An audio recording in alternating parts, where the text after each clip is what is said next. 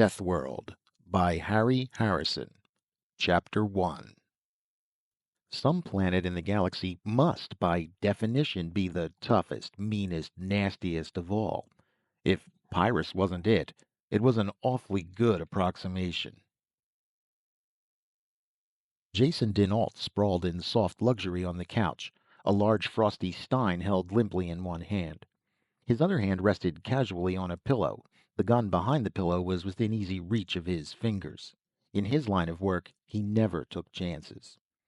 It was all highly suspicious. Jason didn't know a soul on this planet, yet the card sent by service tube from the hotel desk had read, "Kirk Pyrus would like to see Jason dinAlt." Blunt and to the point. He signaled the desk to send the man up, then lowered his fingers a bit until they brushed the gun butt. The door slid open and the visitor stepped through. A retired wrestler. That was Jason's first thought. Kirk Pyrus was a gray-haired rock of a man, his body seemingly chiseled out of flat slabs of muscle.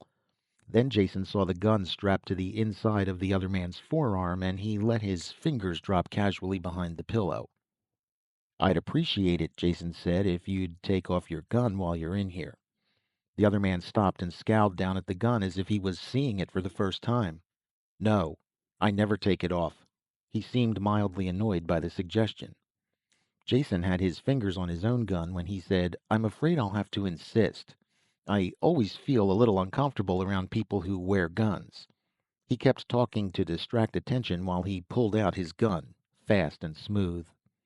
He could have been moving in slow motion for all the difference it made.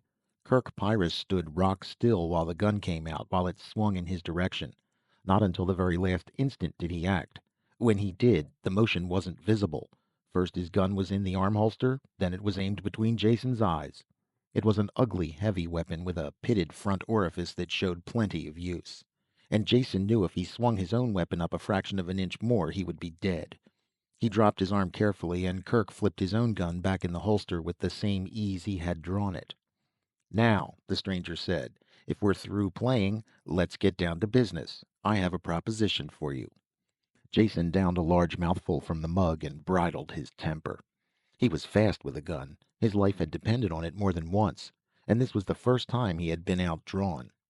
It was the offhand, unimportant manner in which it had been done that irritated him. "I'm not prepared to do business," he said acidly. "I've come to Cassilia for a vacation, get away from work." "Let's not fool each other, dinAlt," Kirk said impatiently. "You've never worked an honest job in your entire life. You're a professional gambler, and that's why I'm here to see you." Jason forced down his anger and threw the gun to the other end of the couch so he wouldn't be tempted to commit suicide. He had hoped no one knew him on Cassilia, and was looking forward to a big kill at the casino. He would worry about that later. This weightlifter type seemed to know all the answers. Let him plot the course for a while and see where it led. "All right, what do you want?" Kirk dropped into a chair that creaked ominously under his weight and dug an envelope out of one pocket. He flipped through it quickly and dropped a handful of gleaming galactic exchange notes onto the table. Jason glanced at them, then sat up suddenly. "What are they, forgeries?" he asked, holding one up to the light. "They're real enough," Kirk told him. "I picked them up at the bank, exactly 27 bills, or 27 million credits. I want you to use them as a bankroll when you go to the casino tonight. Gamble with them, and win." They looked real enough, and they could be checked. Jason fingered them thoughtfully while he examined the other man. "I don't know what you have in mind," he said, "but you realize I can't make any guarantees. I gamble, but I don't always win." "You gamble, and you win when you want to," Kirk said grimly. "We looked into that quite carefully before I came to you." "If you mean to say that I cheat—" Carefully, Jason grabbed his temper again and held it down. There was no future in getting annoyed. Kirk continued in the same level voice, ignoring Jason's growing anger. "Maybe you don't call it cheating. Frankly, I don't care. As far as I'm concerned, you could have your suit lined with aces and electromagnets in your boots, as long as you won. I'm not here to discuss moral points with you. I said I had a proposition. We have worked hard for that money, but it still isn't enough. To be precise, we need 3 billion credits. The only way to get that sum is by gambling, with these 27 million as bankroll." And what do I get out of it? Jason asked the question coolly, as if any bit of the fantastic proposition made sense. Everything above the 3 billion you can keep. That should be fair enough. You're not risking your own money, but you stand to make enough to keep you for life if you win. And if I lose? Kirk thought for a moment, not liking the taste of the idea. Yes, there is the chance you might lose. I hadn't thought about that. He reached a decision. If you lose, well, I suppose that is just a risk we'll have to take, though I think I would kill you then. The ones who died to get the 27 million deserve at least that. He said it quietly without malice, and it was more of a promise than a threat. Stamping to his feet, Jason refilled his stein and offered one to Kirk, who took it with a nod of thanks. He paced back and forth, unable to sit. The whole proposition made him angry, yet at the same time he had a fatal fascination. He was a gambler, and this talk was like the taste of drugs to an addict. Stopping suddenly, he realized that his mind had been made up for some time. Win or lose, live or die. How could he say no to the chance to gamble with money like that? He turned suddenly and jabbed his finger at the big man in the chair. I'll do it. You probably knew I would from the time you came in here. There are some terms of my own, though. I want to know who you are and who they are you keep talking about, and where did the money come from? Is it stolen? Kirk drained his own stein and pushed it away from him. Stolen money? No, quite the opposite. 2 years' work mining and refining ore to get it. It was mined on Pyrus and sold here on Cassilia. You can check on that very easily. I sold it. I'm the Pyric ambassador to this planet. He smiled at the thought.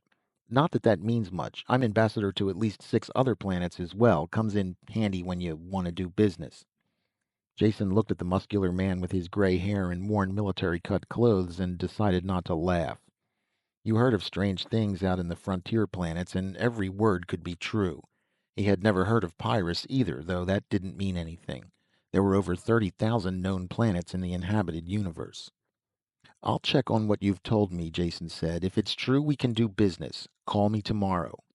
No, Kirk said. The money has to be won tonight. I've already issued a check for this 27 million. It will bounce as high as the Pleiades unless we deposit the money in the morning. So that's our time limit. With each moment, the whole affair became more fantastic and more intriguing for Jason. He looked at his watch. There was still enough time to find out if Kirk was lying or not. All right, we'll do it tonight, he said. Only I'll have to have one of those bills to check. Kirk stood up. Take them all. I won't be seeing you again until after you've won. I'll be at the casino, of course, but don't recognize me. It would be much better if they didn't know where your money was coming from or how much you had. Then he was gone, after a bone-crushing hand clasp that closed on Jason's hand like vice jaws. Jason was alone with the money. Fanning the bills out like a hand of cards, he stared at their sepia and gold faces, trying to get the reality through his head. 27 million credits. What was to stop him from just walking out the door with them and vanishing? Nothing, really, except his own sense of honor. Kirk Pyrus, the man with the same last name as the planet he was from, was the universe's biggest fool, or he knew just what he was doing. From the way the interview had gone, the latter seemed the better bet. He knows I would much rather gamble with the money than steal it, he said wryly. Slipping a small gun into his waistband holster and pocketing the money, he went out. Chapter 2. The robot teller at the bank just pinged with electronic shock when he presented one of the bills and flashed a panel that directed him to see Vice President Wayne. Wayne was a smooth customer who bugged his eyes and lost some of his tan when he saw the sheaf of bills. You wish to deposit these with us? He asked while his fingers unconsciously stroked them. Not today, Jason said. They were paid to me as a debt. Would you please check that they are authentic and change them? I'd like 500,000 credit notes. Both of his inner chest pockets were packed tight when he left the bank. The bills were good, and he felt like a walking mint. This was the first time in his entire life that carrying a large sum of money made him uncomfortable. Waving to a passing helicab, he went directly to the casino, where he knew he would be safe for a while. Cassilia Casino was the play spot of the nearby cluster of star systems. It was the first time Jason had seen it, though he knew its type well. He had spent most of his adult life in casinos like this on other worlds. The decor differed, but they were always the same. Gambling and socialites in public, and behind the scenes, all the private vice you could afford. Theoretically, no limit games, but that was true only up to a certain point. When the house was really hurt, the honest games stopped being square, and the big winner had to watch his step very carefully. These were the odds Jason dinAlt had played against countless times before. He was wary, but not very concerned. The dining room was almost empty, and the major domo quickly rushed to the side of the relaxed stranger in the richly cut clothes. Jason was lean and dark, looking more like the bored scion of some rich family than a professional gambler. This appearance was important, and he cultivated it. The cuisine looked good, and the cellar turned out to be wonderful. He had a professional talk with the sommelier while waiting for the soup, then settled down to enjoy his meal. He ate leisurely, and the large dining room was filled before he was through. Watching the entertainment over a long cigar killed some more time. When he finally went to the gaming rooms, they were filled and active. Moving slowly around the room, he dropped a few thousand credits. He scarcely noticed how he played, giving more attention to the feel of the games. The play all seemed honest, and none of the equipment was rigged. That could be changed very quickly, he realized. Usually it wasn't necessary. House percentage was enough to assure a profit. Once he saw Kirk out of the corner of his eye, but he paid him no attention. The ambassador was losing small sums steadily at 7 and silver, and seemed to be impatient, probably waiting for Jason to begin playing seriously. He smiled and strolled on slowly. Jason settled on the dice table as he usually did. It was the surest way to make small winnings. And if I feel it tonight, I can clean this casino out. That was his secret, the power that won for him steadily, and every once in a while enabled him to make a killing and move on quickly before the hired thugs came to get the money back. The dice reached him, and he threw an 8 the hard way. Betting was light, and he didn't push himself, just kept away from the sevens. He made the point and passed a natural. Then he crapped out, and the dice moved on. Sitting there, making small automatic bets while the dice went around the table, he thought about the power. Funny, after all the years of work, we still don't know much about Psi. They can train people a bit and improve skills a bit, but that's all. He was feeling strong tonight. He knew that the money in his pocket gave him the extra lift that sometimes helped him break through. With his eyes half closed, he picked up the dice and let his mind gently caress the pattern of sunken dots. Then they shot out of his hand, and he stared at a 7. It was there, stronger than he had felt it in years. The stiff weight of those million credit notes had done it. The world all around was sharp cut, clear, and the dice were completely in his control. He knew to the 10th credit how much the other players had in their wallets, and was aware of the cards in the hands of the players behind him. Slowly, carefully, he built up the stakes. There was no effort to the dice. They rolled and sat up like trained dogs. Jason took his time and concentrated on the psychology of the players and the stick man. It took almost 2 hours to build his money on the table to 700,000 credits. Then he caught the stick man signaling they had a heavy winner. He waited until the hard-eyed man strolled over to watch the game. Then he smiled happily, bet all his table stakes, and blew it on one roll of the dice. The house man smiled happily. The stick man relaxed. And out of the corner of his eye, Jason saw Kirk turning a dark purple. Sweating pale, his hand trembling ever so slightly, Jason opened the front of his jacket and pulled out one of the envelopes of new bills, breaking the seal with his finger. He dropped 2 of them on the table. "Could we have a no-limit game?" he asked. "I'd like to win back some of my money." The stick man had trouble controlling his smile now. He glanced across at the house man, who nodded a quick yes. They had a sucker, and they meant to clean him. He'd been playing from his wallet all evening. Now he was cracking into a sealed envelope to try for what he had lost. A thick envelope, too, and probably not his money.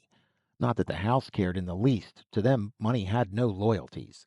The play went on with the casino in a very relaxed mood, which was just the way Jason wanted it. He needed to get as deep into them as he could before someone realized they might be on the losing end. The rough stuff would start, and he wanted to put it off as long as possible. It would be hard to win smoothly then, and his psi power might go as quickly as it had come. That had happened before. He was playing against the house now. The 2 other players were obvious shills, and a crowd had jammed solidly around to watch. After losing and winning a bit, he hit a streak of naturals, and his pile of gold chips tottered higher and higher. There was nearly $1 billion there, he estimated roughly. The dice were still falling true, though he was soaked with sweat from the effort. Betting the entire stack of chips, he reached for the dice. The stick man reached faster and hooked them away. "House calls for new dice," he said flatly. Jason straightened up and wiped his hands, glad of the instant's relief. This was the third time the house had changed dice to try to break his winning streak. It was their privilege. The hard-eyed casino man opened his wallet as he had done before and drew out a pair at random. Stripping off their plastic cover, he threw them the length of the table to Jason. They came up a natural 7, and Jason smiled. When he scooped them up, the smile slowly faded. The dice were transparent, finely made, evenly weighted on all sides, and crooked. The pigment on the dots of 5 sides of each die was some heavy metal compound, probably lead. The 6th side was a ferrous compound. They would roll true unless they hit a magnetic field. That meant the entire surface of the table could be magnetized. He could never have spotted the difference if he hadn't looked at the dice with his mind. What could he do about it? Shaking them slowly, he glanced quickly around the table. There was what he needed, an ashtray with a magnet in its base to hold it to the metal edge of the table. Jason stopped shaking the dice and looked at them quizzically, then reached over and grabbed the ashtray. He dropped the base against his hand. As he lifted the ashtray, there was a concerted gasp from all sides. The dice were sticking there, upside down, boxcars showing. "Are these what you call honest dice?" he asked. The man who had thrown out the dice reached quickly for his hip pocket. Jason was the only one who saw what happened next. He was watching that hand closely, his own fingers near his gun butt. As the man dived into his pocket, a hand reached out of the crowd behind him. From its square-cut size, it could have belonged to only one person. The thick thumb and index finger clamped swiftly around the houseman's wrist. Then they were gone. The man screamed shrilly and held up his arm, his hand dangling limp as a glove from the broken wrist bone. With his flank well protected, Jason could go on with the game. "The old dice, if you don't mind," he said quietly. Dazedly, the stick man pushed them over. Jason shook quickly and rolled. Before they hit the table, he realized he couldn't control them. The transient psi power had gone. End over end they turned and faced up 7. Counting the chips as they were pushed over to him, he added up a bit under 2 billion credits. They would be winning that much if he left the game now, but it wasn't the 3 billion that Kirk needed. Well, it would have to be enough. As he reached for the chips, he caught Kirk's eye across the table, and the other man shook his head in a steady no. "Let it ride," Jason said wearily. "One more roll." He breathed on the dice, polishing them on his cuff, and wondered how he had ever gotten into this spot. Billions riding on a pair of dice. That was as much as the annual income of some planets. The only reason there could be stakes like that was because the planetary government had a stake in the casino. He shook as long as he could, reaching for the control that wasn't there, then let fly. Everything else had stopped in the casino, and people were standing on tables and chairs to watch. There wasn't a sound from that large crowd. The dice bounced back from the board with a clatter loud in the silence and tumbled over the cloth. A 5 and a 1. 6. He still had to make his point. Scooping up the dice, Jason talked to them, mumbled the ancient oaths that brought luck, and threw again. It took 5 throws before he made the 6. The crowd echoed his sigh, and their voices rose quickly. He wanted to stop, take a deep breath, but he knew he couldn't. Winning the money was only part of the job. They now had to get away with it. It had to look casual. A waiter was passing with a tray of drinks. Jason stopped him and tucked a 100-credit note in his pocket. "Drinks are on me," he shouted while he pried the tray out of the waiter's hands. Well-wishers cleared the filled glasses away quickly, and Jason piled the chips onto the tray. They more than loaded it, but Kirk appeared that moment with a second tray. "I'll be glad to help you, sir, if you will permit me," he said. Jason looked at him and laughed permission. It was the first time he had a clear look at Kirk in the casino. He was wearing loose purple evening pajamas over what must have been a false stomach. The sleeves were long and baggy, so he looked fat rather than muscular. It was a simple but effective disguise. Carefully carrying the loaded trays, surrounded by a crowd of excited patrons, they made their way to the cashier's window. The manager himself was there, wearing a sickly grin. Even the grin faded when he counted the chips. Could you come back in the morning? He said. I'm afraid we don't have that kind of money on hand. What's the matter? Kirk shouted, trying to get out of paying him. You took my money easy enough when I lost. It works both ways. The onlookers, always happy to see the house lose, growled their disagreement. Jason finished the matter in a loud voice. I'll be reasonable. Give me what cash you have, and I'll take a check for the balance. There was no way out. Under the watchful eye of the gleeful crowd, the manager packed an envelope with bills and wrote a check. Jason took a quick glimpse at it, then stuffed it into an inside pocket. With the envelope under one arm, he followed Kirk towards the door. Because of the onlookers, there was no trouble in the main room. But just as they reached the side entrance, two men moved in, blocking the way. Just a moment, one said. He never finished the sentence. Kirk walked into them without slowing, and they bounced away like 10-pins. Then Kirk and Jason were out of the building and walking fast. Into the parking lot, Kirk said. I have a car there. When they rounded the corner, there was a car bearing down on them. Before Jason could get his gun clear of the holster, Kirk was in front of him. His arm came up, and his big, ugly gun burst through the cloth of his sleeve and jumped into his hand. A single shot killed the driver, and the car swerved and crashed. The other two men in the car died coming out of the door, their guns dropping from their hands. After that, they had no trouble. Kirk drove at top speed away from the casino, the torn sleeve of his pajamas whipping in the breeze, giving glimpses of the big gun back in the holster. When you get a chance, Jason said, you'll have to show me how that trick holster works. When we get the chance, Kirk answered as he dived the car into the city access tube. Chapter 3. The building they stopped at was one of the finer residences in Cassilia. As they had driven, Jason counted the money and separated his share. Almost 16 million credits. It still didn't seem quite real. When they got out in front of the building, he gave Kirk the rest. Here's your 3 billion. Don't think it was easy, he said. It could have been worse, was his only answer. The recorded voice scratched in the speaker over the door. Sir Ellis has retired for the night. Would you please call again in the morning? All appointments are made in advance. The voice broke off as Kirk pushed the door open. He did it almost effortlessly with the flat of his hand. As they went in, Jason looked at the remains of the torn and twisted metal that hung in the lock and wondered again about his companion. Strength. More than physical strength. He's like an elemental force. I have the feeling that nothing can stop him. It made him angry and at the same time fascinated him. He didn't want out of the deal until he found out more about Kirk and his planet and they who had died for the money he gambled.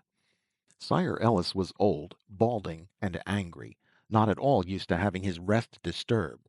His complaints stopped suddenly when Kirk threw the money down on the table. Is the ship being loaded yet, Ellis? Here's the balance due.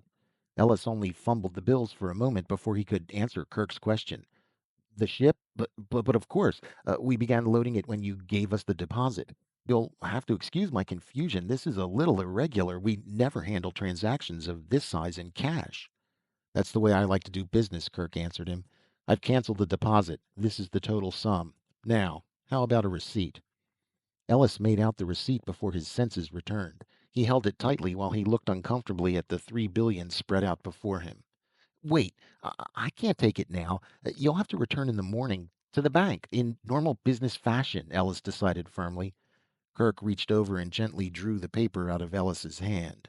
Thanks for the receipt, he said. I won't be here in the morning, so this will be satisfactory. And if you're worried about the money, I suggest you get in touch with some of your planet guards or private police.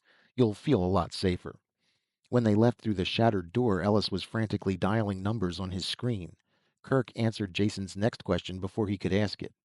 I imagine you would like to live to spend that money in your pocket, so I've booked 2 seats on an interplanetary ship. He glanced at the car clock. It leaves in about 2 hours, so we have plenty of time. I'm hungry. Let's find a restaurant. I hope you have nothing at the hotel worth going back for. It would be a little difficult. Nothing worth getting killed for, Jason said. Now, where can we go to eat? There are a few questions I would like to ask you.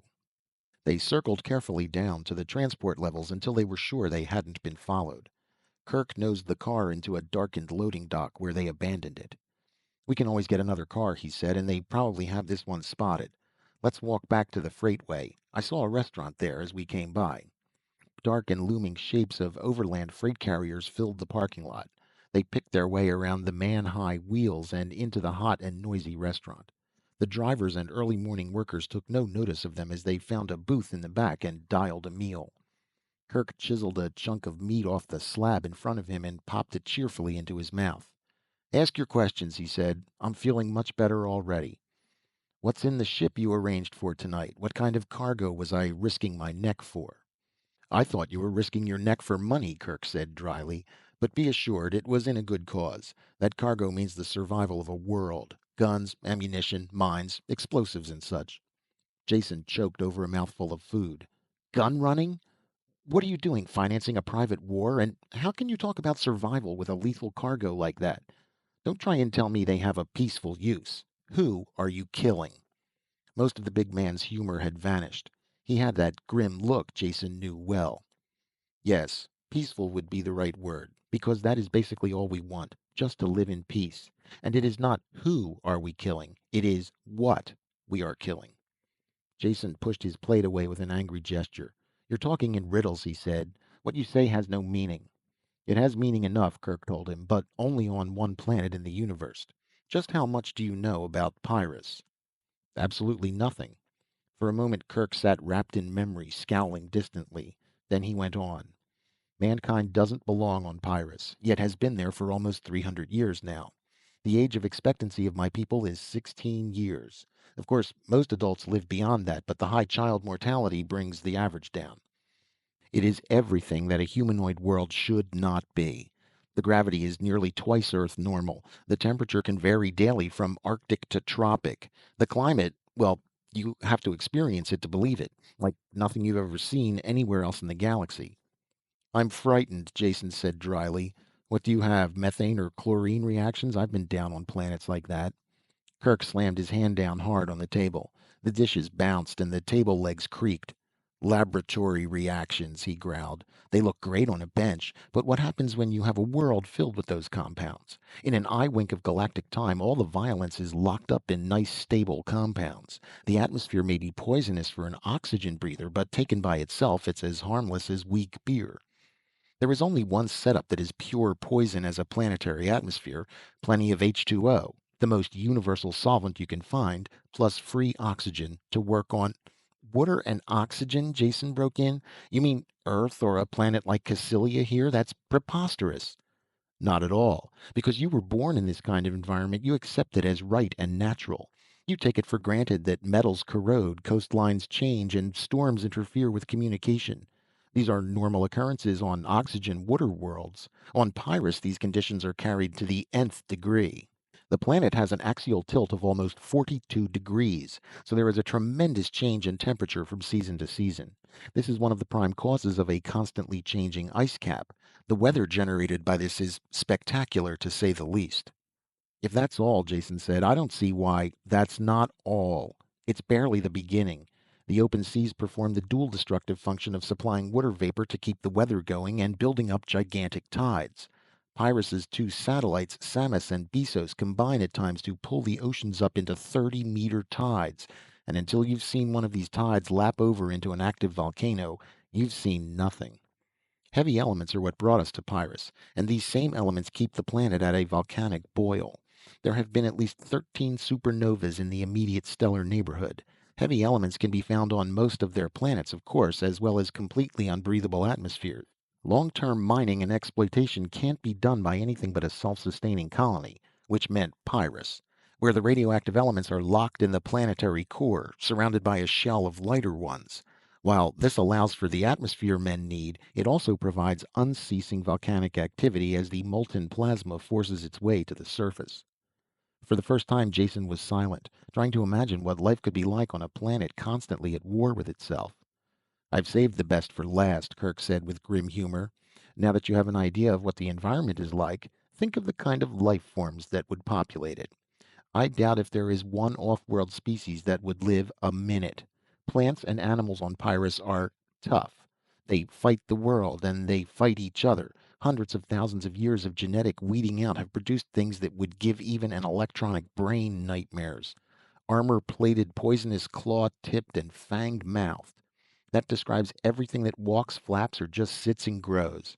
Ever see a plant with teeth that bite? I don't think you want to. You'd have to be on Pyrus, and that means you would be dead within seconds of leaving the ship. Even I'll have to take a refresher course before I'll be able to go outside the landing buildings. The unending war for survival keeps the life forms competing and changing. Death is simple, but the ways of dealing it too numerous to list. Unhappiness rode like a weight on Kirk's broad shoulders. After long moments of thought, he moved visibly to shake it off, returning his attention to his food and mopping the gravy from his plate. He voiced part of his feelings. I suppose there is no logical reason why we should stay and fight this endless war, except that Pyrrhus is our home. The last piece of gravy-soaked bread vanished, and he waved the empty fork at Jason. Be happy you're an off-worlder and will never have to see it. That's where you're wrong, Jason said calmly as he could. You see, I'm going back with you.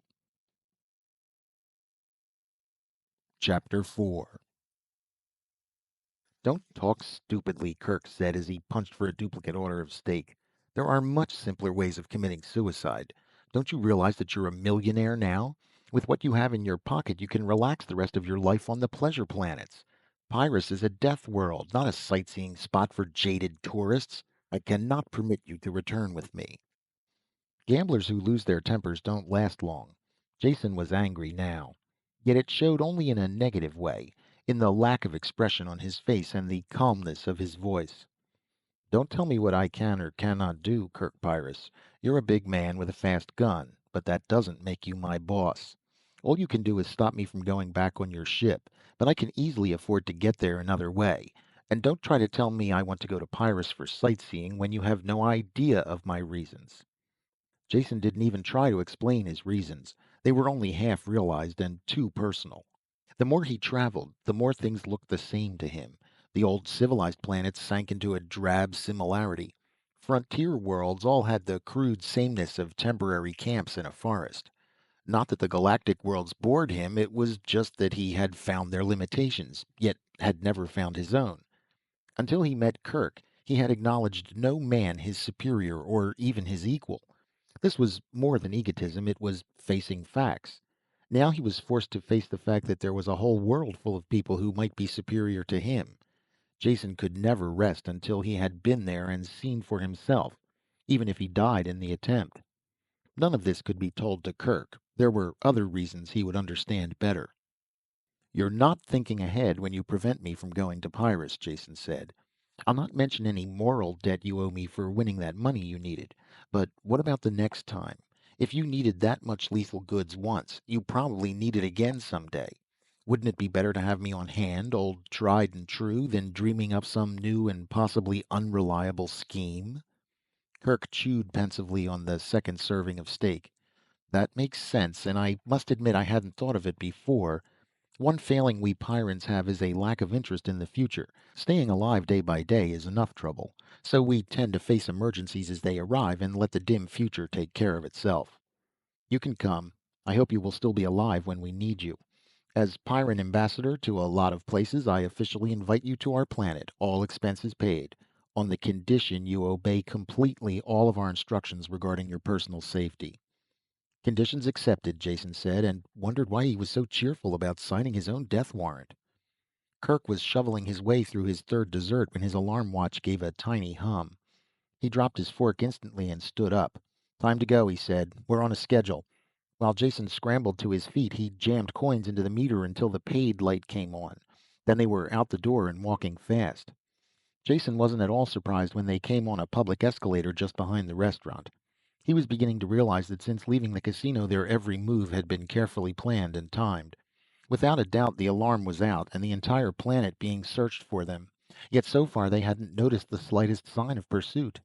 This wasn't the first time Jason had to move just one jump ahead of the authorities, but it was the first time he had to let someone else lead him by the hand while he did it. He had to smile at his own automatic agreement. He had been a loner for so many years that he found a certain inverse pleasure in following someone else. Hurry up, Kirk growled after a quick glance at his watch. He set a steady, killing pace up the escalator steps. They went up 5 levels that way without seeing another person before Kirk relented and let the escalator do the work. Jason prided himself on keeping in condition, but the sudden climb after the sleepless night left him panting heavily and soaked with sweat. Kirk, cool of forehead and breathing normally, didn't show the slightest sign that he had been running. They were at the second motor level when Kirk stepped off the slowly rising steps and waved Jason after him. As they came through the exit to the street, a car pulled up to the curb in front of them. Jason had enough sense not to reach for his gun. At the exact moment they reached the car, the driver opened the door and stepped out. Kirk passed him a slip of paper without saying a word and slipped in behind the wheel. There was just time for Jason to jump in before the car pulled away. The entire transfer had taken less than 3 seconds. There had been only a glimpse of the driver in the dim light, but Jason had recognized him. Of course, he had never seen the man before, but after knowing Kirk, he couldn't mistake the compact strength of a native Pyran. "That was the receipt from Ellis you gave him," Jason said. "Of course. That takes care of the ship and the cargo. They'll be off planet and safely away before the casino check is traced to Ellis.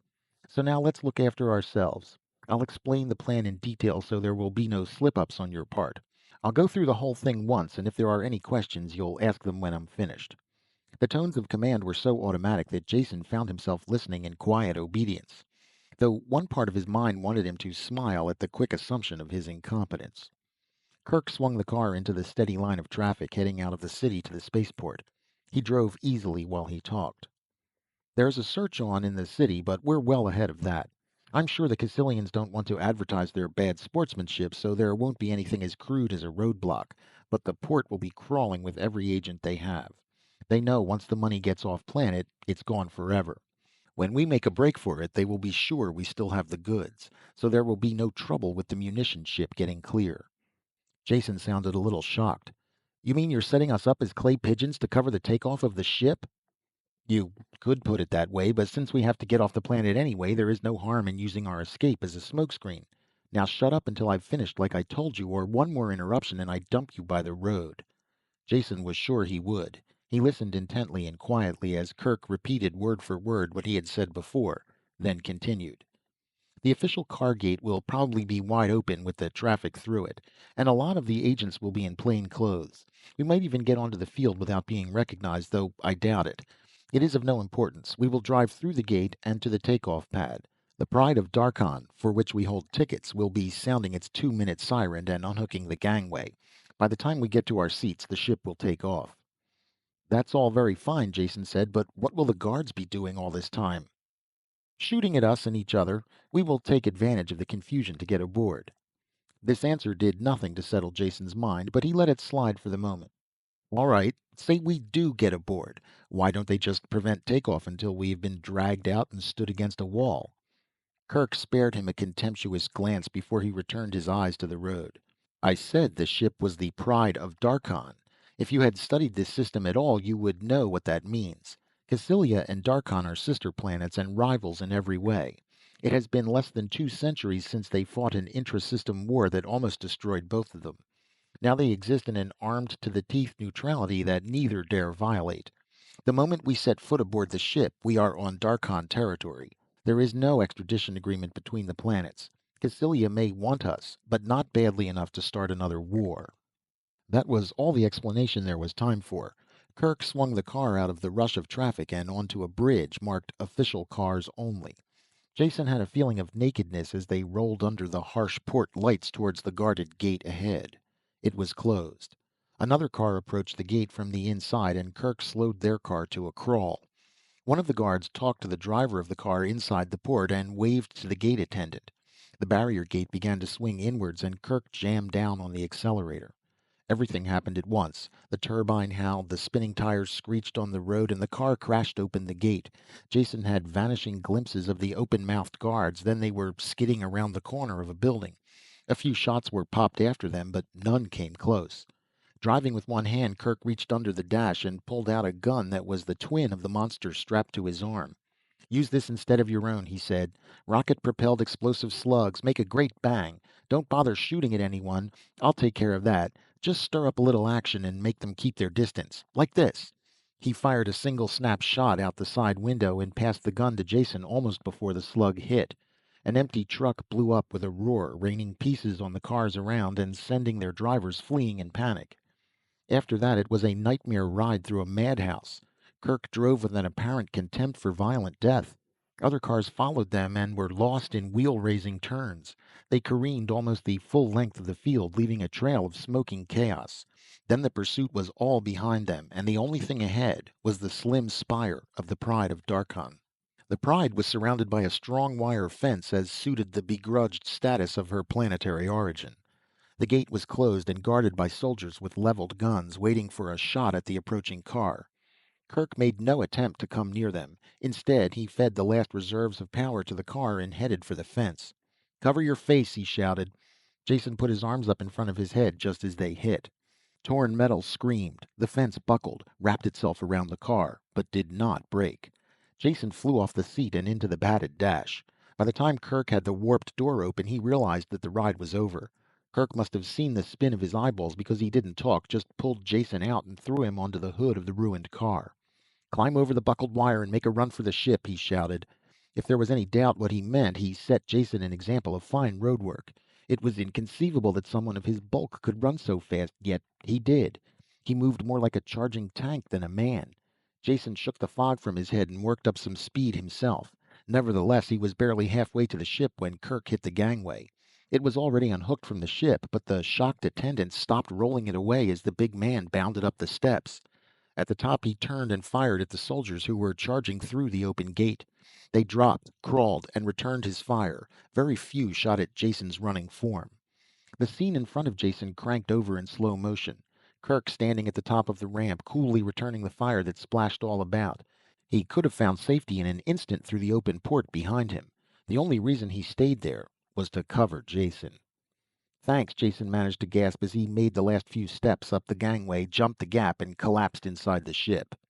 "You're perfectly welcome," Kirk said as he joined him, waving his gun to cool it off. A grim-jawed ship's officer stood back out of range of fire from the ground and looked them both up and down. "And just what is going on here?" he growled. Kirk tested the barrel with a wet thumb, then let the gun slide back into its holster. "We are law-abiding citizens of a different system who have committed no criminal acts. The savages of Cassilia are too barbarous for civilized company. Therefore, we are going to Darkon. Here are our tickets, in whose sovereign territory I believe we are at this moment." The last was added for the benefit of the Cassilian officer who had just stumbled to the top of the gangway and was raising his gun. The soldier couldn't be blamed. He saw these badly wanted criminals getting away. Aboard a Darkon ship as well. Anger got the best of him and he brought his gun up. "Come out of there, you scum. You're not escaping that easily. Come out slow, with your hands up, or I'll blast you." It was a frozen moment of time that stretched and stretched without breaking. The pistol covered Kirk and Jason. Neither of them attempted to reach for their own guns. The gun twitched a bit as the ship's officer moved, then steadied back on the two men. The Darkon spaceman hadn't gone far, just a pace across the lock. This was enough to bring him next to a red box set flush with the wall. With a single swift gesture, he flipped up the cover and poised his thumb over the button inside. When he smiled, his lips peeled back to show all of his teeth. He had made up his mind, and it was the arrogance of the Cassilian officer that had been the deciding factor. "Fire a single shot into Darkon territory and I press this button," he shouted. "And you know what this button does. Every one of your ships has them as well. Commit a hostile act against this ship and someone will press a button. Every control rod will be blown out of the ship's pile at that instant and half of your filthy city will go up in the explosion." His smile was chiseled on his face and there was no doubt he would do what he said. "Go ahead. Fire. I think I would enjoy pressing this." The takeoff siren was hooting now, the close lock light blinking an angry message from the bridge. Like four actors in a grim drama, they faced each other an instant more. Then the Cassilian officer, growling with unvoicable frustrated anger, turned and leapt back to the steps. "All passengers board ship. 45 seconds to takeoff. Clear the port." The ship's officer slammed shut the cover of the box and locked it as he talked. There was barely time to make the acceleration couches before the Pride of Darkon cleared ground. Chapter 5. Once the ship was in orbit, the captain sent for Jason and Kirk. Kirk took the floor and was completely frank about the previous night's activities. The only fact of importance he left out was Jason's background as a professional gambler. He drew a beautiful picture of two lucky strangers whom the evil forces of Cassilia wanted to deprive of their gambling profits. All of this fitted perfectly the captain's preconceptions of Cassilia. In the end, he congratulated his officer on the correctness of his actions and began the preparation of a long report to his government. He gave the two men his best wishes as well as the liberty of the ship. It was a short trip. Jason barely had time to catch up on his sleep before they grounded on Darkon. Being without luggage, they were the first ones through customs. They left the shed just in time to see another ship landing in a distant pit. Kirk stopped to watch it, and Jason followed his gaze. It was a gray, scarred ship, with the stubby lines of a freighter, but sporting as many guns as a cruiser. Yours, of course, Jason said. Kirk nodded and started towards the ship. One of the locks opened as they came up, but no one appeared. Instead, a remote release folding ladder rattled down to the ground. Kirk swarmed up it, and Jason followed glumly. Somehow he felt this was overdoing the no frills and nonsense attitude. Jason was catching on to Pyrran ways, though. The reception aboard ship for the ambassador was just what he expected. Nothing. Kirk closed the lock himself, and they found couches as the takeoff horn sounded. The main jets roared, and acceleration smashed down on Jason. It didn't stop. Instead, it grew stronger, squeezing the air out of his lungs and the sight from his eyes. He screamed, but couldn't hear his own voice through the roaring in his ears. Mercifully, he blacked out. When consciousness returned, the ship was at 0 G. Jason kept his eyes closed and let the pain seep out of his body. Kirk spoke suddenly. He was standing next to the couch. "My fault, Meta. I should have told you we had a 1G passenger aboard. You might have eased up a bit on your usual bone-breaking takeoff." "It doesn't seem to have harmed him much, but what's he doing here?" Jason felt mild surprise that the second voice was a girl's, but he wasn't interested enough to go through the trouble of opening his sore eyes. "Going to Pyrrhus. I tried to talk him out of it, of course, but I couldn't change his mind. It's a shame, too. I would like to have done more for him. He's the one who got the money for us." "Oh, that's awful," the girl said. Jason wondered why it was awful. It didn't make sense to his groggy mind. "It would have been much better if he stayed on Darkon," the girl continued. "He's very nice looking. I think it's a shame he has to die." That was too much for Jason. He pried one eye open, then the other. The voice belonged to a girl, about 21, who was standing next to the bed, gazing down at Jason. She was beautiful. Jason's eyes opened wider as he realized she was very beautiful, with the kind of beauty never found in the civilized galaxy.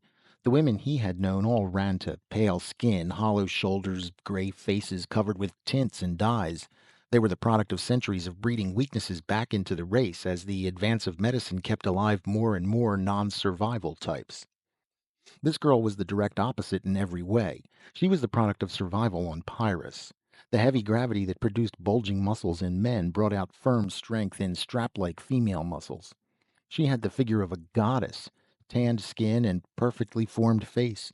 Her hair, which was cut short, circled her head like a golden crown. The only unfeminine thing about her was the gun she wore in a bulky forearm holster. When she saw Jason's eyes open, she smiled at him. Her teeth were as even and as white as he had expected. "I'm Meta, pilot of this ship. And you must be?" "Jason dinAlt. That was a lousy takeoff, Meta." "I'm really very sorry," she laughed, "but being born on a 2G planet does make one a little immune to acceleration. I save fuel, too, with the synergy curve." Kirk gave a noncommittal grunt. "Come along, Meta. We'll take a look at the cargo. Some of the new stuff will plug the gaps in the perimeter." "Oh, yes," she said, almost clapping her hands with happiness. "I read the specs. They're simply wonderful." "Like a schoolgirl with a new dress or a box of candy." That's a great attitude to have towards bombs and flamethrowers. Jason smiled wryly at the thought as he groaned off the couch. The two Pyrans had gone, and he pulled himself painfully through the door after them. It took him a long time to find his way to the hold. The ship was big and apparently empty of crew. Jason finally found a man sleeping in one of the brightly lit cabins. He recognized him as the driver who had turned the car over to them on Cassilia. The man who had been sleeping soundly a moment before opened his eyes as soon as Jason drifted into the room. He was wide awake. "How do I get to the cargo hold?" Jason asked. The other told him, closed his eyes, and instantly went back to sleep before Jason could even say thanks. In the hold, Kirk and Meta had opened some of the crates and were chortling with joy over their lethal contents. Meta, a pressure canister in her arms, turned to Jason as he came through the door. "Just look at this," she said. "This powder in here, why, you can eat it like dirt with less harm. Yet it is instantly deadly to all forms of vegetable life." She stopped suddenly as she realized Jason didn't share her extreme pleasure. "I'm sorry, I forgot for a moment there that you weren't a Pyran, so you don't really understand, do you?"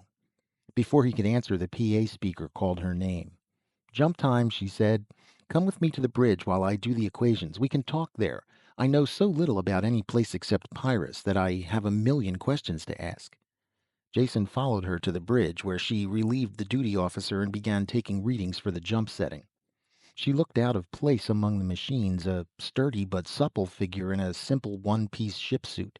Yet there was no denying the efficiency with which she went about her job. "Meta, aren't you a little young to be the pilot of an interstellar ship?"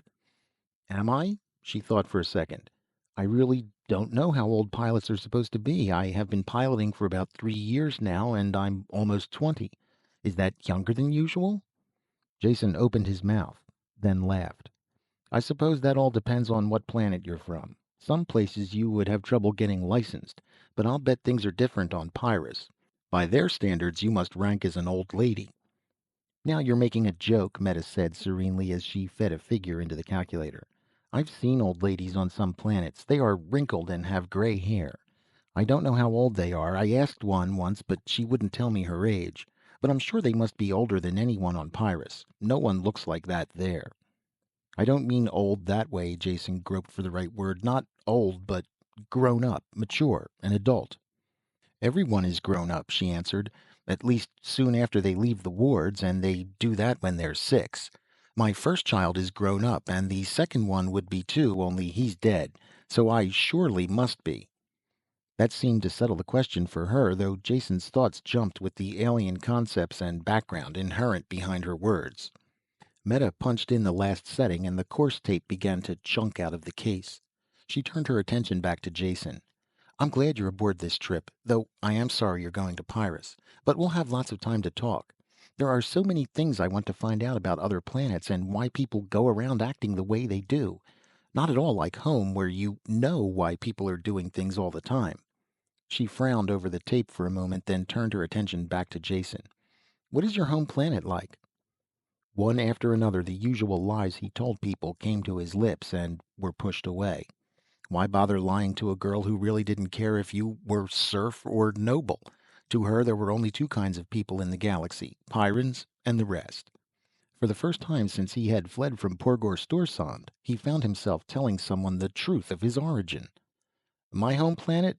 Just about the stuffiest, dullest dead end in the universe. You can't believe the destructive decay of a planet that is mainly agrarian, caste conscious, and completely satisfied with its own boring existence. Not only is there no change, but no one wants change. My father was a farmer, so I should have been a farmer too, if I had listened to the advice of my betters.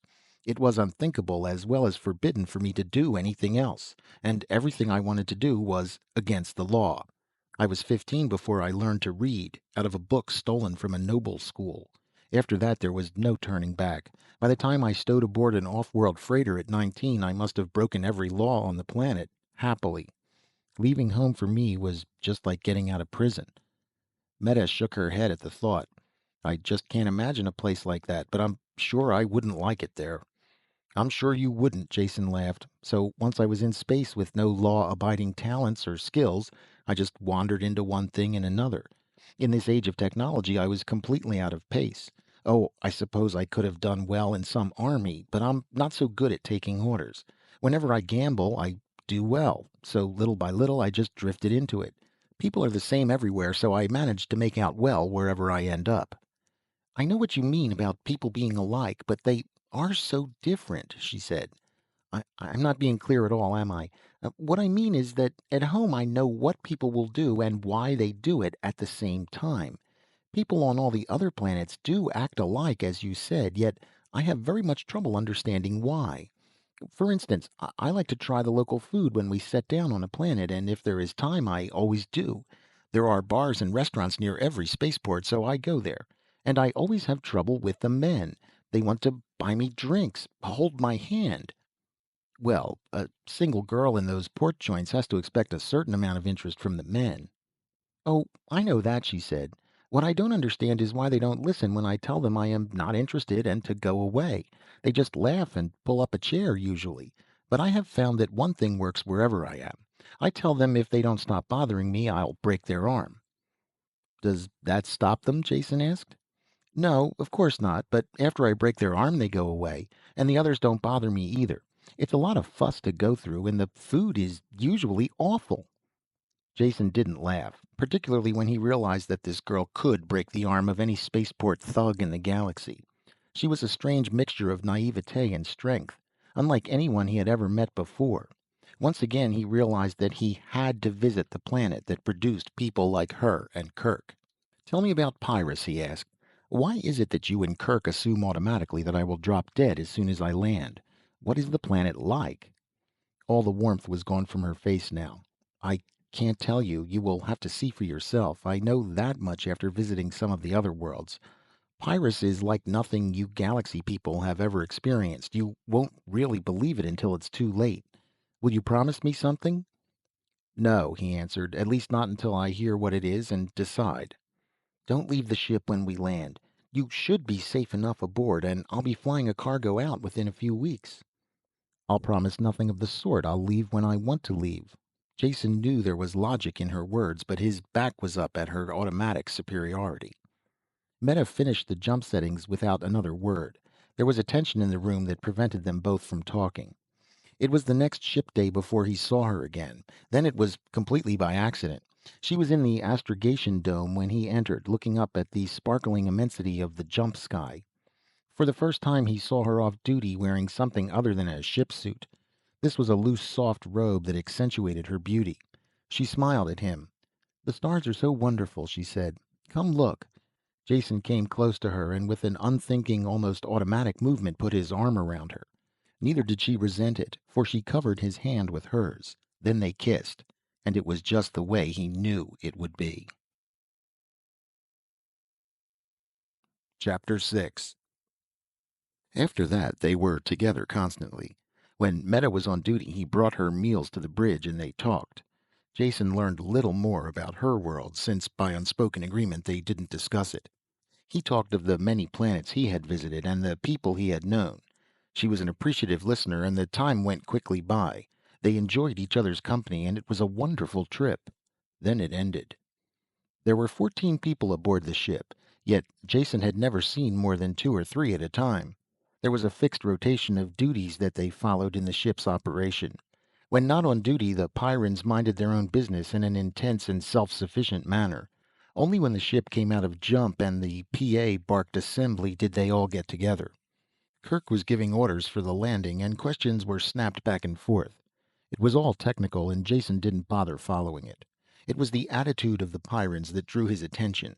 Their talk tended to be faster now, as were their motions. They were like soldiers preparing for battle. Their sameness struck Jason for the first time. Not that they looked alike or did the same things. It was the way they moved and reacted that caused the striking similarity. They were like great stalking cats, walking fast, tense, and ready to spring at all times, their eyes never still for an instant. Jason tried to talk to Meta after the meeting, but she was almost a stranger. She answered in monosyllables, and her eyes never met his, just brushed over them and went on. There was nothing he could really say, so she moved to leave. He started to put his hand out to stop her, then thought better of it. There would be other times to talk. Kirk was the only one who took any notice of him, and then only to order him to an acceleration couch. Meta's landings were infinitely worse than her takeoffs, at least when she landed on Pyrus. There were sudden acceleration surges in every direction. At one point, there was free fall that seemed endless. There were loud thuds against the hull that shook the framework of the ship. It was more like a battle than a landing, and Jason wondered how much truth there was in that. When the ship finally landed, Jason didn't even know it. The constant 2Gs felt like deceleration. Only the descending moan of the ship's engines convinced him they were down. Unbuckling the straps and sitting up was an effort. 2Gs don't seem that bad at first. Walking required the same exertion as would carrying a man of his own weight on his shoulders. When Jason lifted his arm to unlatch the door, it was heavy as 2 arms. He shuffled slowly towards the main lock. They were all there ahead of him. two of the men rolling transparent cylinders from a nearby room. From their obvious weight and the way they clanged when they bumped, Jason knew they were made of transparent metal. He couldn't conceive any possible use for them. Empty cylinders a meter in diameter, longer than a man, one end solid, the other hinged and sealed. It wasn't until Kirk spun the sealing wheel and opened one of them that their use became apparent. "Get in," Kirk said. "When you're locked inside, you'll be carried out of the ship." "Thank you, no," Jason told him. "I have no particular desire to make a spectacular landing on your planet sealed up like a packaged sausage." "Don't be a fool," was Kirk's snapped answer. "We're all going out in these tubes. We've been away too long to risk the surface without reorientation." Jason did feel a little foolish as he saw the others getting into tubes. He picked the nearest one, slid into it feet first, and pulled the lid closed. When he tightened the wheel in the center, it squeezed down against a flexible seal. Within a minute, the CO2 content in the closed cylinder went up, and an air regenerator at the bottom hummed into life. Kirk was the last one in. He checked the seals on all the other tubes first, then jabbed the airlock override release. As it started cycling, he quickly sealed himself in the remaining cylinder. Both inner and outer locks ground slowly open, and dim light filtered in through sheets of falling rain. For Jason, the whole thing seemed an anticlimax. All this preparation for absolutely nothing. Long, impatient minutes passed before a lift truck appeared, driven by a Pyran. He loaded the cylinders onto his truck like so much dead cargo. Jason had the misfortune to be buried at the bottom of the pile, so he could see absolutely nothing when they drove outside. It wasn't until the man carrying cylinders had been dumped in a metal-walled room that Jason saw his first native Pyran life. The lift truck driver was swinging a thick outer door shut when something flew in through the entrance and struck against the far wall. Jason's eye was caught by the motion. He looked to see what it was when it dropped straight down towards his face. Forgetful of the metal cylinder wall, he flinched away. The creature struck the transparent metal and clung to it. Jason had the perfect opportunity to examine it in every detail. It was almost too horrible to be believable, as though it were a bearer of death stripped to the very essentials. A mouth that split the head in two rows of teeth, serrated and pointed, leathery claw-tipped wings, longer claws on the limbs that tore at the metal wall. Terror rose up in Jason as he saw that the claws were tearing gouges in the transparent metal. Wherever the creature's saliva touched the metal, clouded and chipped under the assault of the teeth. Logic said these were just scratches on the thick tube, they couldn't matter, but blind, unreasoning fear sent Jason curling away as far as he could, shrinking inside himself, seeking escape. Only when the flying creatures began dissolving did he realize the nature of the room outside. Sprays of steaming liquid came from all sides, raining down until the cylinders were covered. After one last clash of its jaws, the Pyran animal was washed off and carried away. The liquid drained away through the floor, and a second and third shower followed. While the solutions were being pumped away, Jason fought to bring his emotions into line. He was surprised at himself. No matter how frightful the creature had been, he couldn't understand the fear it could generate through the wall of the sealed tube. His reaction was all out of proportion to the cause. Even with the creature destroyed and washed out of sight, it took all of his willpower to steady his nerves and bring his breathing back to normal. Meta walked by outside, and he realized the sterilization process was finished. He opened his own tube and climbed wearily out. Meta and the others had gone by this time, and only a hawk-faced stranger remained waiting for him. "I'm Bruco, in charge of the adaptation clinic. Kirk told me who you were. I'm sorry you're here. Now come along. I want some blood samples." "Now I feel right at home," Jason said. "The old Pyran hospitality." Bruco only grunted and stamped out. Jason followed him down a bare corridor into a sterile lab. The double gravity was tiring, a constant drag on sore muscles. While Bruco ran tests on the blood sample, Jason rested.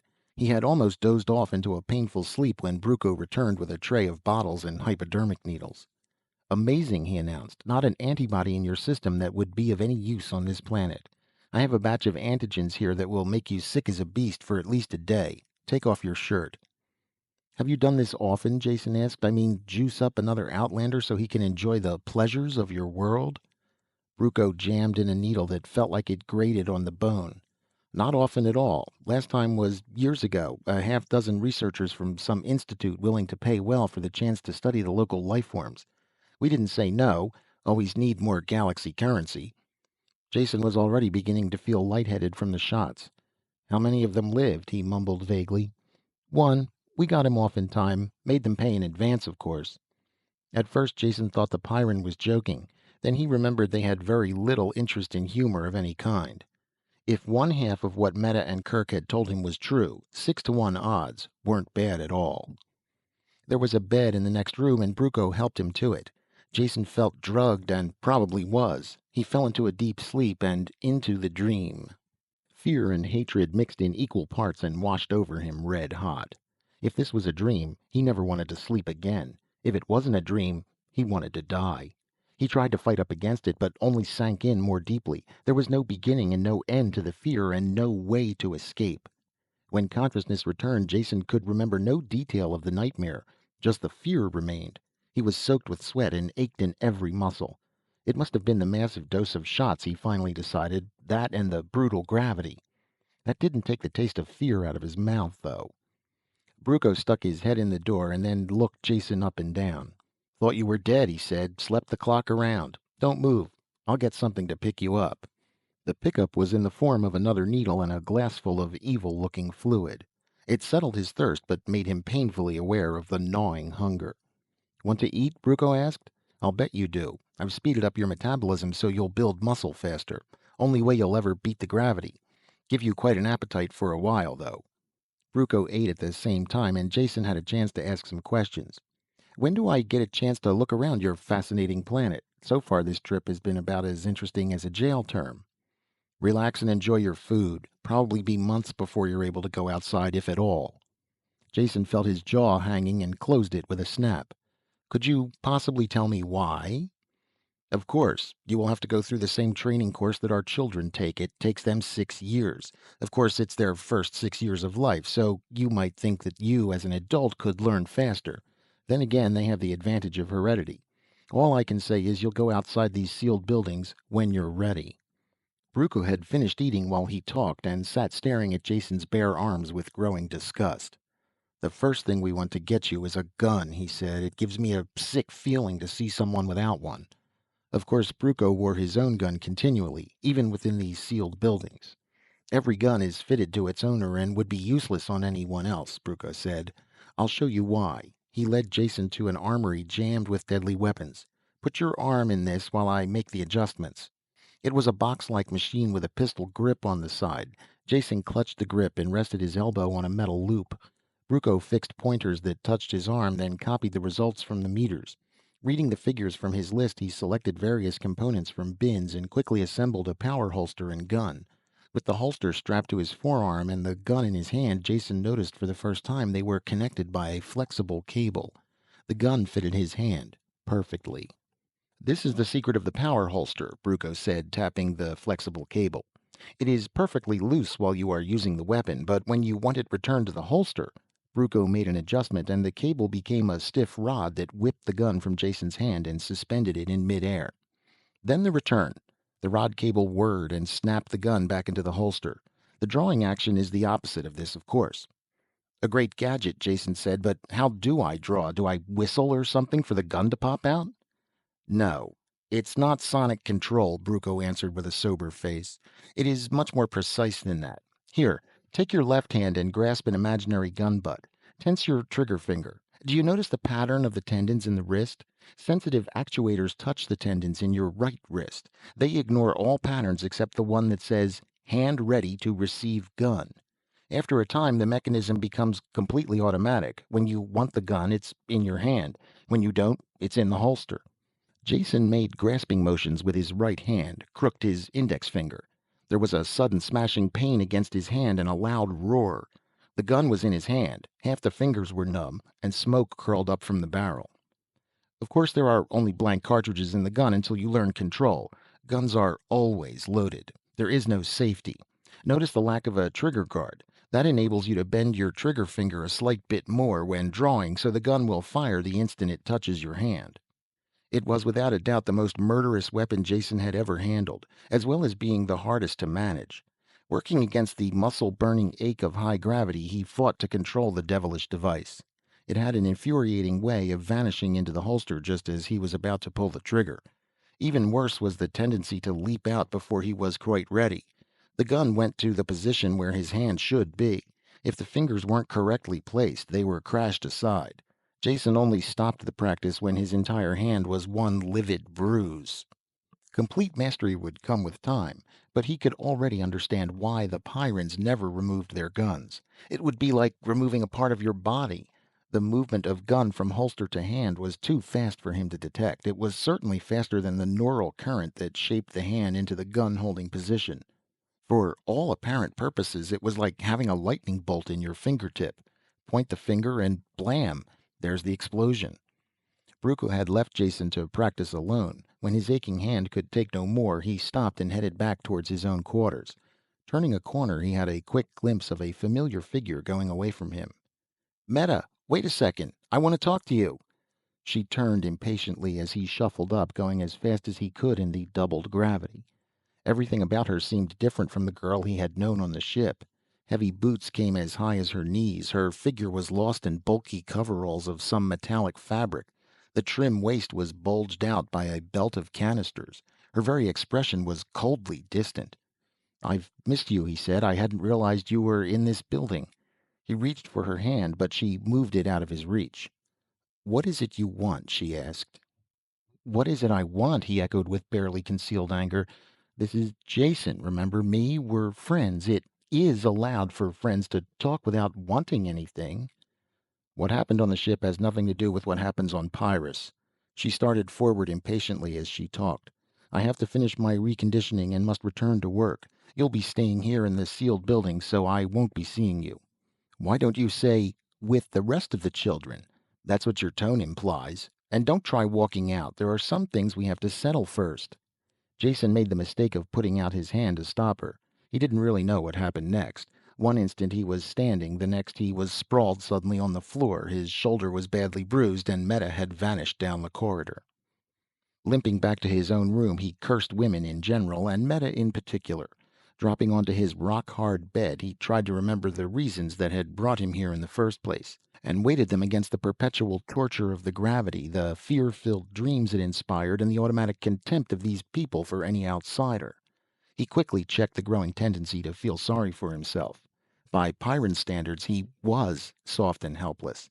If he wanted them to think any better of him, he would have to change a good deal. He sank into a fatigue-drugged sleep then, that was broken only by the screaming fear of his dreams. Chapter 7. In the morning, Jason awoke with a bad headache and the feeling he had never been to sleep. As he took some of the carefully portioned stimulants that Bruco had given him, he wondered again about the combination of factors that filled his sleep with such horror.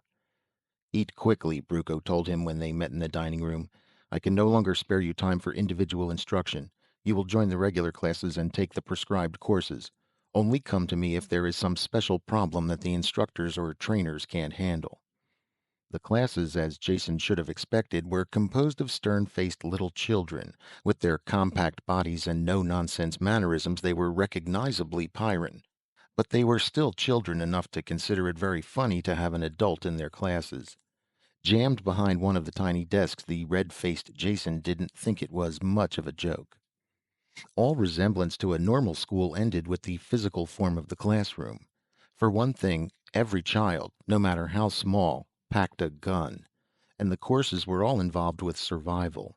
The only possible grade in a curriculum like this was 100%, and students stayed with a lesson until they mastered it perfectly.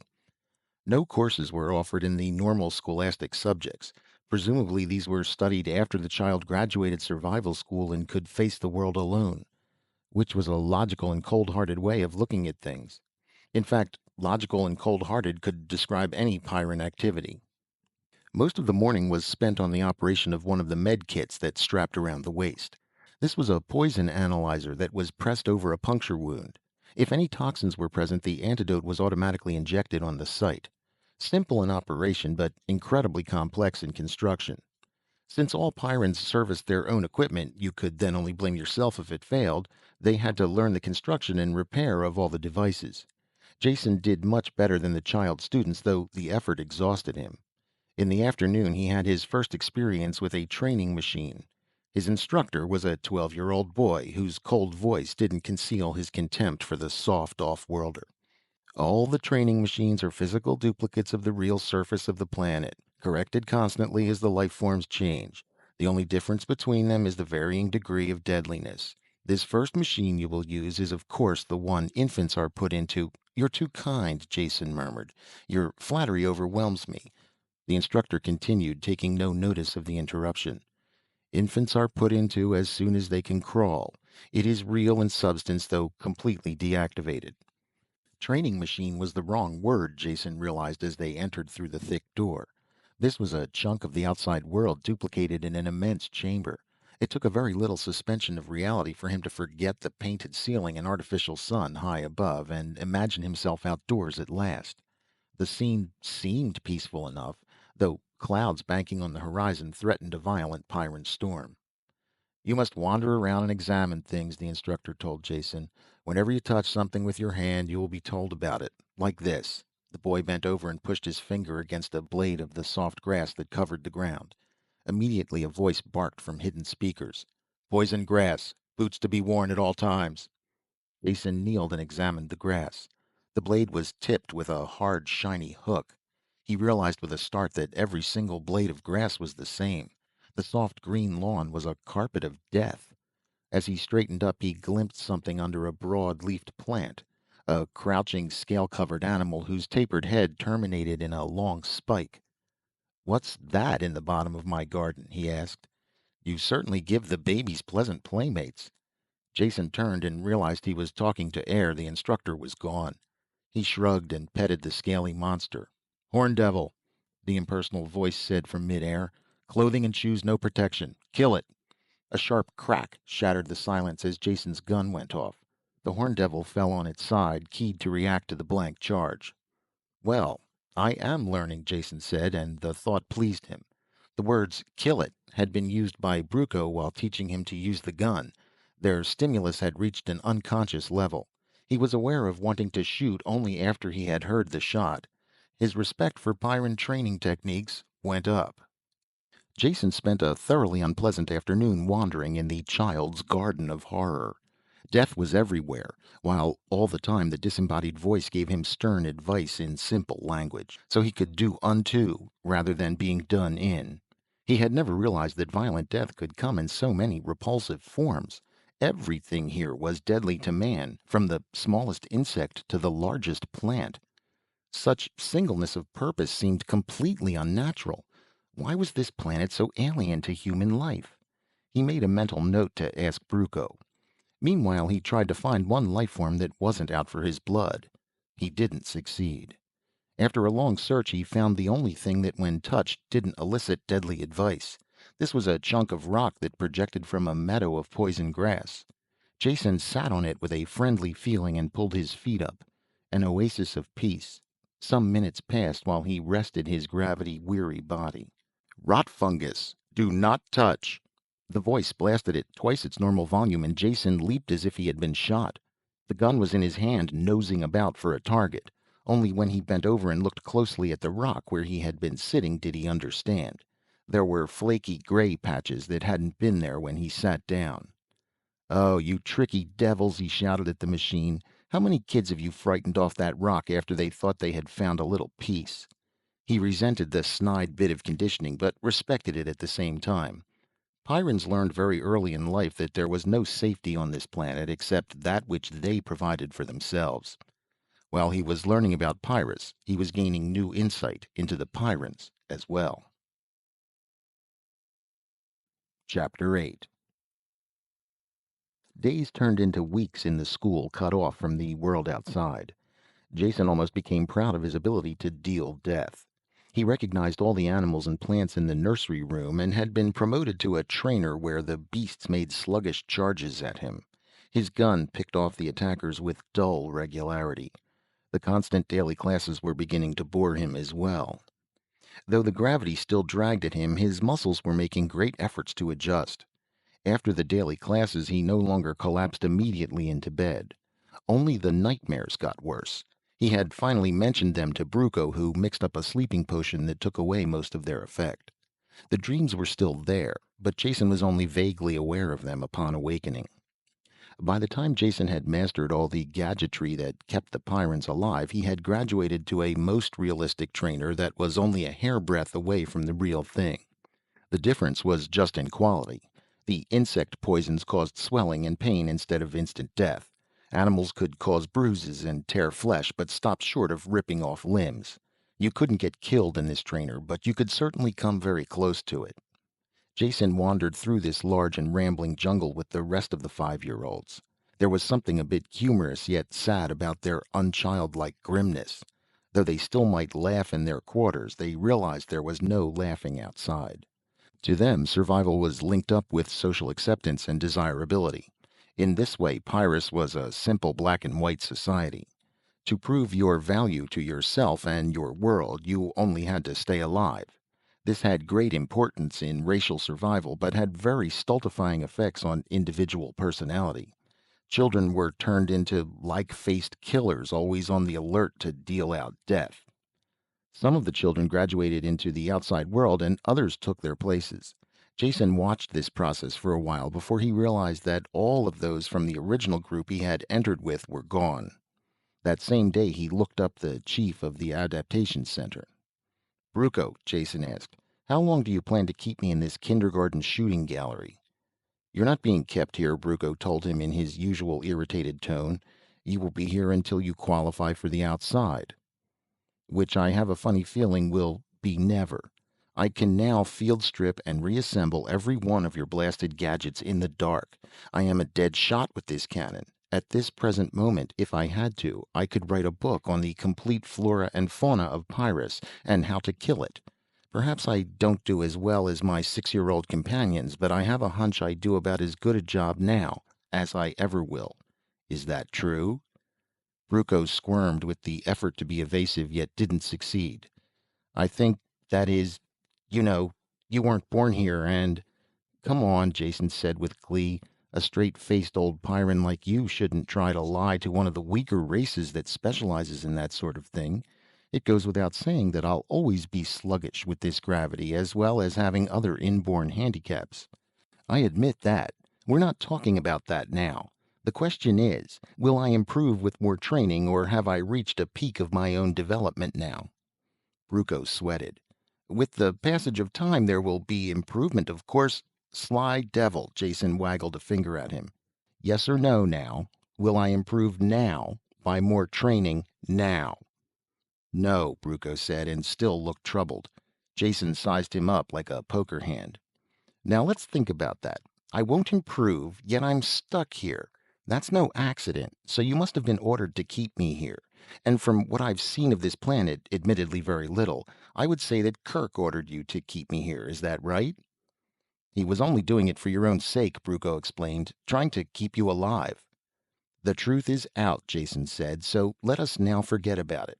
I didn't come here to shoot robots with your offspring, so please show me the street door. Or is there a graduating ceremony first? Speeches, handing out school pins, sabers overhead?" "Nothing like that," Bruco snapped. "I don't see how a grown man like you can talk such nonsense all the time. There is none of that, of course. Only some final work in the partial survival chamber. That is a compound that connects with the outside. Really is a part of the outside, except the most violent life forms are excluded. And even some of those manage to find their way in once in a while." "When do I go?" Jason shot the question. "Tomorrow morning. Get a good night's sleep first. You'll need it." There was one bit of ceremony attendant with the graduation. When Jason came into his office in the morning, Bruco slid a heavy gun clip across the table. "These are live bullets," he said. "I'm sure you'll be needing them. After this, your gun will always be loaded." They came up to a heavy airlock, the only locked door Jason had seen in the center. While Bruco unlocked it and threw the bolts, a sober-faced 8-year-old with a bandaged leg limped up. "This is Griff," Bruco said. "He will stay with you wherever you go from now on." "My personal bodyguard?" Jason asked, looking down at the stocky child who barely reached his waist. "You might call him that." Bruco swung the door open. "Griff tangled with a sawbird, so he won't be able to do any real work for a while. You yourself admitted that you will never be able to equal a Pyran, so you should be glad of a little protection." Always a kind word. That's you, Bruco, Jason said. He bent over and shook hands with the boy. Even the 8-year-olds had a bone-crushing grip. The two of them entered the lock and Bruco swung the inner door shut behind them. As soon as it was sealed, the outer door opened automatically. It was only partially open when Griff's gun blasted twice. Then they stepped out onto the surface of Pyrrhus over the smoking body of one of its animals. Very symbolic, Jason thought. He was also bothered by the realization that he hadn't remembered to look for something coming in. Then, too, he couldn't even identify the beast from its charred remains. He glanced around, hoping he would be able to fire first himself next time. This was an unfulfilled hope. The few beasts that came their way were always seen first by the boy. After an hour of this, Jason was so irritated that he blasted an evil-looking thorn plant out of existence. He hoped that Griff wouldn't look too closely at it. Of course the boy did. That plant wasn't close. It is stupid to waste good ammunition on a plant, Griff said. There was no real trouble during the day. Jason ended by being bored, though soaked by the frequent rainstorms. If Griff was capable of carrying on a conversation, he didn't show it. All Jason's gambits failed. The following day went the same way. On the third day, Bruco appeared and looked Jason carefully up and down. I don't like to say it, but I suppose you are as ready to leave now as you will ever be. Change the virus filter nose plugs every day. Always check boots for tears and metal cloth suiting for rips. Med kit supplies renewed once a week. And wipe my nose and wear my galoshes. Anything else? Jason asked. Bruco started to say something, then changed his mind. Nothing that you shouldn't know well by now. Keep alert. And good luck. He followed up the words with a crushing handshake that was totally unexpected. As soon as the numbness left Jason's hand, he and Griff went out through the large entrance lock. Chapter 9. Real as they had been, the training chambers had not prepared him for the surface of Pyrrhus. There was the basic similarity, of course, the feel of the poison grass underfoot and the erratic flight of a stingwing in the last instant before Griff blasted it. But these were scarcely noticeable in the crash of the elements around him. A heavy rain was falling, more like a sheet of water than individual drops. Gusts of wind tore at it, hurling the deluge into his face. He wiped his eyes clear and could barely make out the conical forms of two volcanoes on the horizon, vomiting out clouds of smoke and flame. The reflection of this inferno was a sullen redness on the clouds that raced by in banks above them. There was a rattle on his hard hat and something bounced off to splash to the ground. He bent over and picked up a hailstone as thick as his thumb. A sudden flurry of hail hammered painfully at his back and neck. He straightened hurriedly. As quickly as it started, the storm was over. The sun burned down, melting the hailstones and sending curls of steam up from the wet street. Jason sweated inside his armored clothing, yet before they had gone a block it was raining again and he shook with chill. Griff trudged steadily along, indifferent to the weather or the volcanoes that rumbled on the horizon and shook the ground beneath their feet. Jason tried to ignore his discomfort and match the boy's pace. The walk was a depressing one. The heavy, squat buildings loomed grayly through the rain, more than half of them in ruins. They walked on a pedestrian way in the middle of the street. The occasional armored trucks went by on both sides of them. The mid-street sidewalk puzzled Jason until Griff blasted something that hurtled out of a ruined building towards them. The central location gave them some chance to see what was coming. Suddenly, Jason was very tired. Griff, this city of yours is sure down at the heels. I hope the other ones are in better shape. I don't know what you mean talking about heels, but there are no other cities. Some mining camps that can't be located inside the perimeter, but no other cities. This surprised Jason. He had always visualized the planet with more than one city. There were a lot of things he didn't know about Pyrrhus, he realized suddenly. All of his efforts since landing had been taken up with the survival studies. There were a number of questions he wanted to ask, but ask them of somebody other than his grouchy 8-year-old bodyguard. There was one person who would best be equipped to tell him what he wanted to know. Do you know Kirk? He asked the boy. Apparently he's your ambassador to a lot of places, but his last name... Sure, everybody knows Kirk, but he's busy. You shouldn't see him. Jason shook a finger at him. Minder of my body you may be, but minder of my soul you are not. What do you say I call the shots and you go along to shoot the monsters, okay? They took shelter from a sudden storm of fist-sized hailstones. Then with ill grace, Griff led the way to one of the larger central buildings. There were more people here, and some of them even glanced at Jason for a minute, before turning back to their business. Jason dragged himself up 2 flights of stairs before they reached a door marked Coordination and Supply. "Kirk in here?" Jason asked. "Sure," the boy told him. "He's in charge." "Fine. Now you get a nice cold drink or your lunch or something and meet me back here in a couple of hours. I imagine Kirk can do as good a job of looking after me as you can." The boy stood doubtfully for a few seconds, then turned away. Jason wiped off some more sweat and pushed through the door. There were a handful of people in the office beyond. None of them looked up at Jason or asked his business. Everything has a purpose on Pyrus. If he came there, he must have had a good reason. No one would ever think to ask him what he wanted. Jason, used to the petty officialdom of 1,000 worlds, waited for a few moments before he understood. There was only one other door. He shuffled over and opened it. Kirk looked up from a desk strewed about with papers and ledgers. "I was wondering when you would show up," he said. "A lot sooner if you hadn't prevented it," Jason told him as he dropped wearily into a chair. "It finally dawned on me that I could spend the rest of my life in your bloodthirsty nursery school if I didn't do something about it. So, here I am." "Ready to return to the civilized worlds now that you've seen enough of Pyrus?" "I am not," Jason said, "and I'm getting very tired of everyone telling me to leave. I'm beginning to think that you and the rest of the Pyrans are trying to hide something." Kirk smiled at the thought. "What could we have to hide? I doubt if any planet has as simple and one-directional an existence as ours." "If that's true, then you certainly wouldn't mind answering a few direct questions about Pyrus." Kirk started to protest, then laughed. "Well done. I should know better by now than to argue with you. What do you want to know?" Jason tried to find a comfortable position on the hard chair, then gave up. "What's the population of your planet?" he asked. For a second, Kirk hesitated, then said, "Roughly 30,000.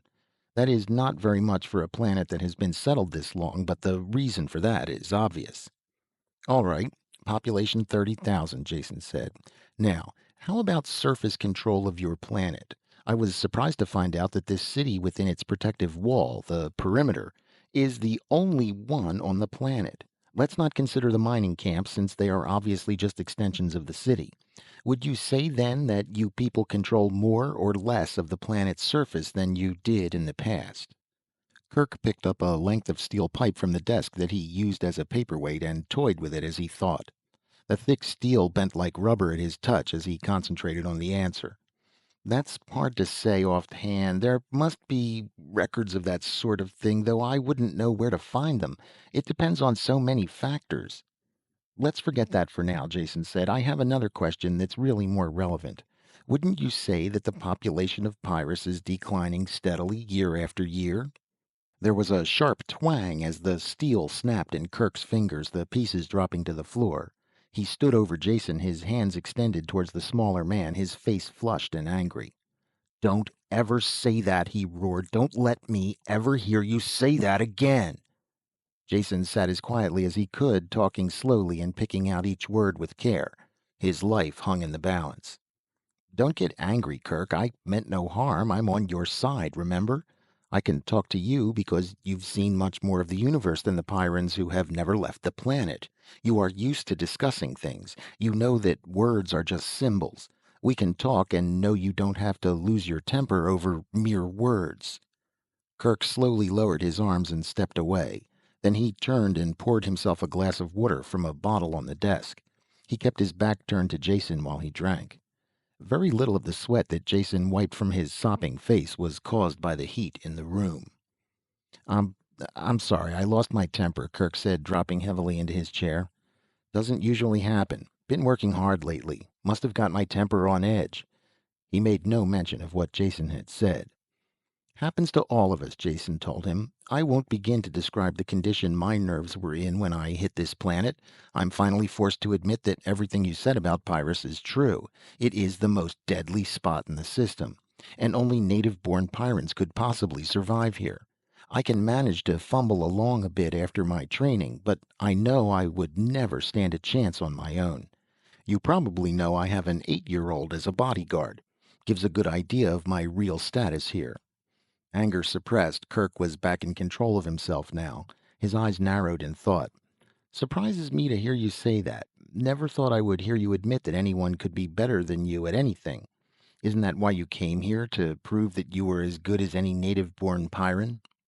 Score one for your side, Jason admitted. I didn't think it showed that much, and I'm glad to see your mind isn't as muscle-bound as your body. Yes, I'll admit that was probably my main reason for coming. That and curiosity. Kirk was following his own train of thoughts and puzzled where they were leading him. You came here to prove that you were as good as any native-born Pyran, yet you now admit that any 8-year-old can outdraw you. That just doesn't stack up with what I know about you. If you give with one hand, you must be taking back with the other. In what way do you still feel your natural superiority?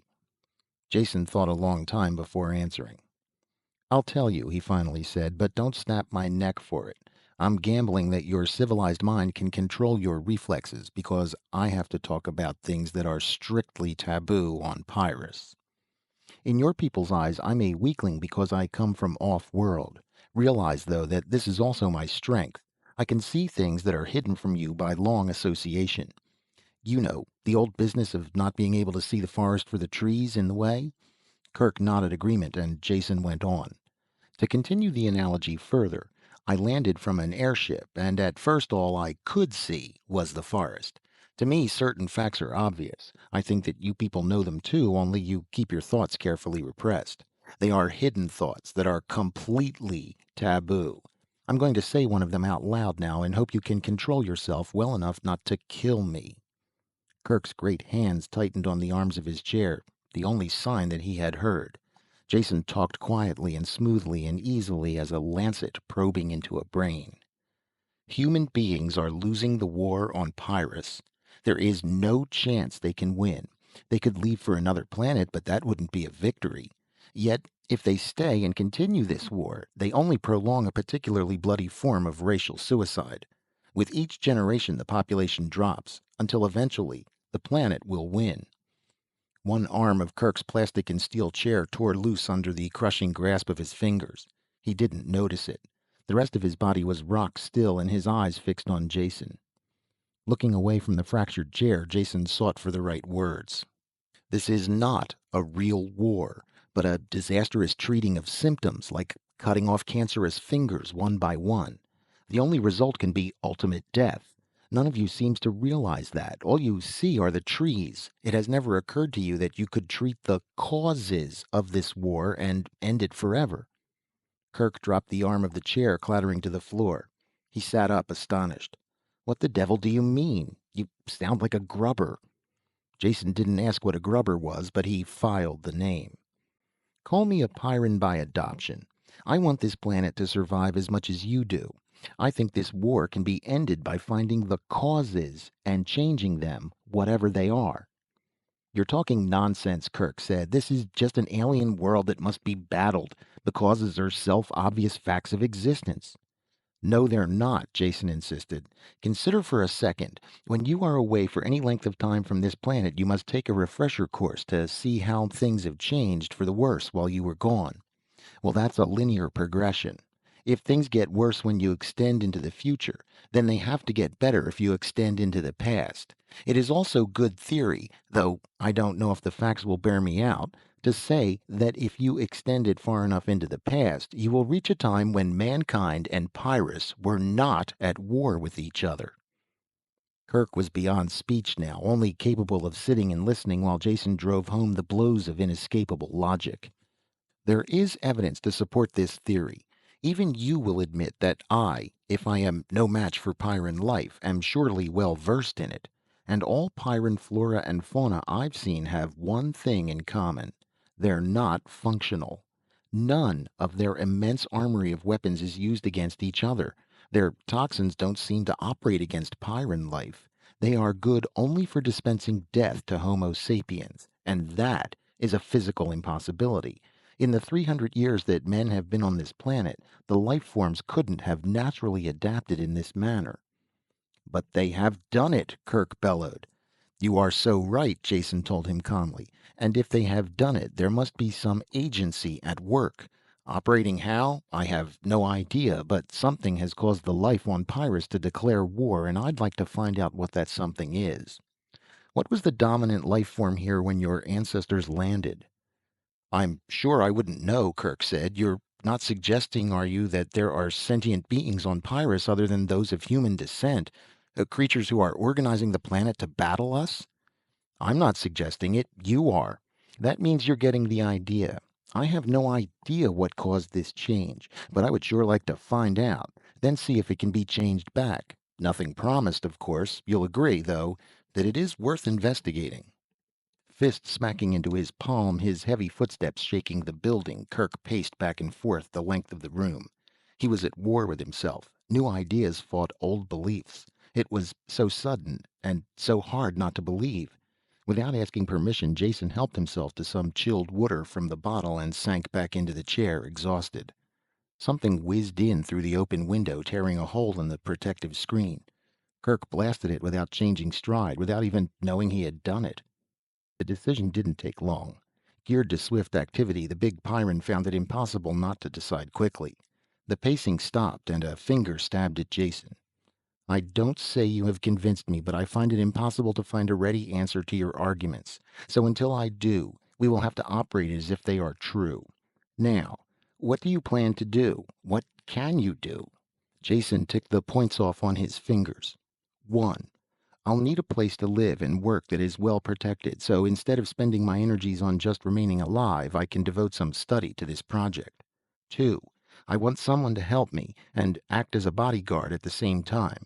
And someone, please, with a little more scope of interest than my present watchdog. I would suggest Meta for the job. Meta? Kirk was surprised.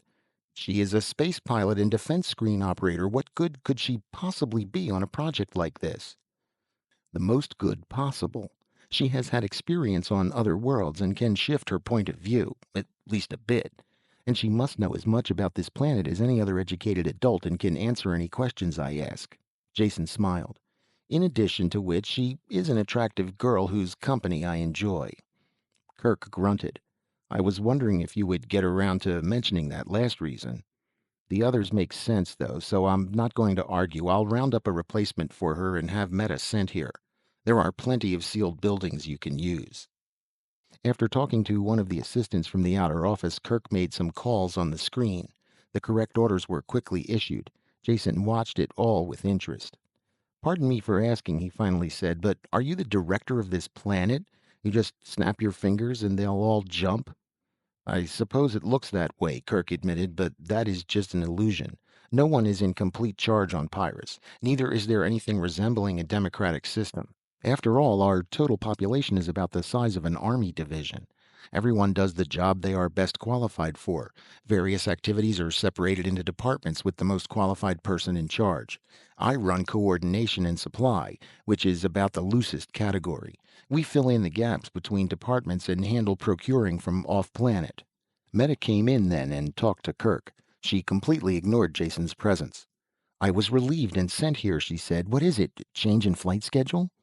You might call it that, Kirk said. As of now, you are dismissed from all your old assignments and assigned to a new department. Investigation and research. That tired-looking fellow there is your department head. A sense of humor, Jason said. The only native-born one on Pyrus. Congratulations. There's hope for the planet yet. Meta glanced back and forth between them. I don't understand. I can't believe it. I mean, a new department. Why?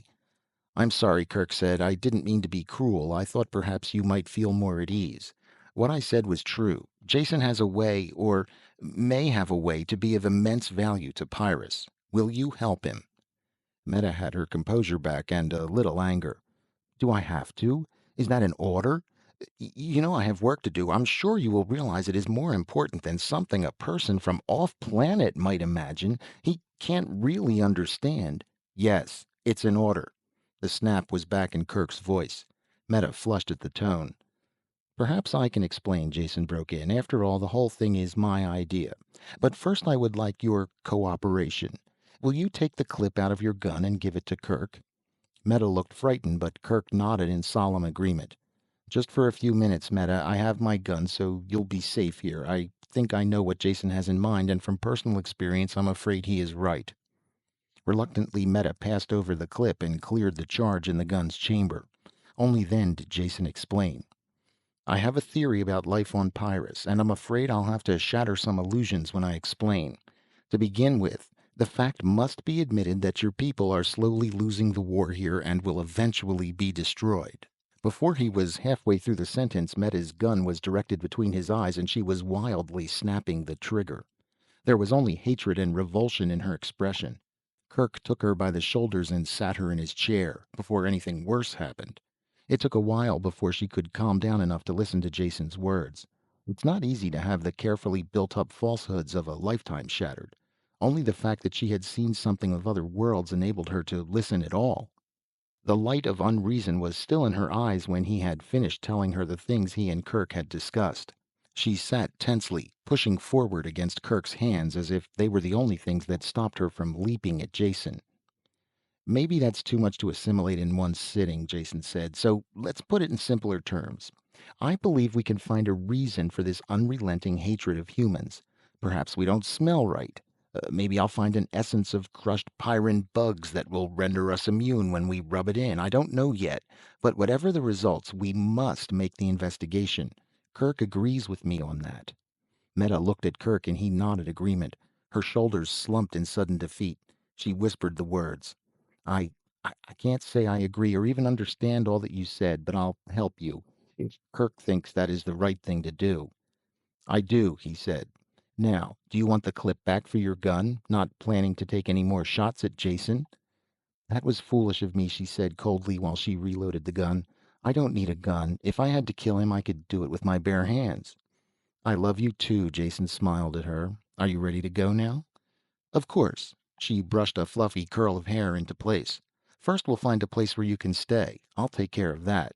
After that, the work of the new department is up to you. Chapter 10. There were empty rooms in one of the computer buildings. These were completely sealed to keep stray animal life out of the delicate machinery. While Meta checked a bedroll out of stores, Jason painfully dragged a desk, table, and chairs in from a nearby empty office. When she returned with a pneumatic bed, he instantly dropped on it with a grateful sigh. Her lip curled a bit at his obvious weakness. Get used to the sight, he said. I intend to do as much of my work as I can while maintaining a horizontal position. You will be my strong right arm. And right now, right arm, I wish you could scare me up something to eat. I also intend to do most of my eating in the previously mentioned prone condition. Snorting with disgust, Meta stamped out. While she was gone, Jason chewed the end of a stylus thoughtfully, then made some careful notes. After they had finished the almost tasteless meal, he began the search. Meta, where can I find historical records of Pyrus? I've never heard of any. I really don't know. But there has to be something, somewhere, he insisted. Even if your present-day culture devotes all of its time and energies to survival, you can be sure it wasn't always that way.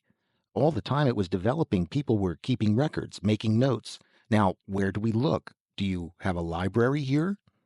Of course, she said. We have an excellent technical library, but I'm sure there wouldn't be any of that sort of thing there. Trying not to groan, Jason stood up. Let me be the judge of that. Just lead the way. Operation of the library was completely automatic. A projected index gave the call number for any text that had to be consulted. The tape was delivered to the charge desk 30 seconds after the number had been punched. Returned tapes were dropped through a hopper and refiled automatically. The mechanism worked smoothly. Wonderful, Jason said, pushing away from the index. A tribute to technological ingenuity. Only it contains nothing of any value to us. Just reams of textbooks. What else should be in a library? Meta sounded sincerely puzzled. Jason started to explain, then changed his mind. Later we will go into that, he said, much later. Now we have to find a lead. Is it possible that there are any tapes or even printed books that aren't filed through this machine? It seems unlikely, but we could ask Polly. He lives here somewhere and is in charge of the library, filing new books and tending the machinery. The single door into the rear of the building was locked, and no amount of pounding could rouse the caretaker. If he's alive, this should do it, Jason said. He pressed the out of order button on the control panel.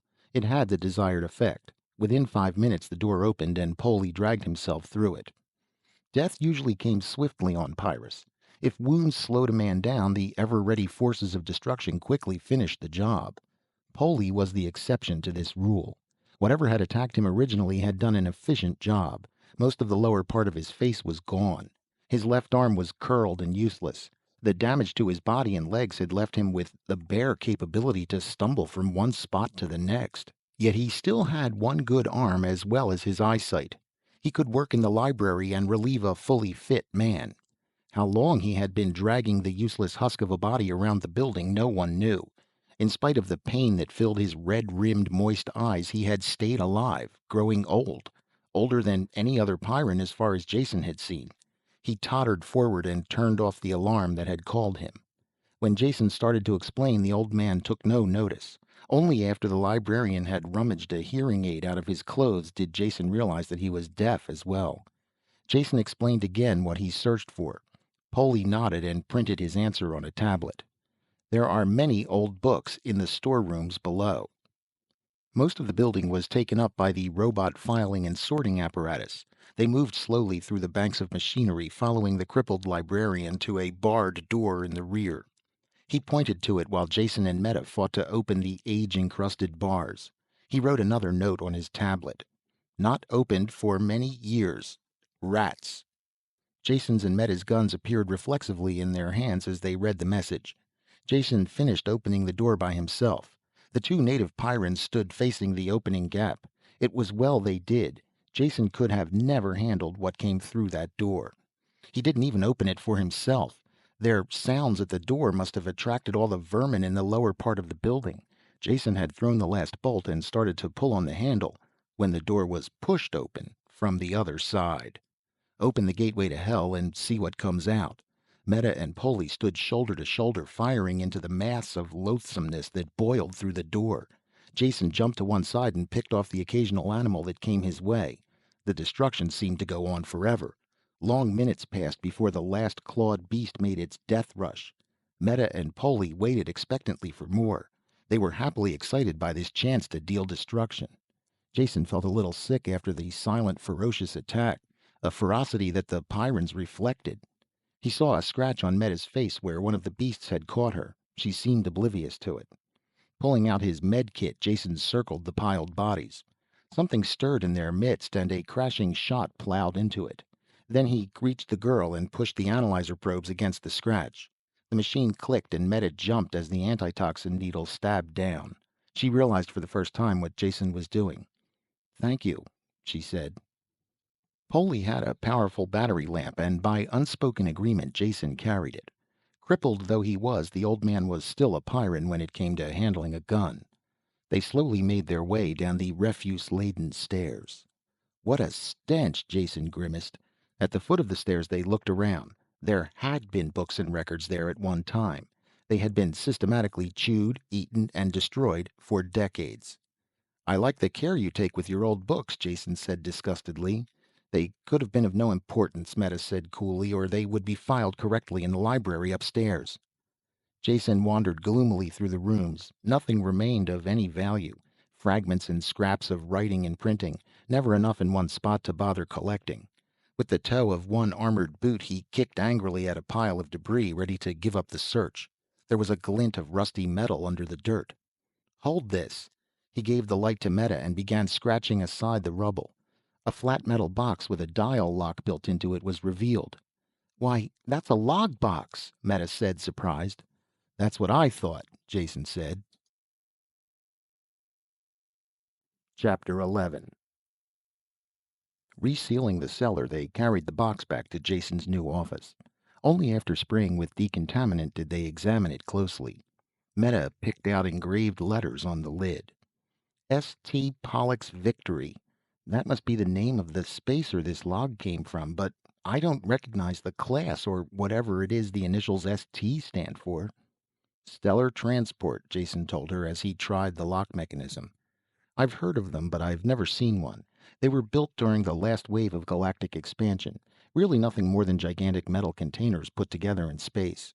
After they were loaded with people, machinery, and supplies, they would be towed to whatever planetary system had been chosen. These same tugs and one-shot rockets would break the STs in for a landing, then leave them there. The hull was a ready source of metal, and the colonists could start right in building their new world. And they were big. All of them held at least 50,000 people. Only after he had said it did he realize the significance of his words. Meta's deadly stare drove it home. There were now less people on Pyrus than had been in the original settlement. And human population without rigid birth controls usually increased geometrically. Jason dinAlt suddenly remembered Meta's itchy trigger finger. "But we can't be sure how many people were aboard this one," he said hurriedly, "or even if this is the log of the ship that settled Pyrus. Can you find something to pry this open with? The lock is corroded into a single lump." Meta took her anger out on the box. Her fingers managed to force a gap between lid and bottom. She wrenched at it. Rusty metal screeched and tore. The lid came off in her hands, and a heavy book thudded to the table. The cover legend destroyed all doubt. "Log of St. Pollux Victory, outward bound Satani to Pyrus. 55,000 settlers aboard." Meta couldn't argue now. She stood behind Jason with tight clenched fists and read over his shoulder as he turned the brittle yellowed pages. He quickly skipped through the opening part that covered the sailing preparations and trip out. Only when he had reached the actual landing did he start reading slowly. The impact of the ancient words leaped out at him. "Here it is," Jason shouted. "Proof positive that we're on the right trail. Even you will have to admit that. Read it. Right here. Second day since the tugs left. We are completely on our own now. The settlers still haven't grown used to the planet, though we have orientation talks every night, as well as the morale agents who I have working 20 hours a day. I suppose I really can't blame the people. They all lived in the underways of Satani, and I doubt if they saw the sun once a year. This planet has weather with a vengeance worse than anything I've seen on 100 other planets. Was I wrong during the original planning stages not to insist on settlers from one of the agrarian worlds, people who could handle the outdoors? These citified Satanis are afraid to go out in the rain. But of course they have adapted completely to their native 1.5 gravity, so the 2G here doesn't bother them much. That was the factor that decided us. Anyway, too late now to do anything about it, or about the unending cycle of rain, snow, hail, hurricanes, and such. Answer will be to start the mines going, sell the metals, and build completely enclosed cities. The only thing on this forsaken planet that isn't actually against us are the animals. A few large predators at first, but the guards made short work of them. The rest of the wildlife leaves us alone. Glad of that. They have been fighting for existence so long that I have never seen a more deadly looking collection. Even the little rodents no bigger than a man's hand are armored like tanks. "I don't believe a word of it," Meta broke in. "That can't be Pyrus he's writing about." Her words died away as Jason wordlessly pointed to the title on the cover. He continued scanning the pages, flipping them quickly. A sentence caught his eye and he stopped. Jamming his finger against the place, he read aloud. "And the troubles keep piling up. First Har Palo with his theory that the volcanism is so close to the surface that the ground keeps warm and the crops grow so well. Even if he is right, what can we do? We must be self-dependent if we intend to survive. And now this other thing. It seems that the forest fire drove a lot of new species our way. Animals, insects, and even birds have attacked the people. Note for Har. Check if possible seasonal migration might explain attacks. There have been 14 deaths from wounds and poisoning. We'll have to enforce the rules for insect lotion at all times, and I suppose build some kind of perimeter defense to keep the larger beasts out of the camp." "This is the beginning," Jason said. "At least now we are aware of the real nature of the battle we're engaged in. It doesn't make Pyrus any easier to handle or make the life forms less dangerous to know that they were once better disposed towards mankind. All this does is point the way. Something took the peaceful life forms, shook them up, and turned this planet into one big death trap for mankind. That something is what I want to uncover." Chapter 12. Further reading of the log produced no new evidence.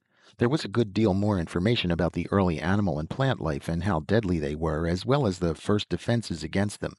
Interesting historically, but of no use whatsoever in countering the menace. The captain apparently never thought that the life forms were altering on Pyrus, believing instead that dangerous beasts were being discovered. He never lived to change his mind. The last entry in the log, less than 2 months after the first attack, was very brief and in a different handwriting.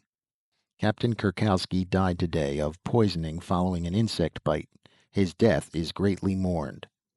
The why of the planetary revulsion had yet to be uncovered. Kirk must see this book, Jason said. He should have some idea of the progress being made. Can we get transportation, or do we walk to City Hall? Walk, of course, Meta said. Then you bring the book. At 2 Gs, I find it very hard to be a gentleman and carry the packages. They had just entered Kirk's outer office when a shrill screaming burst out of the phone screen. It took Jason a moment to realize that it was a mechanical signal, not a human voice. "What is it?" he asked.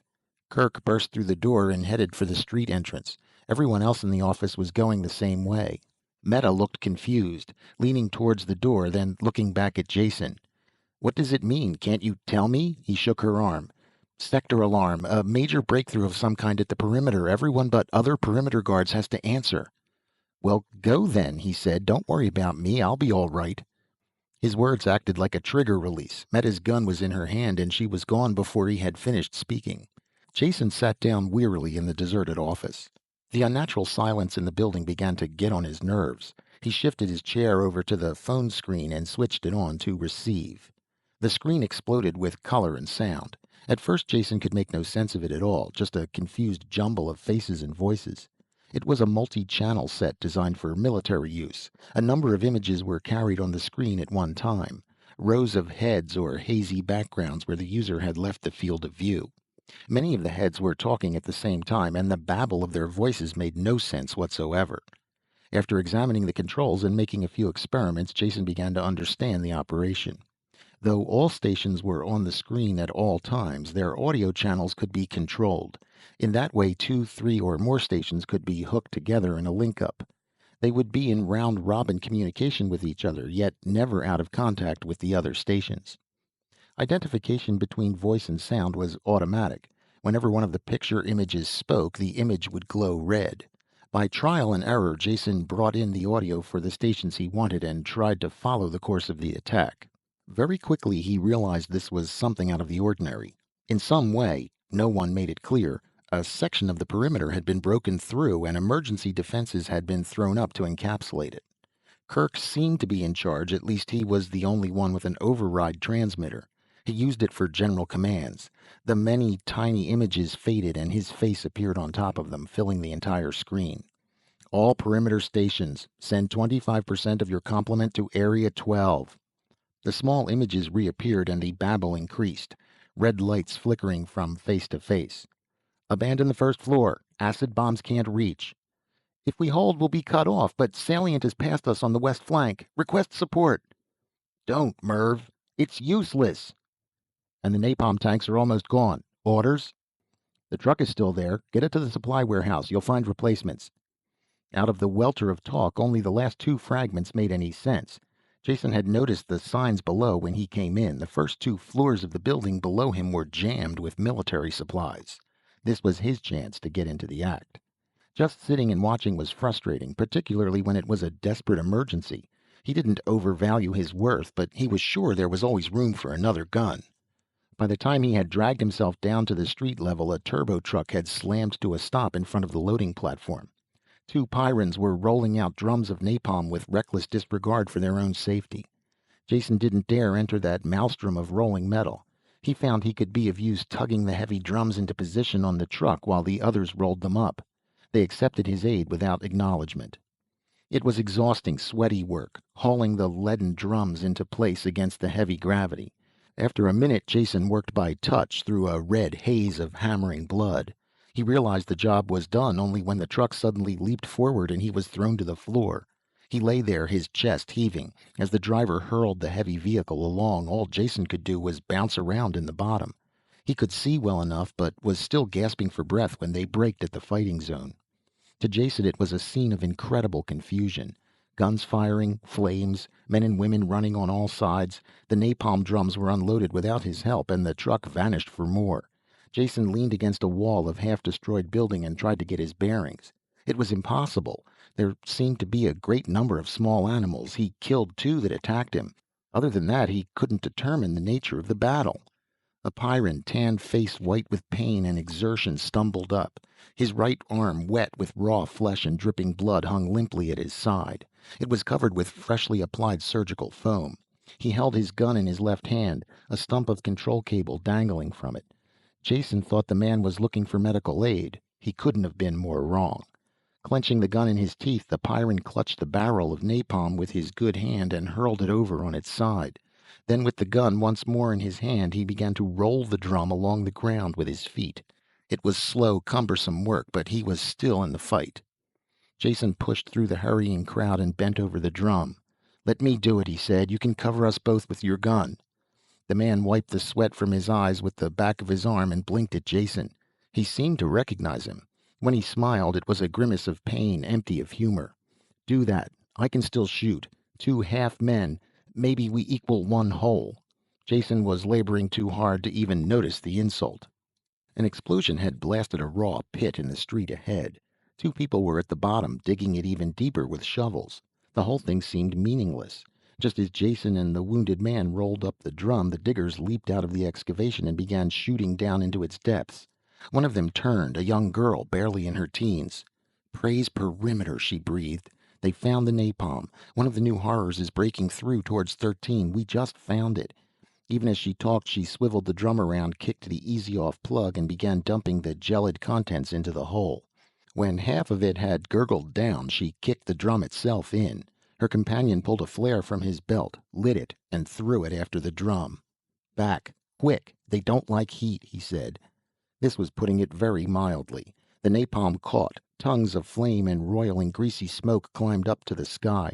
Under Jason's feet, the earth shifted and moved. Something black and long stirred in the heart of the flame, then arched up into the sky over their heads. In the midst of the searing heat, it still moved with alien, jolting motions. It was immense, at least 2 meters thick, and with no indication of its length. The flames didn't stop it at all, just annoyed it. Jason had some idea of the thing's length as the street cracked and buckled for 50 meters on each side of the pit. Great loops of the creature began to emerge from the ground. He fired his gun, as did the others, not that it seemed to have any effect. More and more people were appearing, armed with a variety of weapons. Flamethrowers and grenades seemed to be the most effective. "Clear the area. We're going to saturate it. Fall back." The voice was so loud it jarred Jason's ear. He turned and recognized Kirk, who had arrived with truckloads of equipment. He had a power speaker on his back, the mic hung in front of his lips. His amplified voice brought an instant reaction from the crowd. They began to move. There was still doubt in Jason's mind what to do. Clear the area? But what area? He started towards Kirk before he realized that the rest of the Pyrans were going in the opposite direction. Even under 2 gravities, they moved. Jason had a naked feeling of being alone on the stage. He was in the center of the street and the others had vanished. No one remained except the wounded man Jason had helped. He stumbled towards Jason, waving his good arm. Jason couldn't understand what he said. Kirk was shouting orders again from one of the trucks. They had started to move too. The urgency struck home and Jason started to run. It was too late. On all sides the earth was buckling, cracking, as more loops of the underground thing forced its way into the light. Safety lay ahead. Only in front of it rose an arch of dirt-encrusted gray. There are seconds of time that seem to last an eternity. A moment of subjective time that is grabbed and stretched to an infinite distance. This was one of those moments. Jason stood frozen. Even the smoke in the sky hung unmoving. The high-standing loop of alien life was before him, every detail piercingly clear. Thick as a man, ribbed and gray as old bark. Tendrils projected from all parts of it, pallid and twisting lengths that writhed slowly with snake-like life. Shaped like a plant, yet with the motions of an animal, and cracking, splitting. This was the worst. Seams and openings appeared. Splintering, gaping mouths that vomited out a horde of pallid animals. Jason heard their shriekings, shrill yet remote.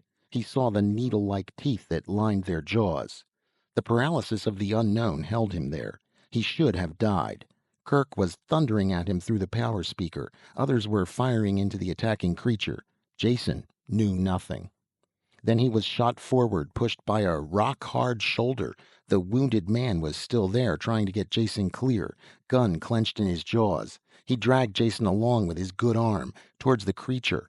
The others stopped firing. They saw his plan, and it was a good one.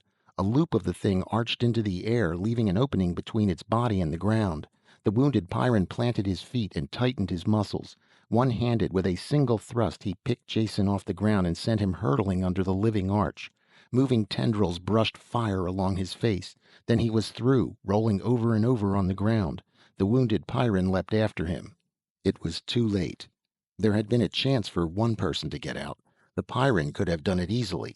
Instead, he had pushed Jason first. The thing was aware of movement when Jason brushed its tendrils. It dropped and caught the wounded man under its weight. He vanished from sight as the tendrils wrapped around him and the animals swarmed over. His trigger must have pulled back to full automatic because the gun kept firing a long time after he should have been dead. Jason crawled. Some of the fanged animals ran towards him but were shot. He knew nothing about this. Then rude hands grabbed him up and pulled him forward. He slammed into the side of a truck and Kirk's face was in front of his, flushed and angry. One of the giant fists closed on the front of Jason's clothes and he was lifted off his feet, shaken like a limp bag of rags. He offered no protest and could not have, even if Kirk had killed him. When he was thrown to the ground, someone picked him up and slid him into the back of the truck. He did not lose consciousness as the truck bounced away, yet he could not move. In a moment the fatigue would go away and he would sit up. That was all he was, just a little tired. Even as he thought this, he passed out. Chapter 13. Just like old times, Jason said when Bruco came into the room with a tray of food. Without a word, Bruco served Jason and the wounded men in the other beds, then left. Thanks, Jason called after his retreating back. A joke, a twist of a grin, like it always was, sure. But even as he grinned and his lips shaped a joke, Jason felt them like a veneer on the outside. Something plastered on with a life of its own. Inside he was numb and immovable. His body was stiff and his eyes still watched that arch of alien flesh descend and smother the one-armed Pyrran with its million burning fingers. He could feel himself under the arch. After all, hadn't the wounded man taken his place? He finished the meal without realizing that he ate. Ever since that morning when he had recovered consciousness, it had been like this. He knew that he should have died out there in that battle-torn street. His life should have been snuffed out for making the mistake of thinking that he could actually help the battling Pyrans instead of being underfoot and in the way. If it hadn't been for Jason, the man with the wounded arm would have been brought here to the safety of the reorientation buildings. He knew he was lying in the bed that belonged to that man. The man who had given his life for Jason's. The man whose name he didn't even know.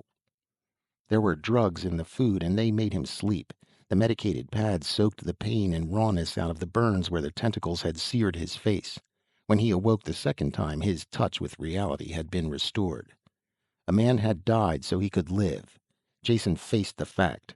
He couldn't restore that life no matter how much he wanted to.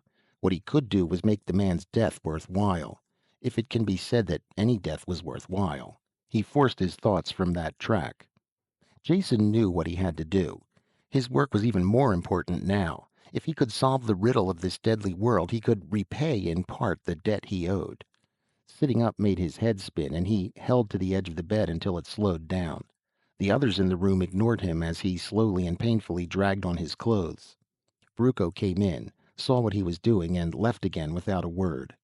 Dressing took a long time, but it was finally done. When Jason finally left the room, he found Kirk waiting for him. Kirk, I want to tell you. Tell me nothing. The thunder of Kirk's voice bounced back from the ceiling and walls.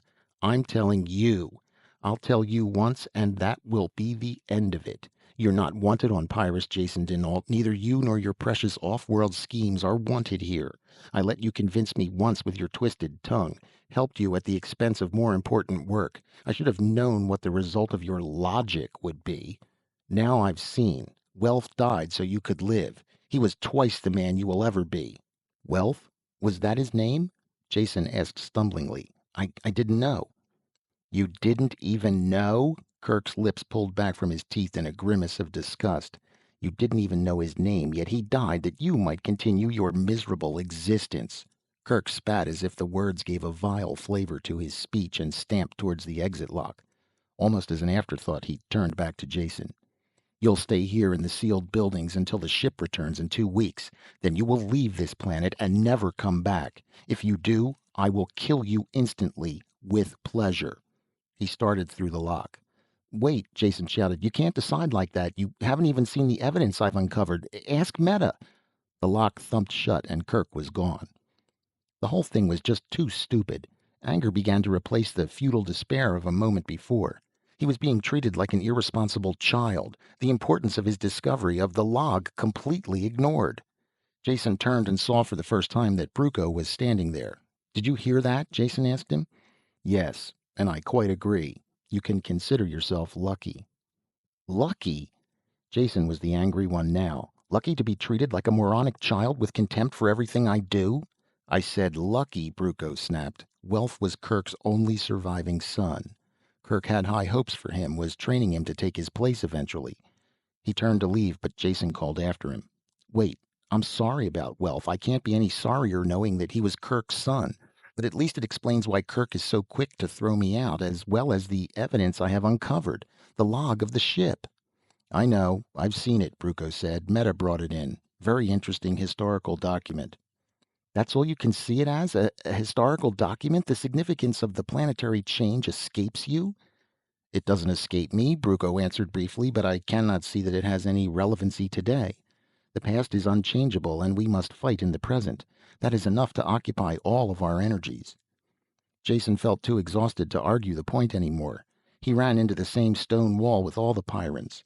Theirs was a logic of the moment. The past and the future unchangeable, unknowable, and uninteresting. "How's the perimeter battle going?" he asked, wanting to change the subject. "Finished, or in the last stages at least." Bruco was almost enthusiastic as he showed Jason some stereos of the attackers. He did not notice Jason's repressed shudder. "This was one of the most serious breakthroughs in years, but we caught it in time. I hate to think what would have happened if they hadn't been detected for a few weeks more." "What are those things?" Jason asked. "Giant snakes of some kind?" "Don't be absurd," Bruco snorted. He tapped the stereo with his thumbnail. "Roots. That's all. Greatly modified, but still roots. They came in under the perimeter barrier, much deeper than anything we'd had before. Not a real threat in themselves, as they have very little mobility. Die soon after being cut. The danger came from their being used as access tunnels. They're bored through and through with animal runs, and 2 or 3 species of beasts live in a sort of symbiosis inside. Now we know what they are and can watch for them. The danger was they could have completely undermined the perimeter and come in from all sides at once. Not much we could have done then." The edge of destruction. Living on the lip of a volcano, the Pyrans took satisfaction from any day that passed without total annihilation. There seemed no way to change their attitude. Jason let the conversation die there. He picked up the log of the Pollux victory from Bruco's quarters and carried it back to his room. The wounded Pyrans there ignored him as he dropped onto the bed and opened the book to the first page. For 2 days he did not leave his quarters. The wounded men were soon gone, and he had the room to himself. Page by page he went through the log until he knew every detail of the settlement of Pyrrhus. His notes and cross-references piled up. He made an accurate map of the original settlement superimposed over a modern one. They didn't match at all.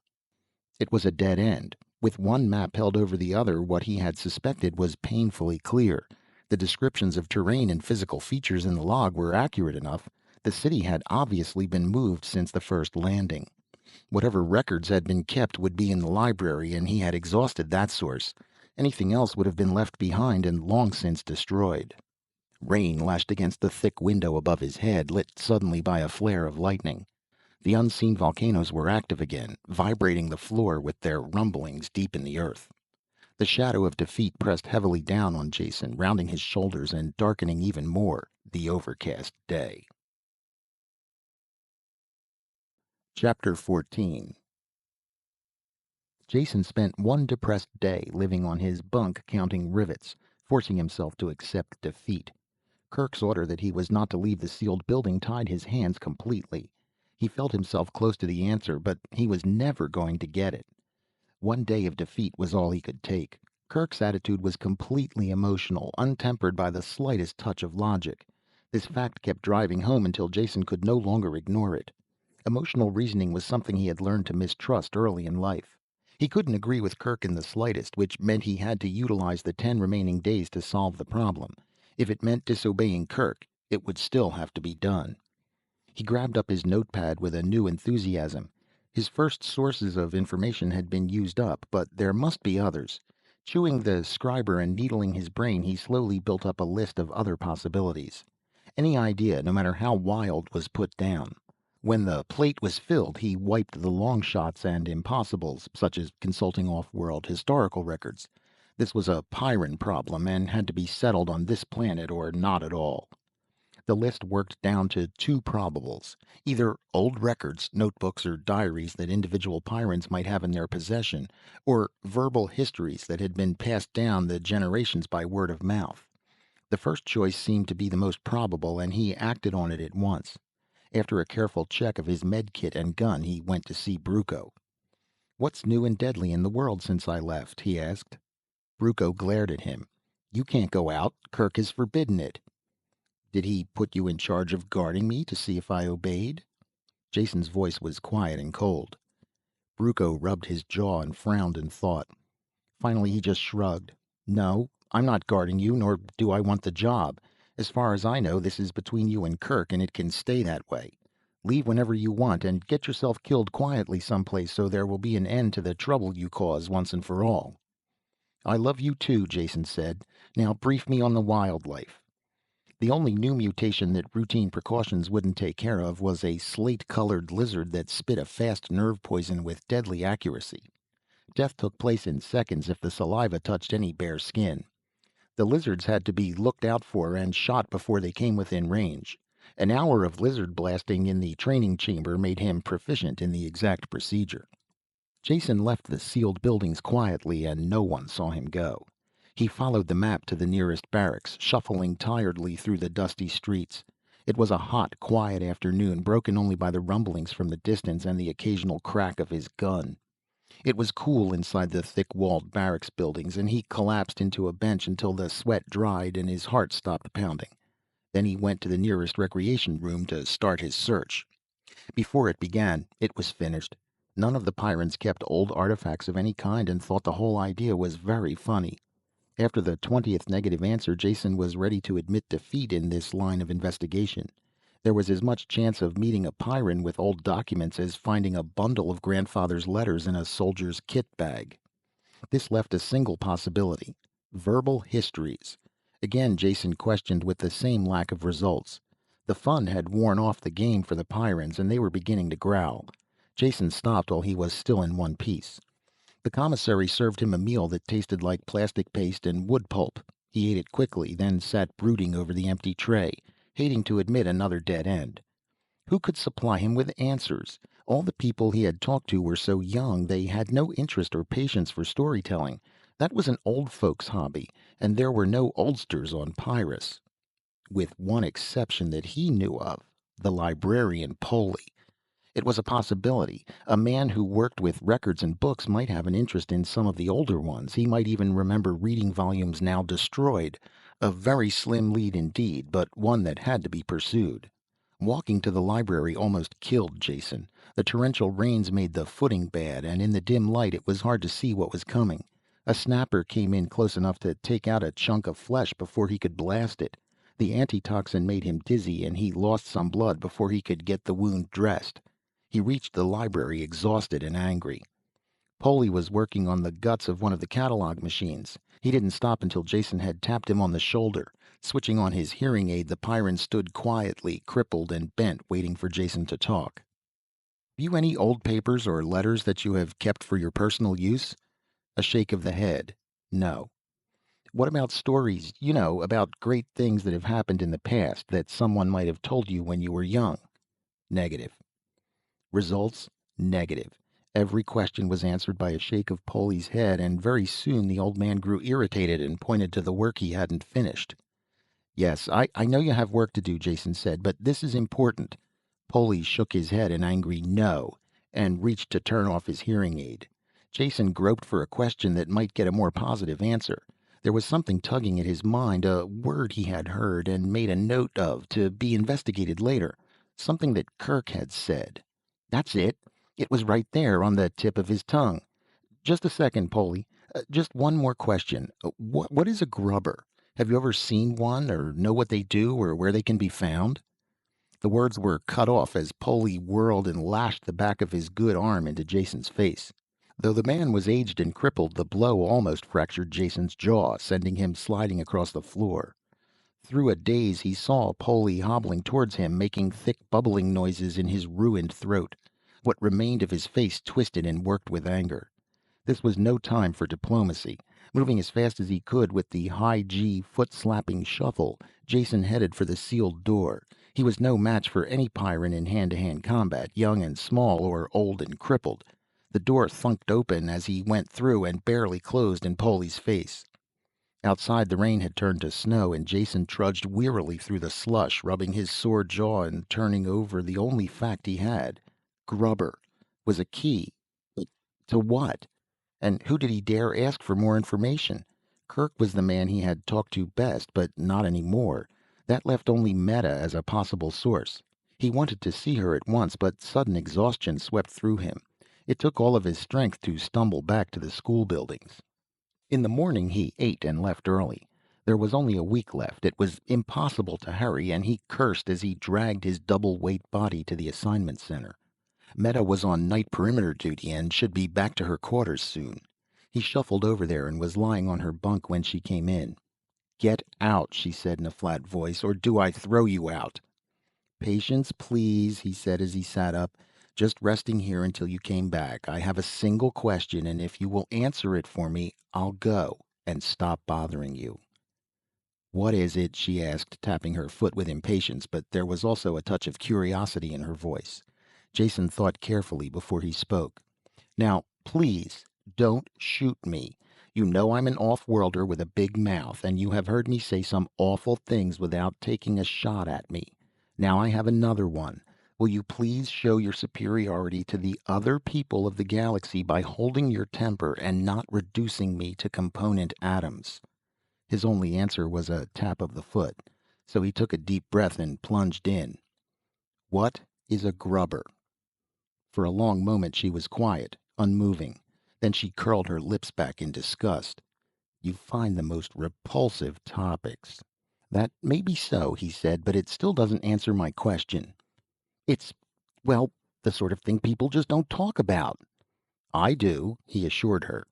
"Well, I don't. It's the most disgusting thing in the world, and that's all I'm going to say. Talk to Cranon, but not to me." She had him by the arm while she talked, and he was half dragged into the hall. The door slammed behind him, and he muttered, "Lady Wrestler," under his breath. His anger ebbed away as he realized that she had given him a clue in spite of herself. Next step, find out who or what Cranon was. Assignment Center listed a man named Cranon and gave his shift number and work location. It was close by, and Jason walked there. A large cubicle and windowless building with a single word, "Food," next to each of the sealed entrances. The small entrance he went through was a series of automatic chambers that cycled him through ultrasonics, ultraviolet, anti-bio spray, rotating brushes, and 3 final rinses. He was finally admitted, damper but much cleaner, to the central area. Men and robots were stacking crates, and he asked one of the men for Cranon. The man looked him up and down coldly and spat on his shoes before answering. Cranon worked in a large storage bay by himself. He was a stocky man in patched coveralls whose only expression was one of intense gloom. When Jason came in, he stopped hauling bales and sat down on the nearest one. The lines of unhappiness were cut into his face and seemed to grow deeper while Jason explained what he was after. All the talk of ancient history on Pyrus bored him as well, and he yawned openly. When Jason finished, he yawned again and didn't even bother to answer him.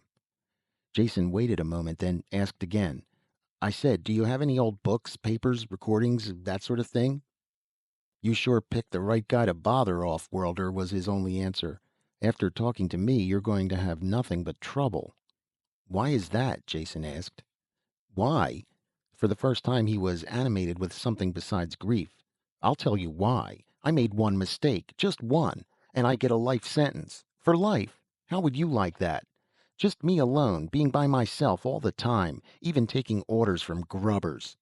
Jason controlled himself, keeping the elation out of his voice. "Grubbers? What are grubbers?" The enormity of the question stopped Crannon. It seemed impossible that there could be a man alive who had never heard of grubbers. Happiness lifted some of the gloom from his face as he realized that he had a captive audience who would listen to his troubles. Grubbers are traitors, that's what they are. Traitors to the human race, and they ought to be wiped out, living in the jungle. The things they do with the animals. You mean they're people? Pyrans like yourself? Jason broke in. Not like me, mister. Don't make that mistake again if you want to go on living. Maybe I dozed off on guard once, so I got stuck with this job. That doesn't mean I like it or like them. They stink. Really stink. And if it wasn't for the food we get from them, they'd all be dead tomorrow. That's the kind of killing job I could really put my heart into. If they supply you with food, you must give them something in return. Trade goods, beads, knives, the usual things. Supply sends them over in cartons and I take care of the delivery. How? Jason asked. By armored truck to the delivery site. Then I go back later to pick up the food they've left in exchange. Can I go with you on the next delivery? Crannon frowned over the idea for a minute. Yeah, I suppose it's all right if you're stupid enough to come. You can help me load. They're between harvests now, so the next trip won't be for 8 days. But that's after the ship leaves. It'll be too late. Can't you go earlier? Don't tell me your troubles, mister, Crannon grumbled, climbing to his feet. That's when I go, and the date's not changing for you. Jason realized that he had got as much out of the man as was possible for one session. He started for the door, then turned. One thing, he asked. Just what do these savages, the grubbers, look like? How do I know? Crannon snapped. I trade with them. I don't make love to them. If I ever saw one, I'd shoot him down on the spot. He flexed his fingers and his gun jumped in and out of his hand as he said it. Jason quietly let himself out. Lying on his bunk, resting his gravity-weary body, he searched for a way to get Crannon to change the delivery date. His millions of credits were worthless on this world without currency. If the man couldn't be convinced, he had to be bribed. With what? Jason's eyes touched the locker where his off-world clothing still hung, and he had an idea. It was morning before he could return to the food warehouse, and one day closer to his deadline. Crannon didn't bother to look up from his work when Jason came in. Do you want this? Jason asked, handing the outcast a flat gold case inset with a single large diamond. Crannon grunted and turned it over in his hands. A toy, he said. What's it good for? Well, when you press this button, you get a light. A flame appeared through a hole in the top. Crannon started to hand it back. What do I need a little fire for? Here, keep it. Wait a second, Jason said. That's not all it does. When you press the jewel in the center, one of these comes out. A black pellet the size of his fingernail dropped into his palm. A grenade made of solid ultranite. Just squeeze it hard and throw. 3 seconds later, it explodes with enough force to blast open this building. This time Crannon almost smiled as he reached for the case. Destructive and death-dealing weapons are like candy to a Pyran. While he looked at it, Jason made his offer. The case and bombs are yours if you move the date of your next delivery up to tomorrow and let me go with you. Be here at 0500, Crannon said. We leave early. Chapter 15. The truck rumbled up to the perimeter gate and stopped. Crannon waved to the guards through the front window, then closed a metal shield over it. When the gates swung open, the truck, really a giant armored tank, ground slowly forward. There was a second gate beyond the first that did not open until the interior one was closed. Jason looked through the second driver's periscope as the outer gate lifted. Automatic flamethrowers flared through the opening, cutting off only when the truck reached them. A scorched area ringed the gate. Beyond that, the jungle began. Unconsciously, Jason shrank back in his seat. All the plants and animals he had seen only specimens of existed here in profusion. Thorn-ringed branches and vines laced themselves into a solid mat through which the wildlife swarmed. A fury of sound hurled at them. Thuds and scratchings rang on the armor. Crannon laughed and closed the switch that electrified the outer grid. The scratchings died away as the beasts completed the circuit to the grounded hull. It was slow-speed, low-gear work tearing through the jungle. Crannon had his face buried in the periscope mask and silently fought the controls. With each mile, the going seemed to get better. until he finally swung up the periscope and opened the window armor. The jungle was still thick and deadly, but nothing like the area immediately around the perimeter. It appeared as if most of the lethal powers of Pyrus were concentrated in the single area around the settlement. Why? Jason asked himself. Why this intense and planetary hatred? The motors died and Cranon stood up, stretching. "We're here," he said. "Let's unload." There was bare rock around the truck, a rounded hillock that projected from the jungle, too smooth and steep for vegetation to get a hold. Cranon opened the cargo hatches and they pushed out the boxes and crates. When they finished, Jason slumped down, exhausted, onto the pile. "Get back in. We're leaving," Cranon said. "You are. I'm staying right here." Cranon looked at him coldly. "Get in the truck or I'll kill you." "No one stays out here. For one thing, you couldn't live an hour alone. But worse than that, the grubbers would get you. Kill you at once, of course, but that's not important. But you have equipment that we can't allow into their hands. You want to see a grubber with a gun?" While the Pyran talked, Jason's thoughts had rushed ahead. He hoped that Cranon was as thick of head as he was fast of reflex. Jason looked at the trees, let his gaze move up through the thick branches. Though Cranon was still talking, he was automatically aware of Jason's attention. When Jason's eyes widened and his gun jumped into his hand, Cranon's own gun appeared and he turned in the same direction. "There, in the top!" Jason shouted, and fired into the tangle of branches. Cranon fired too. As soon as he did, Jason hurled himself backwards, curled into a ball, rolling down the inclined rock. The shots had covered the sounds of his movements, and before Cranon could turn back, the gravity had dragged him down the rock into the thick foliage.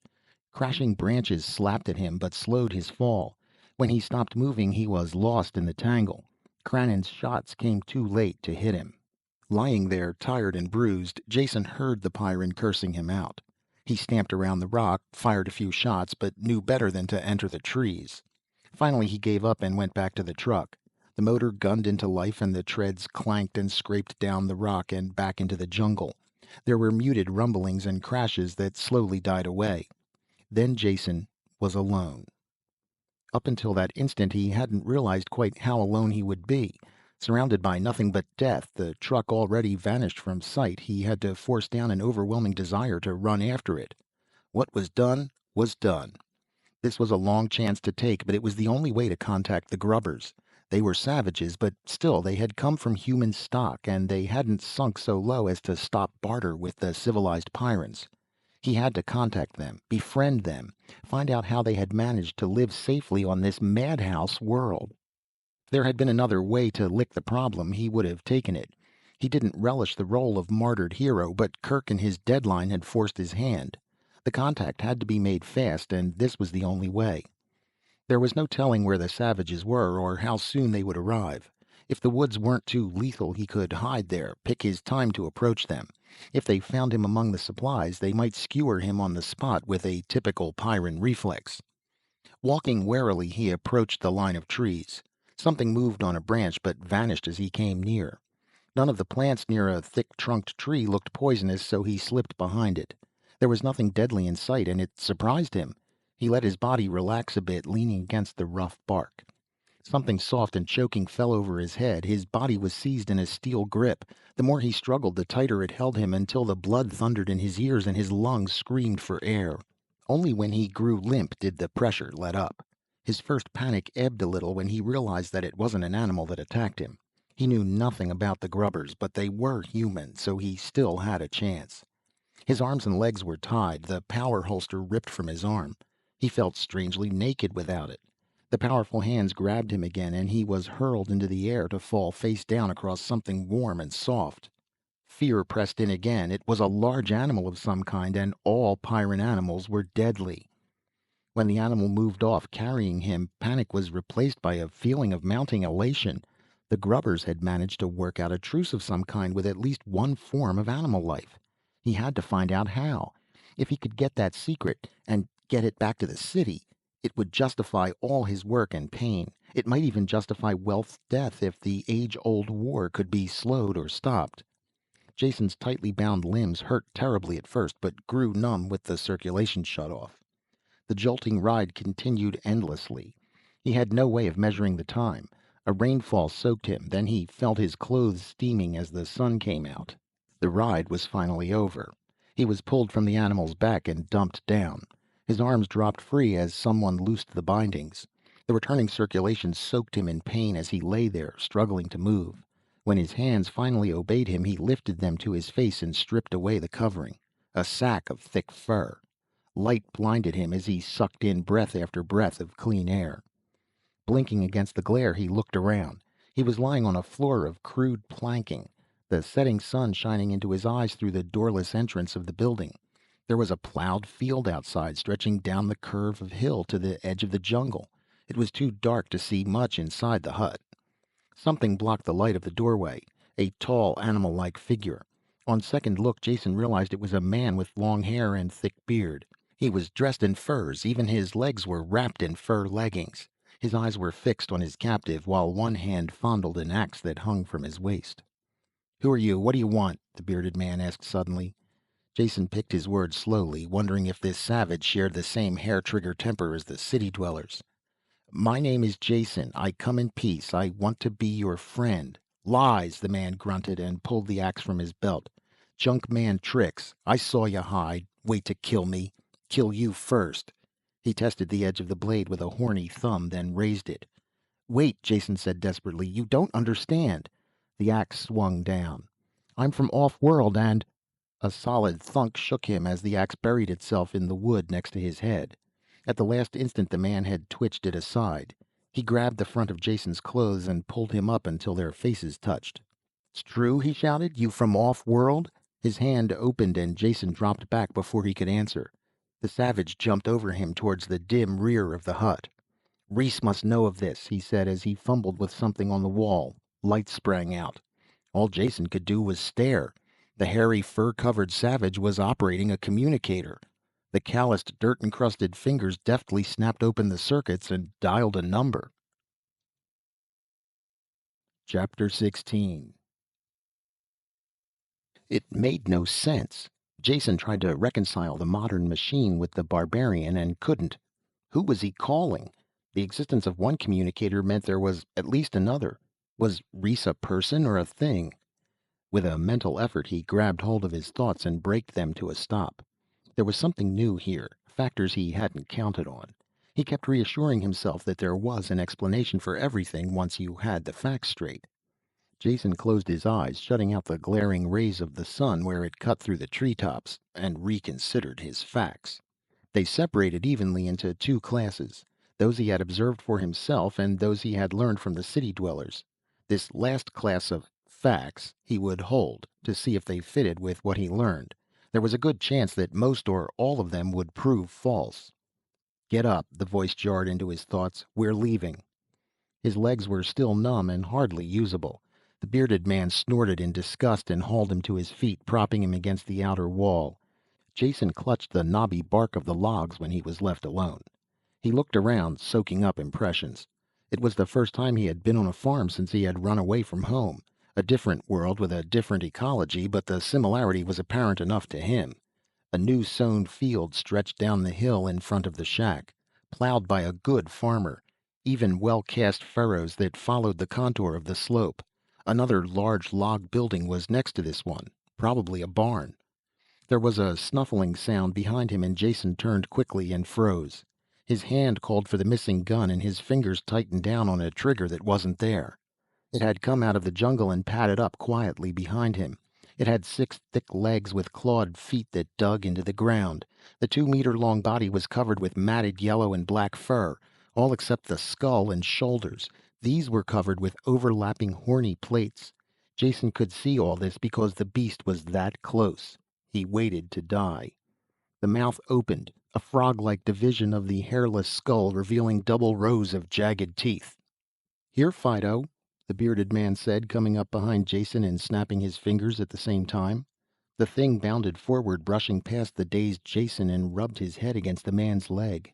"Nice doggy," the man said, his fingers scratching under the edge of the carapace where it joined the flesh.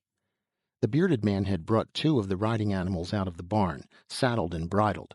Jason barely noticed the details of smooth skin and long legs as he swung up on one.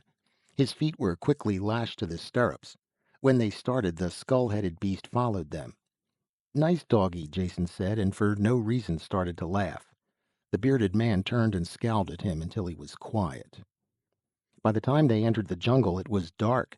It was impossible to see under the thick foliage, and they used no lights. The animals seemed to know the way.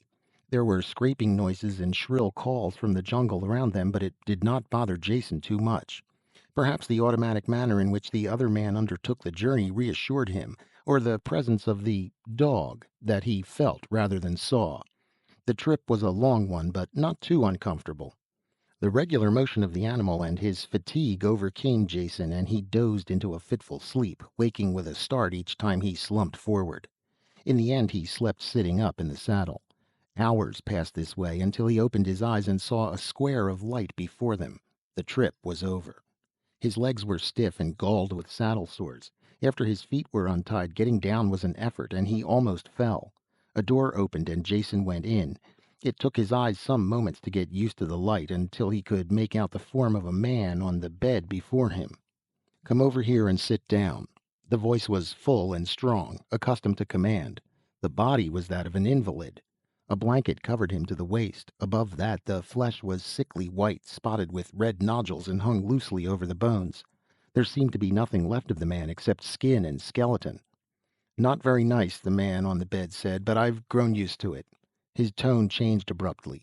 "Naxa said you were from off-world. Is that true?" Jason nodded yes, and his answer stirred the living skeleton to life. The head lifted from the pillow, and the red-rimmed eyes sought his with a desperate intensity. "My name is Reese, and I'm a grubber. Will you help me?" Jason wondered at the intensity of Reese's question, all out of proportion to the simple content of its meaning. Yet he could see no reason to give anything other than the first and obvious answer that sprang to his lips. "Of course I'll help you in whatever way I can, as long as it involves no injury to anyone else. What do you want?" The sick man's head had fallen back limply, exhausted, as Jason talked, but the fire still burned in his eyes. "Feel assured. I want to injure no others," Reese said. "Quite the opposite. As you see, I am suffering from a disease that our remedies will not stop. Within a few more days I will be dead. Now I have seen the city people using a device. They press it over a wound or an animal bite. Do you have one of these machines?" "That sounds like a description of the med kit." Jason touched the button at his waist that dropped the med kit into his hand. "I have mine here. It analyzes and treats most—" "Would you use it on me?" Reese broke in, his voice suddenly urgent. "I'm sorry," Jason said. I should have realized." He stepped forward and pressed the machine over one of the inflamed areas on Reese's chest. The operation light came on, and the thin shaft of the analyzer probe slid down. When it withdrew, the device hummed, then clicked 3 times as 3 separate hypodermic needles lanced into the skin. Then the light went out. "Is that all?" Reese asked as he watched Jason stow the med kit back in his belt. Jason nodded, then looked up and noticed the wet marks of tears on the sick man's face. Reese became aware at the same time and brushed at them angrily. "When a man is sick," he growled, "the body and all its senses become traitor. I don't think I've cried since I was a child, but you must realize it's not for myself I'm crying for. It's the untold thousands of my people who have died for lack of that little device you treat so casually." "Surely you have medicines, doctors of your own." "Herb doctors and witch doctors," Reese said, consigning them all to oblivion with a chop of his hand. "The few hard-working and honest men are hampered by the fact that the faith healers can usually cure better than their strongest potion." The talking had tired Reese. He stopped suddenly and closed his eyes. On his chest, the inflamed areas were already losing their angry color as the injections took effect. Jason glanced around the room, looking for clues to the mystery of these people. Floors and walls were made of wood lengths fitted together, free of paint or decoration. They looked simple and crude, fit only for the savages he had expected to meet. Or were they crude? The wood had a sweeping flame-like grain. When he bent close, he saw that wax had been rubbed over the wood to bring out this pattern. Was this the act of savages, or of artistic men seeking to make the most of simple materials? The final effect was far superior to the drab paint and riveted steel rooms of the city-dwelling Pyrans. Wasn't it true that both ends of the artistic scale were dominated by simplicity? The untutored aborigine made a simple expression of a clear idea and created beauty. At the other extreme, the sophisticated critic rejected over-elaboration and decoration and sought the truthful clarity of uncluttered art. At which end of the scale was he looking now? These men were savages. He had been told that. They dressed in furs and spoke a slurred and broken language, at least Naxa did. Reese admitted he preferred faith healers to doctors, but if all this were true, where did the communicator fit into the picture? Or the glowing ceiling that illuminated the room with soft light? Reese opened his eyes and stared at Jason as if seeing him for the first time. "Who are you?" he asked, "and what are you doing here?" There was a cold menace in his words, and Jason understood why. The city Pyrans hated the grubbers, and without a doubt the feeling was mutual. Naxa's axe had proved that. Naxa had entered silently while they talked and stood with his fingers touching the haft of the same axe. Jason knew his life was still in jeopardy until he gave an answer that satisfied these men. He couldn't tell the truth. If they suspected he was spying among them to aid the city people, it would be the end. Nevertheless, he had to be free to talk about the survival problem. The answer hit him as soon as he had stated the problem.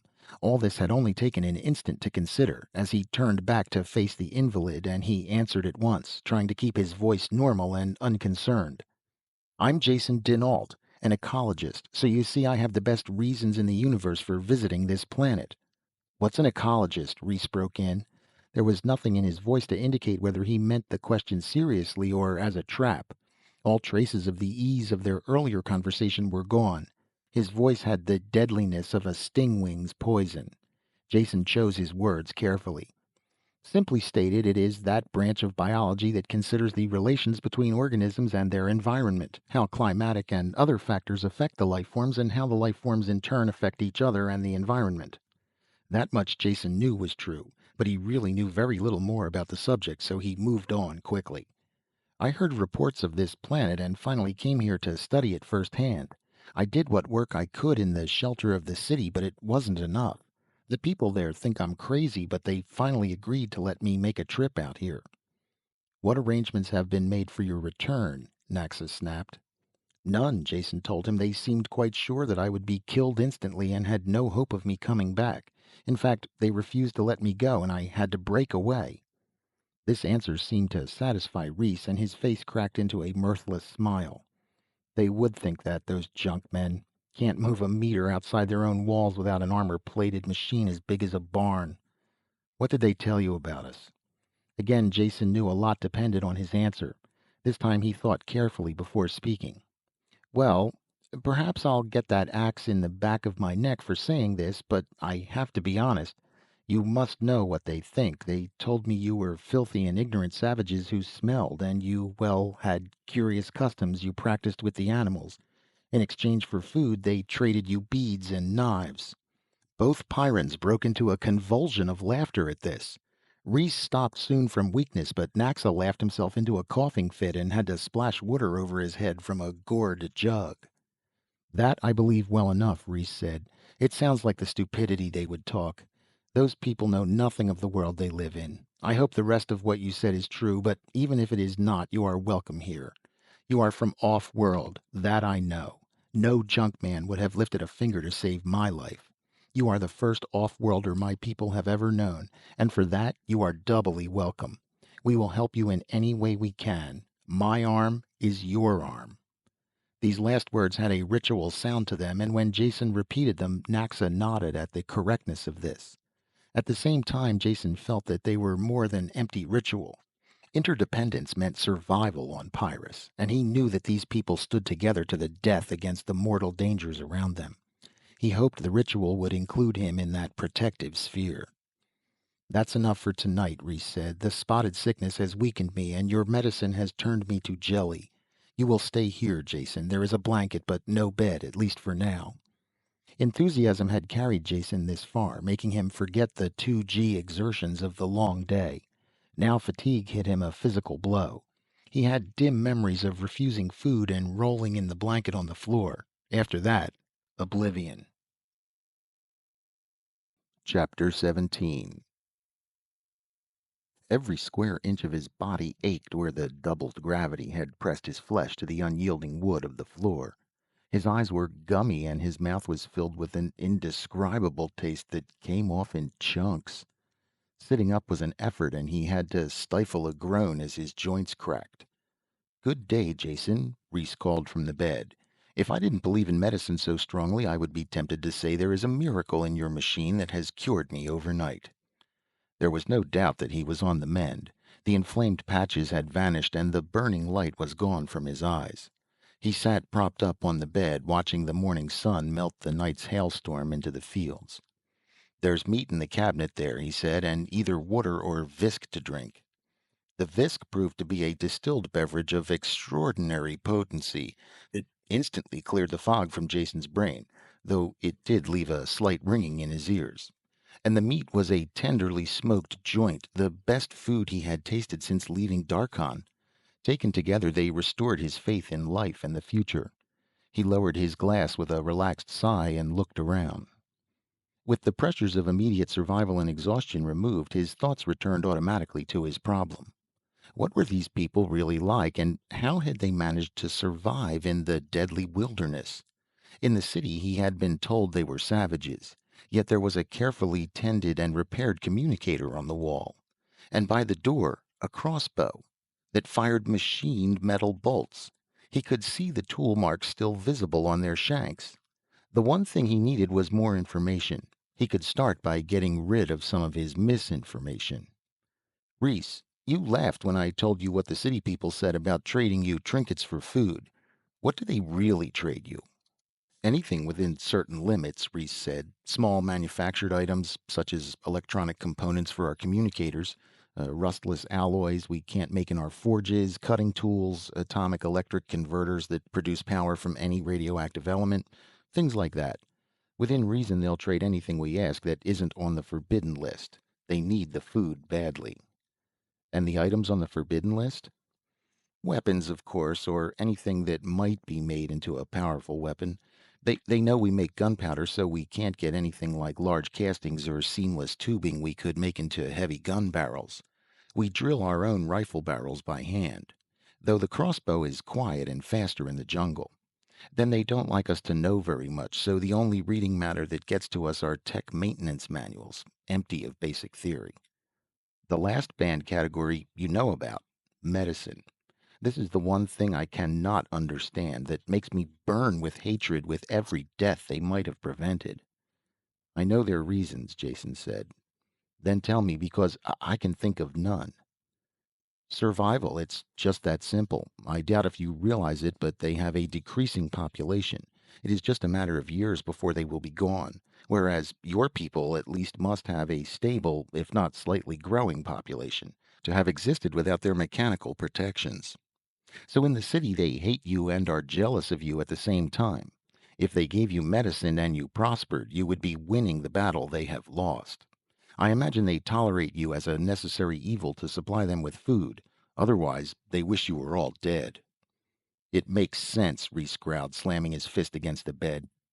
"Kind of twisted logic you expect from junk men. They use us to feed them, give us the absolute minimum in return, and at the same time cut us off from the knowledge that will get us out of this hand-to-mouth existence.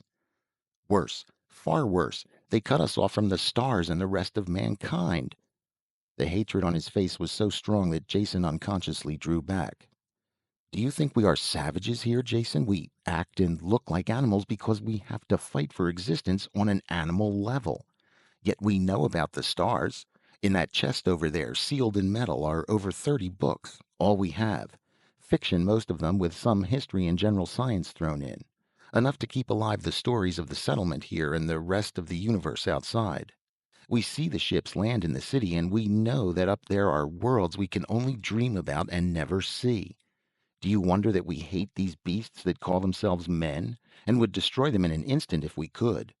They are right to keep weapons from us, for sure as the sun rises in the morning we would kill them to a man if we were able, and take over the things they have withheld from us."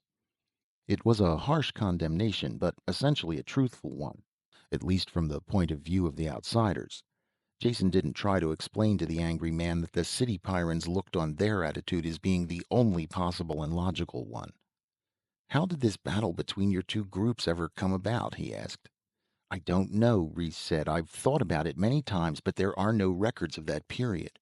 We do know that we are all descended from colonists who arrived at the same time. Somewhere, at some time, the two groups separated. Perhaps it was a war. I've read about them in the books. I have a partial theory, though I can't prove it, that it was the location of the city. Location? I don't understand. Well, you know the Junkmen, and you've seen where their city is. They managed to put it right in the middle of the most savage spot on this planet. You know they don't care about any living thing except themselves. Shoot and kill is their only logic, so they wouldn't consider where to build their city and managed to build it in the stupidest spot imaginable. I'm sure my ancestors saw how foolish this was and tried to tell them so. That would be reason enough for a war, wouldn't it? It might have been if that's really what happened, Jason said, but I think you have the problem turned backwards. It's the war between native Pyran life and humans, each fighting to destroy the other. The life forms change continually, seeking that final destruction of the invader. Your theory is even wilder than mine, Reese said. That's not true at all. I admit that life isn't too easy on this planet if what I have read in the books about other planets is true, but it doesn't change. You have to be fast on your feet and keep your eyes open for anything bigger than you, but you can always survive. Anyway, it doesn't really matter why. The junkmen always look for trouble, and I'm happy to see that they have enough. Jason didn't try to press the point. The effort of forcing Reese to change his basic attitudes wasn't worth it, even if possible. He hadn't succeeded in convincing anyone in the city of the lethal mutations even when they could observe all the facts. Reese could still supply information, though. I suppose it's not important who started the battle, Jason said for the other man's benefit, not meaning a word of it. But you'll have to agree that the city people are permanently at war with all the local life. Your people, though, have managed to befriend at least two species that I have seen. Do you have any idea how this was done? Naxa will be here in a minute, Reese said, pointing to the door. As soon as he's taken care of the animals, ask him. He's the best talker we have. Talker? Jason asked. I had the opposite idea about him. He didn't talk much, and what he did say was, well, a little hard to understand at times. Not that kind of talking, Reese broke in impatiently. The talkers look after the animals. They train the dogs and Durham, and the better ones like Naxa are always trying to work with other beasts. They dress crudely, but they have to. I've heard them say that the animals don't like chemicals, metal, or tanned leather, so they wear untanned furs for the most part. But don't let the dirt fool you. It has nothing to do with his intelligence. Dorans? Are those your carrying beasts, the kind we rode coming here? Reese nodded. Dorams are more than pack animals. They're really a little bit of everything. The large males pull the plows and other machines, while the younger animals are used for meat. If you want to know more, ask Naxa. You'll find him in the barn. I'd like to do that, Jason said, standing up, only I feel undressed without my gun. Take it, by all means. It's in that chest by the door. Only watch out what you shoot around here. Naxa was in the rear of the barn, filing down one of the spade-like toenails of a Durham. It was a strange scene, the fur-dressed man with the great beast, and the contrast of a beryllium copper file and electroluminescent plates lighting the work. The Durham opened its nostrils and pulled away when Jason entered. Naxa patted its neck and talked softly until it quieted and stood still, shivering slightly. Something stirred in Jason's mind, with the feeling of a long unused muscle being stressed. A hauntingly familiar sensation. Good morning, Jason said. Naxa grunted something and went back to his filing. Watching him for a few minutes, Jason tried to analyze this new feeling. It itched and slipped aside when he reached for it, escaping him. Whatever it was, it had started when Naxa had talked to the Durham. Could you call one of the dogs in here, Naxa? I'd like to see one closer up. Without raising his head from his work, Naxa gave a low whistle. Jason was sure it couldn't have been heard outside the barn. Yet, within a minute, one of the Pyran dogs slipped in quietly. The talker rubbed the beast's head, mumbling to it, while the animal looked intently into his eyes. The dog became restless when Naxa turned back to work on the Durham. It prowled around the barn, sniffing, then moved quickly toward the open door. Jason called it back. At least, he meant to call it back. At the last moment, he said nothing. Nothing aloud. On sudden impulse, he kept his mouth closed. Only he called the dog with his mind, thinking the words, "Come here," directing the impulse at the animal with all the force and direction he had ever used to manipulate dice. As he did it, he realized it had been a long time since he had even considered using his psi powers. The dog stopped and turned back towards him. It hesitated, looking at Naxa, then walked over to Jason. Seen this closely, the beast was a nightmare hound. The hairless protective plates, tiny red-rimmed eyes, and countless saliva-dripping teeth did little to inspire confidence. Yet Jason felt no fear. There was a rapport between man and animal that was understood.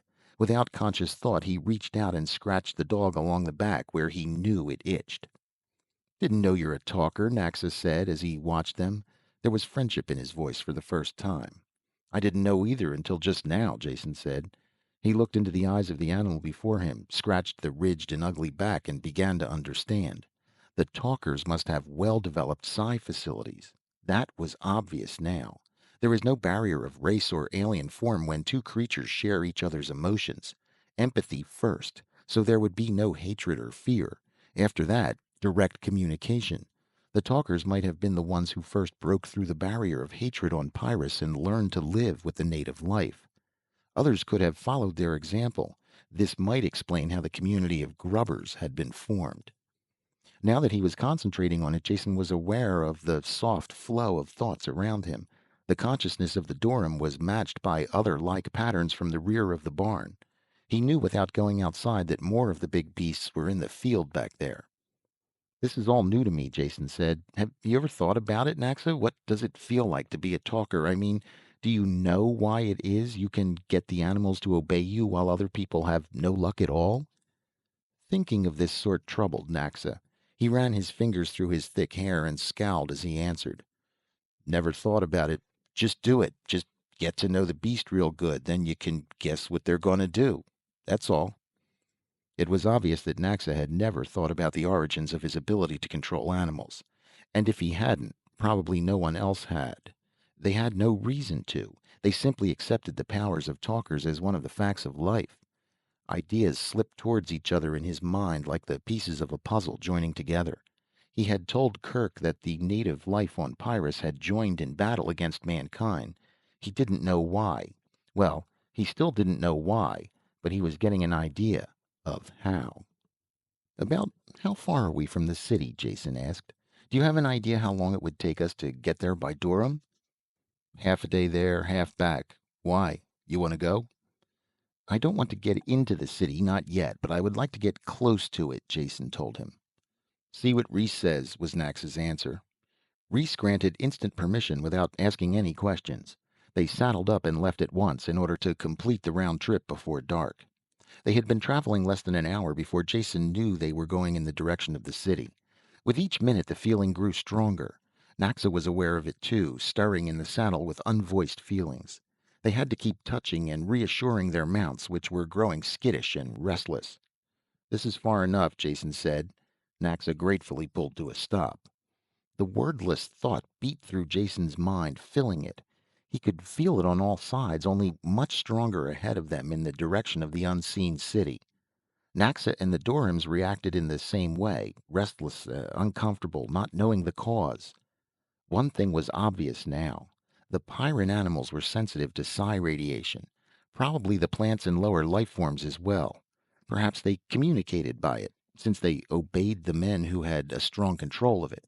And in this area was a wash of psi radiation such as he had never experienced before.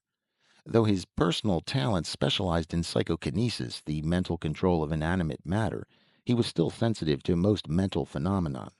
Watching a sports event, he had many times felt the unanimous accord of many minds expressing the same thought. What he felt now was like that, only terribly different. A crowd exulted at some success on the field or groaned at a failure. The feeling fluxed and changed as the game progressed. Here the wash of thought was unending, strong, and frightening. It didn't translate into words very well. It was part hatred, part fear, and all destruction. "Kill the enemy" was as close as Jason could express it, but it was more than that, an unending river of mental outrage and death. "Let's go back now," he said, suddenly battered and sickened by the feelings he had let wash through him. As they started the return trip, he began to understand many things. His sudden unspeakable fear when the Pyrran animal had attacked him that first day on the planet, and his recurrent nightmares that had never completely ceased, even with drugs. Both of these were his reaction to the hatred directed at the city, though for some reason he hadn't felt it directly up to now. Enough had reached through to him to get a strong emotional reaction. Reese was asleep when they got back, and Jason couldn't talk to him until morning. In spite of his fatigue from the trip, he stayed awake late into the night, going over in his mind the discoveries of the day. Could he tell Reese what he had found out? Not very well. If he did that, he would have to explain the importance of his discovery and what he meant to use it for. Nothing that aided the city dwellers would appeal to Reese in the slightest. Best to say nothing until the entire affair was over. Chapter 18. After breakfast, he told Reese that he wanted to return to the city. Then you've seen enough of our barbarian world and wish to go back to your friends to help them wipe us out, perhaps? Reese said it lightly, but there was a touch of cold malice behind his words. I hope you don't really think that, Jason told him. You must realize that the opposite is true. I would like to see this civil war ended and your people getting all the benefits of science and medicine that have been withheld. I'll do everything I can to bring that about. They'll never change, Reese said gloomily. Don't waste your time. But there's one thing you must do for your protection and ours. Don't admit or even hint that you've talked to any grubbers. Why not? Why not? Suffering death. Are you that simple? They will do anything to see that we don't rise too high and would much prefer to see us all dead. Do you think they would hesitate to kill you if they as much as suspected you had contacted us? They realize, even if you don't, that you can single-handedly alter the entire pattern of power on this planet. The ordinary junkman may think of us as being only one step above the animals, but the leaders don't. They know what we need and what we want. They could probably guess just what it is I'm going to ask you. Help us, Jason dinAlt. Get back among those human pigs and lie. Say you never talked to us, that you hid in the forest and we attacked you and you had to shoot to save yourself. We'll supply some recent corpses to make that part of your story sound good. Make them believe you, and even after you think you have them convinced, keep on acting the part because they will be watching you. Then tell them you have finished your work and are ready to leave. Get safely off Pyrus to another planet, and I promise you, anything in the universe, whatever you want, you shall have. Power, money, anything. This is a rich planet. The junkmen mine and sell the metal, but we could do it much better. Bring a spaceship back here and land anywhere on this continent. We have no cities, but our people have farms everywhere. They will find you. We will then have commerce, trade, on our own. This is what we all want, and we will work hard for it. And you will have done it. Whatever you want, we will give. That is a promise, and we do not break our promises. The intensity and magnitude of what he described rocked Jason. He knew that Reese spoke the truth and the entire resources of the planet would be his if he did as asked. For 1 second he was tempted, savoring the thought of what it would be like. Then came realization that it would be a half answer, and a poor one at that. If these people had the strength they wanted, their first act would be the attempted destruction of the city men. The result would be bloody civil war that would probably destroy them both. Reese's answer was a good one, but only half an answer. Jason had to find a better solution, one that would stop all the fighting on this planet and allow the two groups of humans to live in peace. I will do nothing to injure your people, Reese, and everything in my power to aid them, Jason said. This half answer satisfied Reese, who could see only one interpretation of it. He spent the rest of the morning on the communicator arranging for the food supplies that were being brought to the trading site. The supplies are ready, and we have sent the signal, he said. The truck will be there tomorrow, and you will be waiting for it. Everything is arranged as I told you. You'll leave now with Naxa. You must reach the meeting spot before the trucks. Chapter 19. Truck's almost here. You know what to do? Naxa asked. Jason nodded and looked again at the dead man. Some beast had torn his arm off, and he had bled to death. The severed arm had been tied into the shirt sleeve, so from a distance it looked normal. Seen close up, this limp arm plus the white skin and shocked expression on the face gave Jason an unhappy sensation. He liked to see his corpses safely buried. However, he could understand its importance today. Here they are. Wait until his back's turned, Naxa whispered. The armored truck had 3 powered trailers in tow this time. The train ground up the rock slope and whined to a stop. Cranon climbed out of the cab and looked carefully around before opening up the trailers. He had a lift robot along to help him with the loading. Now, Naxa hissed. Jason burst into the clearing, running, shouting Cranon's name. There was a crackling behind him as 2 of the hidden men hurled the corpse through the foliage after him. He turned and fired without stopping, setting the thing afire in midair. There was a crack of another gun as Cranon fired. His shot jarred the twice-dead corpse before it hit the ground. Then he was lying prone, firing into the trees behind the running Jason. Just as Jason reached the truck, there was a whirring in the air, and hot pain ripped into his back, throwing him to the ground. He looked around as Cranon dragged him through the door and saw the metal shaft of a crossbow sticking out of his shoulder. Lucky, the Pyran said. An inch lower would have got your heart. I warned you about those grubbers. You're lucky to get off with only this. He lay next to the door and snapped shots into the now quiet wood. Taking out the bolt hurt much more than it had going in. Jason cursed the pain as Cranon put on a dressing and admired the singleness of purpose of the people who had shot him. They had risked his life to make his escape look real, and also risked the chance that he might turn against them after being shot. They did a job completely and thoroughly, and he cursed them for their efficiency. Cranon climbed warily out of the truck after Jason was bandaged. Finishing the loading quickly, he started the train of trailers back towards the city. Jason had an anti-pain shot and dozed off as soon as they started. While he slept, Cranon must have radioed ahead because Kirk was waiting when they arrived. As soon as the truck entered the perimeter, he threw open the door and dragged Jason out. The bandage pulled and Jason felt the wound tear. He ground his teeth together. Kirk would not have the satisfaction of hearing him cry out. I told you to stay in the buildings until the ship left. Why did you leave? Why did you go outside? You talked to the grubbers, didn't you? With each question, he shook Jason again. I didn't talk to anyone, Jason managed to get the words out. They tried to take me. I shot 2, hid out until the trucks came back. Got another one then, Cranon said. I saw it. Good shooting. Think I got some too. Let him go, Kirk. They shot him in the back before he could reach the truck. That's enough explanations, Jason thought to himself. Don't overdo it. Let him make up his mind later. Now's the time to change the subject. There's one thing that will get his mind off the grubbers. I've been fighting your war for you, Kirk, while you stayed safely inside the perimeter. Jason leaned back against the side of the truck as the other loosened his grip. I found out what your battle with this planet is really about, and how you can win it. Now let me sit down and I'll tell you. More Pyrans had come up while they talked. None of them moved now, like Kirk. They stood frozen, looking at Jason. When Kirk talked, he spoke for all of them. What do you mean? Just what I said. Pyrrhus is fighting you, actively and consciously. Get far enough out from this city and you can feel the waves of hatred that are directed at it. No, that's wrong.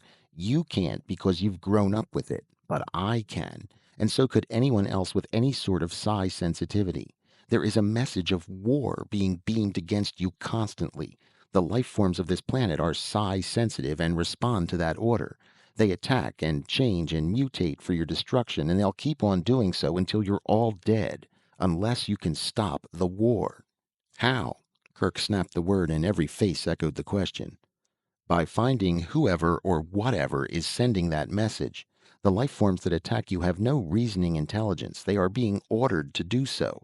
I think I know how to find the source of these orders. After that, it will be a matter of getting across a message, asking for a truce and an eventual end to all hostilities. A dead silence followed his words as the Pyrans tried to comprehend the ideas. Kirk moved first, waving them all away. Go back to your work. This is my responsibility and I'll take care of it. As soon as I find out what truth there is here, if any, I'll make a complete report. People drifted away silently, looking back as they went.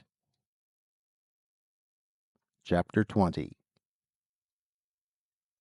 From the beginning now, Kirk said, and leave out nothing. There is very little more I can add to the physical facts. I saw the animals, understood the message, I even experimented with some of them, and they reacted to my mental commands. What I must do now is track down the source of the orders that keep this war going. I'll tell you something that I have never told anyone else. I'm not only lucky at gambling, I have enough psi ability to alter probability in my favor. It's an erratic ability that I have tried to improve for obvious reasons. During the past 10 years, I managed to study at all of the centers that do psi research. Compared to other fields of knowledge, it's amazing how little they know. Basic psi talents can be improved by practice, and some machines have been devised that act as psionic amplifiers. One of these, used correctly, is a very good directional indicator. "You want to build this machine?" Kirk asked. "Exactly. Build it and take it outside the city in the ship. Any signal strong enough to keep this centuries-old battle going should be strong enough to track down. I'll follow it, contact the creatures who are sending it, and try to find out why they're doing it. I assume you'll go along with any reasonable plan that will end this war." "Anything reasonable," Kirk said coldly. "How long will it take you to build this machine?" "Just a few days if you have all the parts here," Jason told him. "Then do it. I'm canceling the flight that's leaving now, and I'll keep the ship here ready to go. When the machine is built, I want you to track the signal and report back to me." "Agreed," Jason said, standing up. "As soon as I have this hole in my back looked at, I'll draw up a list of things needed." A grim, unsmiling man named Scop was assigned to Jason as a combination guide and guard. He took his job very seriously, and it didn't take Jason long to realize that he was a prisoner at large. Kirk had accepted his story, but that was no guarantee that he believed it. At a single word from him, the guard could turn executioner. The chill thought hit Jason that undoubtedly this was what would happen. Whether Kirk accepted the story or not, he couldn't afford to take a chance. As long as there was the slightest possibility Jason had contacted the Grubbers, he couldn't be allowed to leave the planet alive. The Woods people were being simple if they thought a plan this obvious might succeed. Or had they just gambled on the very long chance that it might work? They certainly had nothing to lose by it. Only half of Jason's mind was occupied with the work as he drew up a list of materials he would need for the psionic direction finder. His thoughts plodded in tight circles, searching for a way out that didn't exist. He was too deeply involved now to just leave. Kirk would see to that. Unless he could find a way to end the war and settle the Grubber question, he was marooned on Pyrrhus for life. A very short life. When the list was ready, he called supply. With a few substitutions, everything he might possibly need was in stock and would be sent over. Scott sank into an apparent doze in his chair, and Jason, his head propped against the pull of gravity by one arm, began a working sketch of his machine. Jason looked up suddenly, aware of the silence. He could hear machinery in the building and voices in the hall outside. What kind of silence, then? Mental silence. He had been so preoccupied since his return to the city that he hadn't noticed the complete lack of any kind of psi sensation. The constant wash of animal reactions was missing, as was the vague tactile awareness of his PK. With sudden realization, he remembered that it was always this way inside the city. He tried to listen with his mind, and stopped almost before he began. There was a constant press of thought about him that he was made aware of when he reached out. It was like being in a vessel far beneath the ocean with your hand on the door that held back the frightening pressure. Touching the door without opening it, you could feel the stresses, the power pushing in and waiting to crush you. It was this way with the psi pressure on the city. The unvoiced, hate-filled screams of Pyrrhus could instantly destroy any mind that received them. Some function of his brain acted as a psi circuit breaker, shutting off awareness before his mind could be blasted. There was just enough leak through to keep him aware of the pressure and supply the raw materials for his constant nightmares. There was only one fringe benefit. The lack of thought pressure made it easier for him to concentrate. In spite of his fatigue, the diagram developed swiftly. Meta arrived late that afternoon, bringing the parts he had ordered. She slid the long box onto the workbench, started to speak, but changed her mind and said nothing. Jason looked up at her and smiled. "Confused?" he asked. "I don't know what you mean," she said. "I'm not confused, just annoyed. The regular trip has been canceled and our supply schedule will be thrown off for months to come. And instead of piloting or perimeter assignment, all I can do is stand around and wait for you. Then take some silly flight following your directions. Do you wonder that I'm annoyed?" Jason carefully set the parts out on the chassis before he spoke. "As I said, you're confused. I can point out how you're confused, which will make you even more confused. A temptation that I frankly find hard to resist." She looked across the bench at him, frowning, one finger unconsciously curling and uncurling a short lock of hair. Jason liked her this way. As a Pyrran operating at full blast, she had as much personality as a gear in a machine. Once out of that pattern, she reminded him more of the girl he had known on that first flight to Pyrrhus. He wondered if it was possible to really get across to her what he meant. I'm not being insulting when I say confused, Meta. With your background, you couldn't be any other way. You have an insular personality.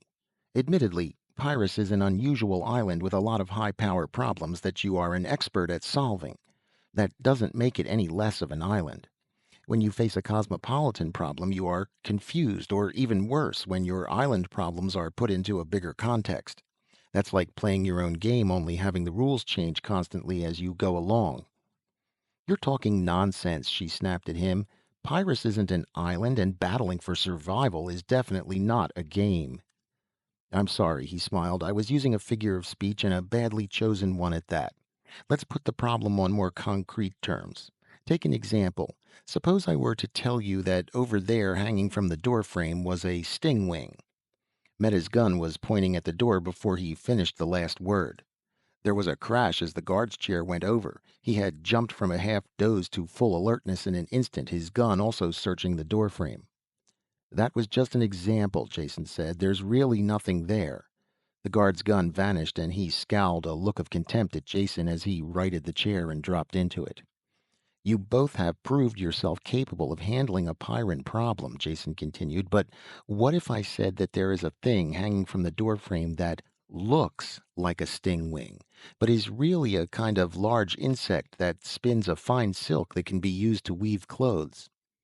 The guard glared from under his thick eyebrows at the empty doorframe. His gun whined part way out, then snapped back into the holster.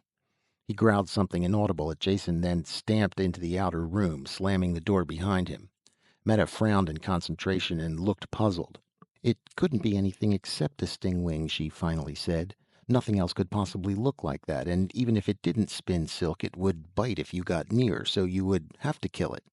She smiled with satisfaction at the indestructible logic of her answer. Wrong again, Jason said. I just described the mimic spinner that lives on Stover's planet. It imitates the most violent forms of life there. Does such a good job that it has no need for other defenses. It'll sit quietly on your hand and spin for you by the yard.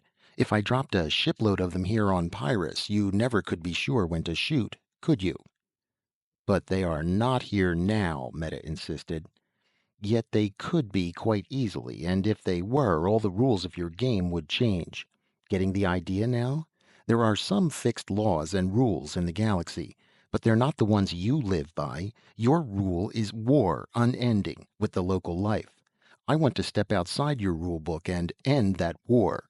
Wouldn't you like that? Wouldn't you like an existence that was more than just an endless battle for survival? A life with a chance for happiness, love, music, art, all the enjoyable things you have never had time for. All the Pyrran sternness was gone from her face as she listened to what he said, letting herself follow these alien concepts. He had put his hand out automatically as he talked and had taken hers. It was warm and her pulse fast to the touch. Meta suddenly became conscious of his hand and snapped hers away, rising to her feet at the same time. As she started blindly towards the door, Jason's voice snapped after her. The guard, Scott, ran out because he didn't want to lose his precious two-value logic. It's all he has. But you've seen other parts of the galaxy, Meta. You know there is a lot more to life than kill and be killed on Pyrrhus. You feel it is true, even if you won't admit it. She turned and ran out the door. Jason looked after her, his hand scraping the bristle on his chin thoughtfully. Meta, I have the faint hope that the woman is winning over the Pyrran. I think that I saw, perhaps for the first time in the history of this bloody, war-torn city, a tear in one of its citizens' eyes. Chapter 21. Drop that equipment and Kirk will undoubtedly pull both your arms off, Jason said. He's over there now, looking as sorry as possible that I ever talked him into this. Scott cursed under the bulky mass of the psi detector, passing it up to Meta, who waited in the open port of the spaceship. Jason supervised the loading and blasted all the local life that came to investigate. Horn devils were thick this morning, and he shot 4 of them. He was last aboard and closed the lock behind him. "Where are you going to install it?" Meta asked. "You tell me," Jason said. "I need a spot for the antenna where there will be no dense metal in front of the bowl to interfere with the signal. Thin plastic will do, or if worse comes to worse, I can mount it outside the hull with a remote drive." "You may have to," she said. "The hull is an unbroken unit. We do all viewing by screen and instruments. I don't think Wait, there is one place that might do." She led the way to a bulge in the hull that marked one of the lifeboats. They went in through the always open lock, Scop struggling after them with the apparatus. "These lifeboats are half buried in the ship," Meta explained. "They have transparent front ports covered by friction shields that withdraw automatically when the boat is launched." "Can we pull back the shields now?" "I think so," she said. She traced the launching circuits to a junction box and opened the lid. When she closed the shield relay manually, the heavy plates slipped back into the hull. There was a clear view, since most of the viewport projected beyond the parent ship. "Perfect," Jason said. "I'll set up here. Now, how do I talk to you in the ship?" "Right here," she said. "There's a pre-tuned setting on this communicator. Don't touch anything else, and particularly not this switch." She pointed to a large pull handle set square into the center of the control board. "Emergency launching. 2 seconds after that is pulled, the lifeboat is shot free. And it so happens this boat has no fuel." "Hands off for sure," Jason said. "Now have Husky there run me in a line with ship's power and I'll get this stuff set up." The detector was simple, though the tuning had to be precise. A dish-shaped antenna pulled in the signal for the delicately balanced detector. There was a sharp fall-off on both sides of the input, so direction could be precisely determined. The resulting signal was fed to an amplifier stage. Unlike the electronic components of the first stage, this one was drawn in symbols on white paper. Carefully glued-on input and output leads ran to it. When everything was ready and clamped into place, Jason nodded to Meta's image on the screen. "Take her up, and easy, please. None of your 9G specials. Go into a slow circle around the perimeter until I tell you differently." Under steady power, the ship lifted and grabbed for altitude, then eased into its circular course. They made 5 circuits of the city before Jason shook his head. "The thing seems to be working fine, but we're getting too much noise from all the local life. Get 30 kilometers out of the city and start a new circuit." The results were better this time. A powerful signal came from the direction of the city, confined to less than a degree of arc. With the antenna fixed at a right angle to the direction of the ship's flight, the signal was fairly constant. Meta rotated the ship on its main axis until Jason's lifeboat was directly below. "Going fine now," he said. "Just hold your controls as they are and keep the nose from drifting." After making a careful mark on the setting circle, Jason turned the receiving antenna through 180 degrees of arc. As the ship kept to its circle, he made a slow collecting sweep of any signals beamed at the city. They were halfway around before he got a new signal. It was there all right, narrow but strong. Just to be sure, he let the ship complete 2 more sweeps, and he noted the direction on the gyro compass each time. They coincided. The third time around, he called to Meta. "Get ready for a full right turn, or whatever you call it. I think I have our bearing. Get ready. Now." It was a slow turn, and Jason never lost the signal. A few times it wavered, but he brought it back on. When the compass settled down, Meta pushed on more power. They set their course towards the native Pyrans. An hour's flight at close to top atmospheric speed brought no change. Meta complained, but Jason kept her on course. The signal never varied and was slowly picking up strength. They crossed the chain of volcanoes that marked the continental limits, the ship bucking in the fierce thermals. Once the shore was behind and they were over water, Scott joined Meta in grumbling. He kept his turret spinning, but there was very little to shoot at this far from land. When the islands came over the horizon, the signal began to dip. "Slow now," Jason called. "Those islands ahead look like our source." A continent had been here once, floating on Pyrrus's liquid core. Pressures changed, land masses shifted, and the continent had sunk beneath the ocean. All that was left now of the teeming life of that landmass was confined to a chain of islands, once the mountain peaks of the highest range of mountains. These islands, whose sheer sides rose straight from the water, held the last inhabitants of the lost continent. The weeded out descendants of the victors of uncountable violent contests. Here lived the oldest native Pyrans. Come in lower, Jason signaled, towards that large peak. The signals seemed to originate there. They swooped low over the mountain, but nothing was visible other than the trees and sun-blasted rock. The pain almost took Jason's head off. A blast of hatred that drove through the amplifier and into his skull. He tore off the phones and clutched his skull between his hands. Through watering eyes he saw the black cloud of flying beasts hurtle up from the trees below. He had a single glimpse of the hillside beyond, before Meta blasted power to the engines and the ship leaped away. "We've found them!" Her fierce exultation faded as she saw Jason through the communicator. "Are you all right? What happened?" "Feel burned out. I've felt a psi blast before, but nothing like that. I had a glimpse of an opening, looked like a cave mouth just before the blast hit. Seemed to come from there." "Lie down," Meta said. "I'll get you back as fast as I can. I'm calling ahead to Kirk. He has to know what happened." A group of men were waiting in the landing station when they came down. They stormed out as soon as the ship touched, shielding their faces from the still hot tubes. Kirk burst in as soon as the port was cracked, peering around until he spotted Jason stretched out on an acceleration couch. "Is it true?" he barked. "You traced the alien criminals who started this war?" "Slow, man, slow," Jason said. "I've traced the source of the psi message that keeps your war going. I found no evidence as to who started this war, and certainly wouldn't go so far as to call them criminals." "I'm tired of your wordplay," Kirk broke in. "You've found these creatures and their location has been marked?" "On the chart," Meta said. "I could fly there blindfolded."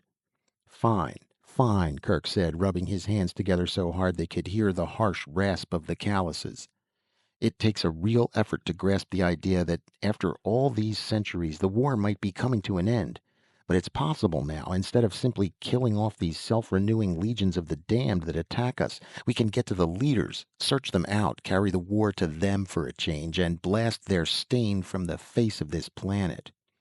"Nothing of the sort," Jason said, sitting up with an effort. "Nothing doing. Since I came to this planet I have been knocked around and risked my life 10 times over. Do you think I have done this just to satisfy your bloodthirsty ambitions? It's peace I'm after, not destruction. You promised to contact these creatures, attempt to negotiate with them. Aren't you a man of honor who keeps his word?" "I'll ignore the insult, though I'd have killed you for it at any other time," Kirk said. "You've been of great service to our people, and we are not ashamed to acknowledge an honest debt. At the same time, do not accuse me of breaking promises that I never made. I recall my exact words. I promised to go along with any reasonable plan that would end this war. That is just what I intend to do. Your plan to negotiate a peace is not reasonable. Therefore, we are going to destroy the enemy." "Think first," Jason called after Kirk, who had turned to leave. "What is wrong with trying negotiation or an armistice? Then, if it fails, you can try your way." The compartment was getting crowded as other Pyrans pushed in. Kirk, almost to the door, turned back to face Jason. "I'll tell you what's wrong with armistice," he said. "It's a coward's way out, that's what it is. It's all right for you to suggest it. You're from off-world and don't know any better. But do you honestly think I could entertain such a defeatist notion for one instant? When I speak not only for myself, but for all of us here. We don't mind fighting, and we do know how to do it. We know that if this war was over, we could build a better world here.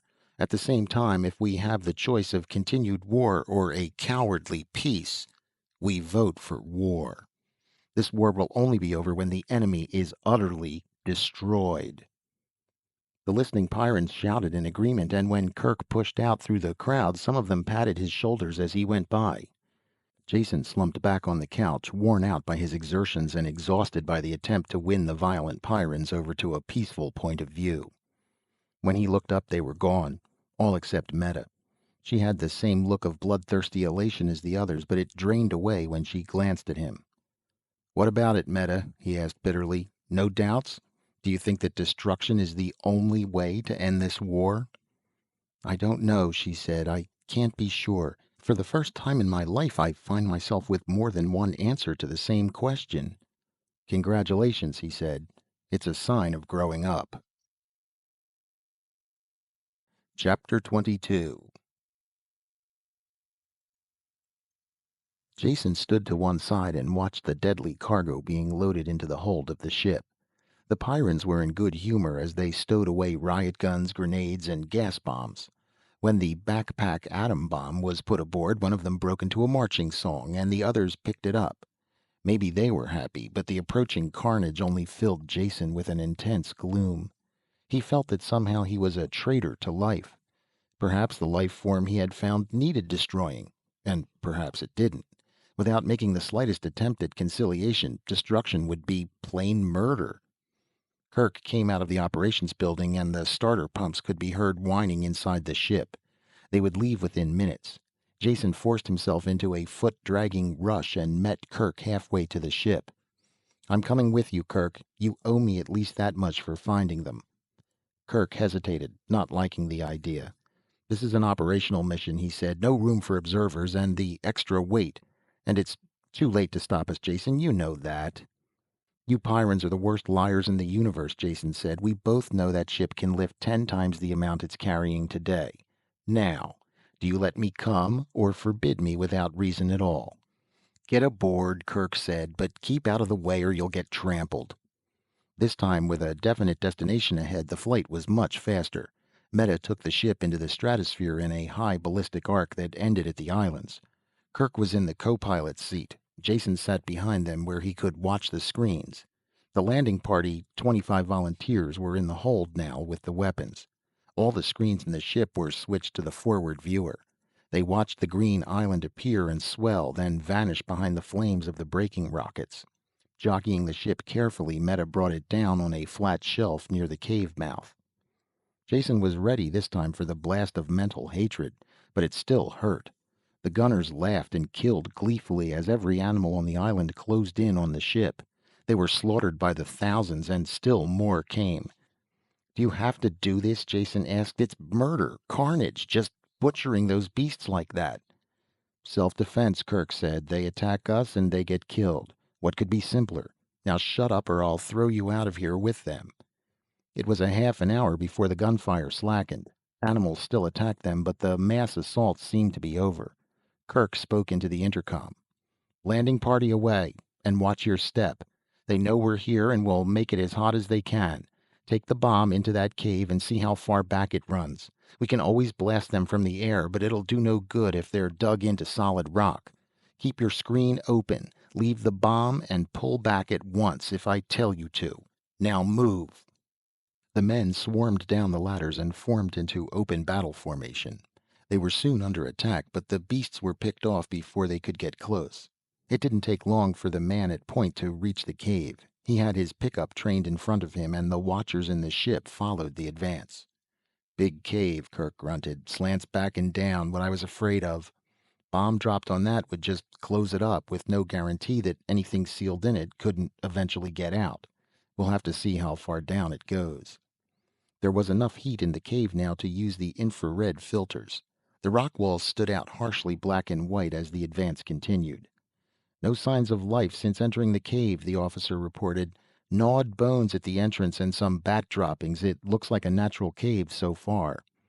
Step by step the advance continued, slowing as it went. Insensitive as the Pyrans were to psi pressure, even they were aware of the blast of hatred being continuously leveled at them. Jason, back in the ship, had a headache that slowly grew worse instead of better. "Watch out," Kirk shouted, staring at the screen with horror. The cave was filled from wall to wall with pallid, eyeless animals. They poured from tiny side passages and seemed to literally emerge from the ground. Their front ranks dissolved in flame, but more kept pressing in. On the screen, the watchers in the ship saw the cave spin dizzily as the operator fell. Pale bodies washed up and concealed the lens. "Close ranks! Flamethrowers and gas!" Kirk bellowed into the mic. Less than half of the men were alive after that first attack. The survivors, protected by the flamethrowers, set off the gas grenades. Their sealed battle armor protected them while the section of cave filled with gas. Someone dug through the bodies of their attackers and found the pickup. "Leave the bomb there and withdraw," Kirk ordered. "We've had enough losses already." A different man stared out of the screen. The officer was dead. "Sorry, sir," he said, "but it will be just as easy to push ahead as back as long as the gas grenades hold out. We're too close to pull back now." "That's an order," Kirk shouted, but the man was gone from the screen and the advance continued. Jason's fingers hurt where he had them clamped to the chair arm. He pulled them loose and massaged them. On the screen, the black and white cave flowed steadily towards them. Minute after minute went by this way. Each time the animals attacked again, a few more gas grenades were used up. "Something ahead looks different," the panting voice cracked from the speaker. The narrow cave slowly opened out into a gigantic chamber, so large the roof and far walls were lost in the distance. "What are those?" Kirk asked. "Get a searchlight over to the right there." The picture on the screen was fuzzy and hard to see now, dimmed by the layers of rock in between. Details couldn't be made out clearly, but it was obvious this was something unusual. "Never saw anything quite like them before," the speaker said. "Look like big plants of some kind, 10 meters tall at least, yet they're moving. Those branches, tentacles, or whatever they are, keep pointing towards us, and I get the darkest feeling in my head." "Blast one. See what happens," Kirk said. The gun fired, and at the same instant an intensified wave of mental hatred rolled over the men, dropping them to the ground. They rolled in pain, blacked out, and unable to think or fight the underground beasts that poured over them in a renewed attack. In the ship far above, Jason felt the shock to his mind and wondered how the men below could have lived through it. The others in the control room had been hit by it as well. Kirk pounded on the frame of the screen and shouted to the unhearing men below. "Pull back! Come back!" It was too late. The men only stirred slightly as the victorious Pyrran animals washed over them, clawing for the joints in their armor. Only one man moved, standing up and beating the creatures away with his bare hands. He stumbled a few feet and bent over the writhing mass below him.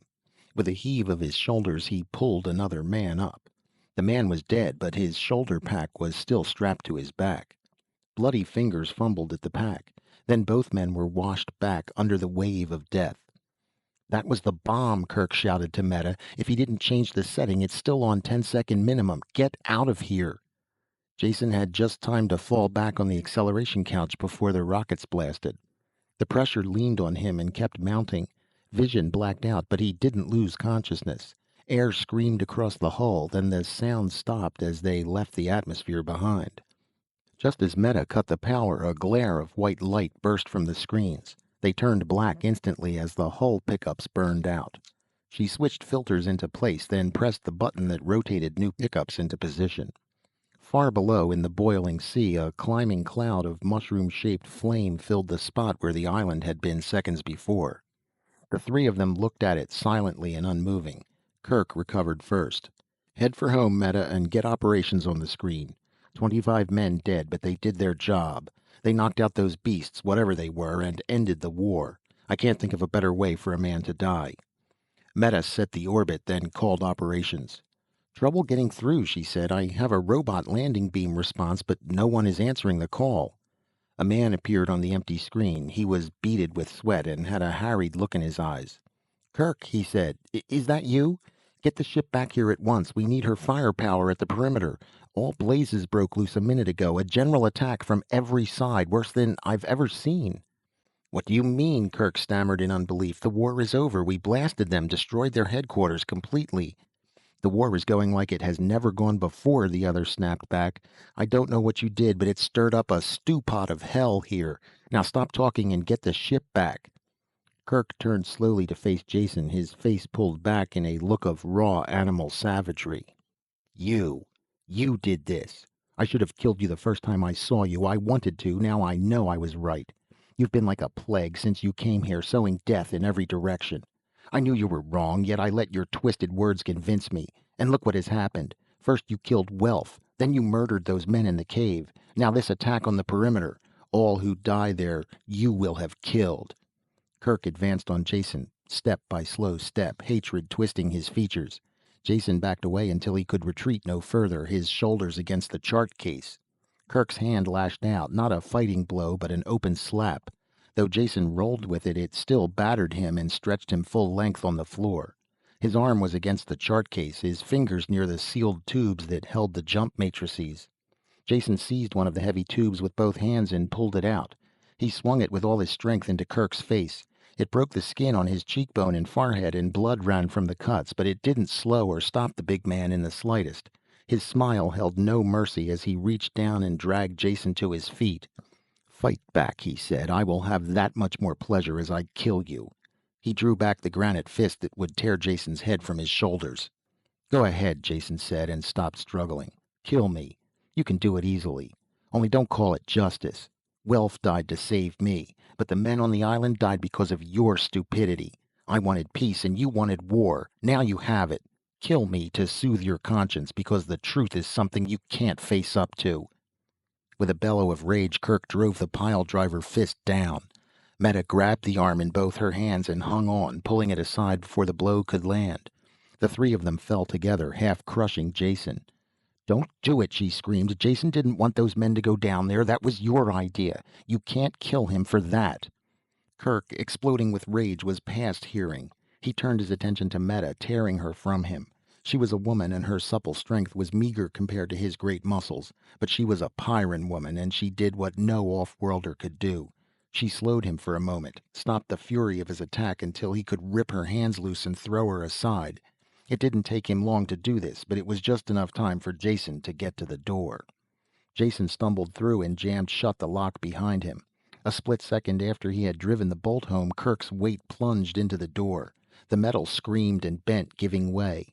One hinge was torn loose and the other held by a shred of metal. It would go down on the next blow. Jason wasn't waiting for that. He hadn't stayed to see if the door would stop the raging Pyrran. No door on the ship could stop him. Fast as possible, Jason went down the gangway. There was no safety on the ship, which meant he had to get off it. The lifeboat deck was just ahead. Ever since first seeing them, he had given a lot of thought to the lifeboats. Though he hadn't looked ahead to this situation, he knew a time might come when he would need transportation of his own. The lifeboats had seemed to be the best bet, except that Meta had told him they had no fuel. She had been right in one thing. The boat he had been in had empty tanks. He had checked. There were 5 other boats, though, that he hadn't examined. He had wondered about the idea of useless lifeboats and come to what he hoped was a correct conclusion. This spaceship was the only one the Pyrans had. Meta had told him once that they always had planned to buy another ship, but never did. Some other necessary war expense managed to come up first. The ship was really enough for their uses. The only difficulty lay in the fact they had to keep that ship in operation or the Pyrran city was dead. Without supplies, they would be wiped out in a few months. Therefore, the ship's crew couldn't conceive of abandoning their ship. No matter what kind of trouble she got into, they couldn't leave her. When the ship died, so did their world. With this kind of thinking, there was no need to keep the lifeboats fueled. Not all of them, at least. Though it stood to reason at least one of them held fuel for short flights that would have been wasteful for the parent ship. At this point, Jason's chain of logic grew weak. Too many ifs. If they used the lifeboats at all, one of them should be fueled. If they did, it would be fueled now. And if it were fueled, which one of the 6 would it be? Jason had no time to go looking. He had to be right the first time. His reasoning had supplied him with an answer, the last of a long line of suppositions. If a boat were fueled, it should be the one nearest to the control cabin, the one he was diving towards now. His life depended on this string of guesses. Behind him, the door went down with a crash. Kirk bellowed and leaped. Jason hurled himself through the lifeboat port with the nearest thing to a run he could manage, under the doubled gravity. With both hands, he grabbed the emergency launching handle and pulled down. An alarm bell rang and the port slammed shut, literally in Kirk's face. Only his Pyrran reflexes saved him from being smashed by it. Solid fuel launchers exploded and blasted the lifeboat clear of the parent ship. Their brief acceleration slammed Jason to the deck. Then he floated as the boat went into freefall. The main drive rockets didn't fire. In that moment, Jason learned what it was like to know he was dead. Without fuel, the boat would drop into the jungle below, falling like a rock and blasting apart when it hit. There was no way out. Then the rockets caught, roared, and he dropped to the deck, bruising his nose. He sat up, rubbing it and grinning. There was fuel in the tanks. The delay in starting had only been part of the launching cycle, giving the lifeboat time to fall clear of the ship. Now to get it under control. He pulled himself into the pilot's seat. The altimeter had fed information to the autopilot, leveling the boat off parallel to the ground. Like all lifeboat controls, these were childishly simple, designed to be used by novices in an emergency. The autopilot could not be shut off. It rode along with the manual controls, tempering foolish piloting. Jason hauled the control wheel into a tight turn, and the autopilot gentled it into a soft curve. Through the port he could see the big ship blaring fire in a much tighter turn. Jason didn't know who was flying it or what they had in mind. He took no chances. Jamming the wheel forward into a dive, he cursed as they eased into a gentle drop. The larger ship had no such restrictions. It changed course with a violent maneuver and dived on him. The forward turret fired, and an explosion at the stern rocked the little boat. This either knocked out the autopilot or shocked it into submission. The slow drop turned into a power dive, and the jungle billowed up. Jason pulled the wheel back, and there was just time to get his arms in front of his face before they hit. Thundering rockets and cracking trees ended in a great splash. Silence followed, and the smoke drifted away.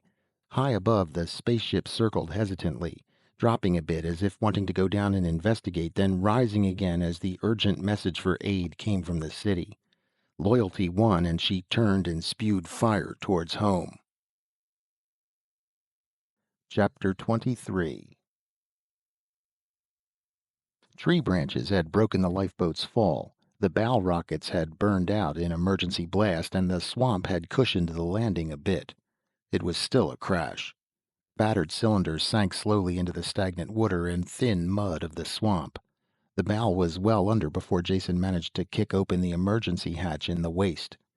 There was no way of knowing how long it would take for the boat to go under, and Jason was in no condition to ponder the situation.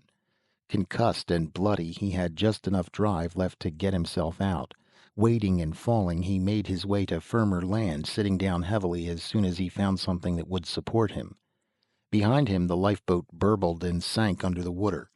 Bubbles of trapped air kept rising for a while, then stopped. The water stilled, and except for the broken branches and trees, there was no sign that a ship had ever come this way. Insects whined across the swamp, and the only sound that broke the quiet of the woods beyond was the cruel scream of an animal pulling down its dinner. When that had echoed away in tiny waves of sound, everything was silent. Jason pulled himself out of the half-trance with an effort. His body felt like it had been through a meat grinder, and it was almost impossible to think with the fog in his head. After minutes of deliberation, he figured out that the med kit was what he needed. The easy-off snap was very difficult, and the button release didn't work. He finally twisted his arm around until it was under the orifice and pressed the entire unit down. It buzzed industriously, though he couldn't feel the needles. He guessed it had worked. His sight spun dizzily for a while, then cleared. Painkillers went to work, and he slowly came out of the dark cloud that had enveloped his brain since the crash. Reason returned, and loneliness rode with it. He was without food, friendless, surrounded by the hostile forces of an alien planet. There was a rising panic that started deep inside him that took concentrated effort to hold down. "Think, Jason. Don't emote." He said it aloud to reassure himself, but was instantly sorry because his voice sounded weak in the emptiness, with the ragged edge of hysteria to it. Something caught in his throat, and he coughed to clear it, spitting out blood. Looking at the red stain, he was suddenly angry, hating this deadly planet and the incredible stupidity of the people who lived on it. Cursing out loud was better, and his voice didn't sound as weak now. He ended up shouting and shaking his fist at nothing in particular, but it helped. The anger washed away the fear and brought him back to reality. Sitting on the ground felt good now. The sun was warm, and when he leaned back he could almost forget the unending burden of doubled gravity. Anger had carried away fear. Rest eased fatigue. From somewhere in the back of his mind there popped up the old platitude: where there's life, there's hope. He grimaced at the triteness of the words, at the same time realizing that a basic truth lurked there. Count his assets. Well battered, but still alive. None of the bruises seemed very important, and no bones were broken. His gun was still working. It dipped in and out of the power holster as he thought about it. Pyrans made rugged equipment. The medkit was operating as well. If he kept his senses, managed to walk in a fairly straight line, and could live off the land, there was a fair chance he might make it back to the city. What kind of a reception would be waiting for him there was a different matter altogether. He would find that out after he arrived. Getting there had first priority. On the debit side there stood the planet Pyrus. Strength-sapping gravity, murderous weather, and violent animals. Could he survive? As if to add emphasis to his thoughts, the sky darkened over and rain hissed into the forest, marching towards him. Jason scrambled to his feet and took a bearing before the rain closed down visibility. A jagged chain of mountains stood dimly on the horizon. He remembered crossing them on the flight out. They would do as a first goal. After he had reached them, he would worry about the next leg of the journey. Leaves and dirt flew before the wind in quick gusts. Then the rain washed over him. Soaked, chilled, already bone-tired, he pitted the tottering strength of his legs against the planet of death. When nightfall came, it was still raining. There was no way of being sure of the direction and no point in going on. If that wasn't enough, Jason was on the ragged edge of exhaustion. It was going to be a wet night. All the trees were thick, bold, and slippery. He couldn't have climbed them on a 1G world. The sheltered spots that he investigated under fallen trees and beneath thick bushes were just as wet as the rest of the forest. In the end, he curled up on the leeward side of a tree and fell asleep, shivering, with the water dripping off him. The rain stopped around midnight and the temperature fell sharply. Jason woke sluggishly from a dream in which he was being frozen to death, to find it was almost true. Fine snow was sifting through the trees, powdering the ground and drifting against him. The cold bit into his flesh, and when he sneezed it hurt his chest. His aching and numb body only wanted to rest, but the spark of reason that remained in him forced him to his feet. If he lay down now, he would die.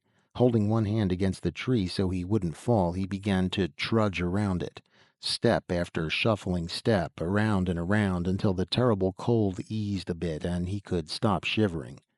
Fatigue crawled up him like a muffling gray blanket.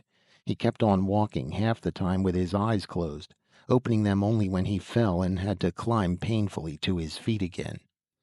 The sun burned away the snow clouds at dawn. Jason leaned against his tree and blinked up at the sky with sore eyes. The ground was white in all directions except around the tree where his stumbling feet had churned a circle of black mud. His back against the smooth trunk, Jason sank slowly down to the ground, letting the sun soak into him. Exhaustion had him lightheaded, and his lips were cracked from thirst. Almost continuous coughing tore at his chest with fingers of fire. Though the sun was still low, it was hot already, burning his skin dry and hot. It wasn't right. This thought kept nagging at his brain until he admitted it, turned it over and over and looked at it from all sides. What wasn't right? The way he felt. Pneumonia. He had all the symptoms. His dry lips cracked and blood moistened them when he smiled. He had avoided all the animal perils of Pyrrhus, all the big carnivores and poisonous reptiles, only to be laid low by the smallest beast of them all. Well, he had the remedy for this one too. Rolling up his sleeve, with shaking fingers he pressed the mouth of the medkit to his bare arm. It clicked and began to drone an angry whine. That meant something, he knew, but he just couldn't remember what. Holding it up, he saw that one of the hypodermics was projecting halfway from its socket. Of course, it was empty of whatever antibiotic the analyzer had called for. It needed refilling. Jason hurled the thing away with a curse, and it splashed into a pool and was gone. End of medicine, end of medkit, end of Jason dinAlt. Single-handed battler against the perils of Deathworld. Strong-hearted stranger who could do as well as the natives. It had taken him all of 1 day to get his own death warrant signed. A choking growl echoed behind him. He turned, dropped, and fired in the same motion. It was all over before his conscious mind was aware it had happened. Pyrran training had conditioned his reflexes on the precortical level. Jason gaped at the ugly beast dying not a meter from him and realized he had been trained well. His first reaction was unhappiness that he had killed one of the grubber dogs. When he looked closer, he realized this animal was slightly different in markings, size, and temper. Though most of its forequarters were blown away, blood pumping out in dying spurts, it kept trying to reach Jason. Before the eyes glazed with death, it had struggled its way almost to his feet. It wasn't quite a grubber dog, though chances were it was a wild relative, bearing the same relation as dog to wolf. He wondered if there were any other resemblances between wolves and this dead beast. Did they hunt in packs, too? As soon as the thought hit him, he looked up, not a moment too soon. The great forms were drifting through the trees, closing in on him. When he shot two, the others snarled with rage and sank back into the forest. They didn't leave. Instead of being frightened by the deaths, they grew even more enraged. Jason sat with his back to the tree and waited until they came close before he picked them off. With each shot and dying scream, the outraged survivors howled the louder. Some of them fought when they met, venting their rage. One stood on his hind legs and raked great strips of bark from a tree. Jason aimed a shot at it, but he was too far away to hit. There were advantages to having a fever, he realized. Logically, he knew he would live only until sunset or until his gun was empty. Yet the fact didn't bother him greatly. Nothing really mattered. He slumped, relaxed completely, only raising his arm to fire, then letting it drop again. Every few minutes he had to move to look in back of the tree and kill any of them that were stalking him in the blind spot. He wished dimly that he were leaning against a smaller tree, but it wasn't worth the effort to go to one. Sometime in the afternoon he fired his last shot. It killed an animal he had allowed to get close. He had noticed he was missing the longer shots. The beast snarled and dropped. The others that were close pulled back and howled in sympathy. One of them exposed himself and Jason pulled the trigger. There was only a slight click. He tried again in case it was just a misfire, but there was still only a click. The gun was empty, as was the spare clip pouch at his belt. There were vague memories of reloading, though he couldn't remember how many times he had done it. This, then, was the end. They had all been right. Pyrrhus was a match for him. Though they shouldn't talk, it would kill them all in the end, too. Pyrans never died in bed. Old Pyrans never died. They just got ate. Now that he didn't have to force himself to stay alert and hold the gun, the fever took hold. He wanted to sleep, and he knew it would be a long sleep. His eyes were almost closed as he watched the wary carnivores slip closer to him. The first one crept close enough to spring. He could see the muscles tensing in the leg. It leaped, whirling in midair and falling before it reached him. Blood ran from its gaping mouth, and a short shaft of metal projected from the side of his head. The two men walked out of the brush and looked down at him. Their mere presence seemed to have been enough for the carnivores because they all vanished. Grubbers. He had been in such a hurry to reach the city that he had forgotten about the grubbers. It was good that they were here, and Jason was very glad they had come. He couldn't talk very well, so he smiled to thank them, but this hurt his lips too much, so he went to sleep. Chapter 24. For a strange length of time after that, there were only hazy patches of memory that impressed themselves on Jason. A sense of movement and large beasts around him. Walls, wood smoke, the murmur of voices. None of it meant very much, and he was too tired to care. It was much easier, much better, just to let go. About time, Reese said. A couple more days lying there like that, and we would have buried you even if you were still breathing. Jason blinked at him, trying to focus the face that swam above him. He finally recognized Reese and wanted to answer him, but talking only brought on a spell of body-racking coughing. Someone held a cup to his lips, and sweet fluid trickled down his throat. He rested, then tried again. "How long have I been here?" The voice was thin and sounded far away. Jason had trouble recognizing it for his own. 8 days, and why didn't you listen when I talked to you?" Reese said. "You should have stayed near the ship when you crashed. Didn't you remember what I said about coming down anywhere on this continent? No matter. Too late to worry about that. Next time, listen to what I say. Our people moved fast and reached the site of the wreck before dark. They found the broken trees and the spot where the ship had sunk, and at first they thought whoever had been in it had drowned. Then one of the dogs found your trail, but lost it again in the swamps during the night. They had a fine time with the mud and the snow and didn't have any luck at all in finding the spoor again. By the next afternoon they were ready to send for more help when they heard your firing. Just made it from what I hear.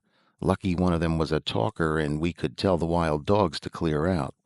We would have to have had killed all of them otherwise, and that's not healthy." "Thanks for saving my neck," Jason said. "That was closer than I liked to come. What happened after? I was sure I was done for. I remember that much. Diagnosed all the symptoms of pneumonia, guaranteed fatal in my condition without treatment. Looks like you were wrong when you said most of your remedies were useless. They seemed to work well on me." His voice died off as Reese shook his head in a slow no. Lines of worry sharp cut into his face. Jason looked around and saw Naxa and another man. They had the same deeply unhappy expression as Reese. What is it? Jason asked, feeling the trouble. If your remedies didn't work, what did? Not my med kit. That was empty. I remember losing it or throwing it away. You were dying, Reese said slowly. We couldn't cure you. Only a Junkman medicine machine could do that. We got one from the driver of the food truck. But how? Jason asked, dazed. You told me the city forbids you medicine. He couldn't give you his own med kit, not unless he was. Reese nodded and finished the sentence. Dead. Of course, he was dead. I killed him myself, with a great deal of pleasure. This hit Jason hard. He sagged against the pillows and thought of all those who had died since he had come to Pyrus. The men who had died to save him, died so he could live, died because of his ideas. It was a burden of guilt that he couldn't bear to think about. Would it stop with Cranon, or would the city people try to avenge his death? Don't you realize what that means? He gasped out the words. Crannon's death will turn the city against you. There'll be no more supplies. They'll attack you when they can, kill your people. Of course we know that. Reese leaned forward, his voice hoarse and intense. It wasn't an easy decision to come to. We have always had a trading agreement with the Junkmen.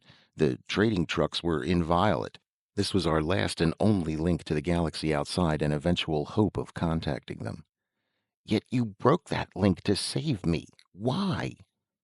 Only you can answer that question completely. There was a great attack on the city, and we saw their walls broken. They had to be moved back at one place. At the same time, the spaceship was over the ocean, dropping bombs of some kind. The flash was reported. Then the ship returned, and you left it in a smaller ship. They fired at you, but didn't kill you. The little ship wasn't destroyed either. We are starting to raise it now. What does it all mean? We had no way of telling. We only knew it was something vitally important. You were alive, but would obviously die before you could talk. The small ship might be repaired to fly. Perhaps that was your plan, and that is why you stole it for us. We couldn't let you die, not even if it meant all-out war with the city. The situation was explained to all our people who could be reached by screen, and they voted to save you. I killed the junk man for his medicine, then rode 2 Durhams to death to get here in time. Now tell us, what does it mean? What is your plan? How will it help us? Guilt leaned on Jason and stifled his mouth. A fragment of ancient legend cut across his mind about the Jonah who wrecked the spacer so all in it died, yet he lived. Was that he? Had he wrecked a world? Could he dare admit to these people that he had taken the lifeboat only to save his own life? The 3 Pyrans leaned forward, waiting for his words. Jason closed his eyes so he couldn't see their faces. What could he tell them? If he admitted the truth, they would undoubtedly kill him on the spot, considering it only justice. He wasn't fearful for his own life anymore, but if he died, the other deaths would have all been in vain, and there still was a way to end this planetary war. All the facts were available now. It was just a matter of putting them together. If only he wasn't so tired. He could see the solution. It was right there, lurking around a corner in his brain, waiting to be dragged out. Whatever he did, he couldn't admit the truth now. If he died, all hope died. He had to lie to gain time, and then find the true solution as soon as he was able. That was all he could do. You were right, Jason said haltingly. The small ship has an interstellar drive in it. Perhaps it can still be saved. Even if it can't, there is another way. I can't explain now, but I will tell you when I am rested. Don't worry. The fight is almost over. They laughed and pounded each other on the back. When they came to shake his hand as well, he closed his eyes and made believe he was asleep. It is very hard to be a hypocrite if you aren't trained for it. Reese woke him early the next morning. Do you feel well enough to travel? He asked. Depends what you mean by travel, Jason told him. If you mean under my own power, I doubt if I could get as far as the door. You'll be carried, Reese broke in. We have a litter swung between 2 Durhams. Not too comfortable, but you'll get there. But only if you think you are well enough to move. We called all the people within riding distance, and they are beginning to gather. By this afternoon, we will have enough men in Durhams to pull the ship out of the swamp. I'll come, Jason said, pushing himself to a sitting position. The effort exhausted him, bringing a wave of nausea.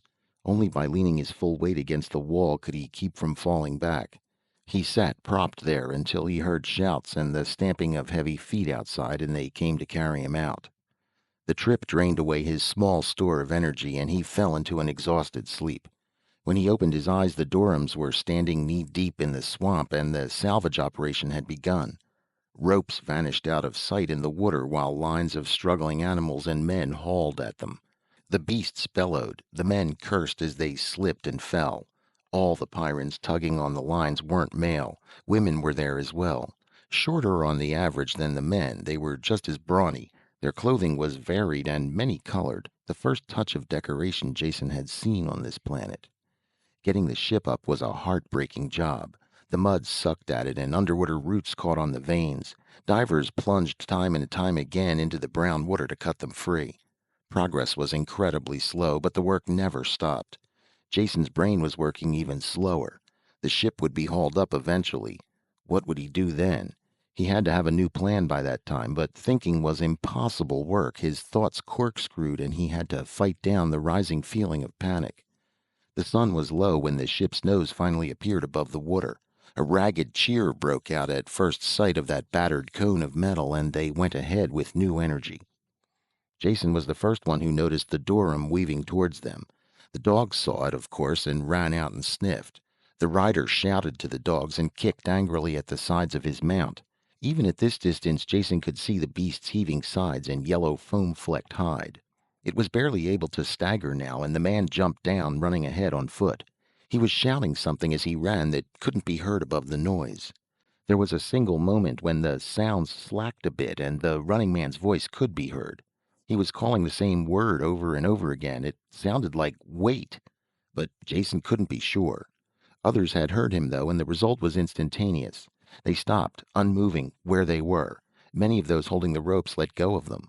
Only the quick action of the anchor men kept the ship from sliding back under, dragging the harnessed Durhams with it. A wave of silence washed across the swamp. In the wake of the running man's shouts, they could be heard clearly now. "Quake! Quake on the way! South! Only safe way is south!" One by one the ropes dropped back into the water and the pirates turned to wade to solid land. Before they were well started, Reese's voice cracked out. "Stay at work. Get the ship up. It's our only hope now. I'll talk to Hananis, find out how much time we have." These solitary people were unused to orders. They stopped and milled about, reason fighting with the urgent desire to run. One by one they stepped back to the ropes as they worked out the sense of Reese's words. As soon as it was clear the work would continue, he turned away. "What is it?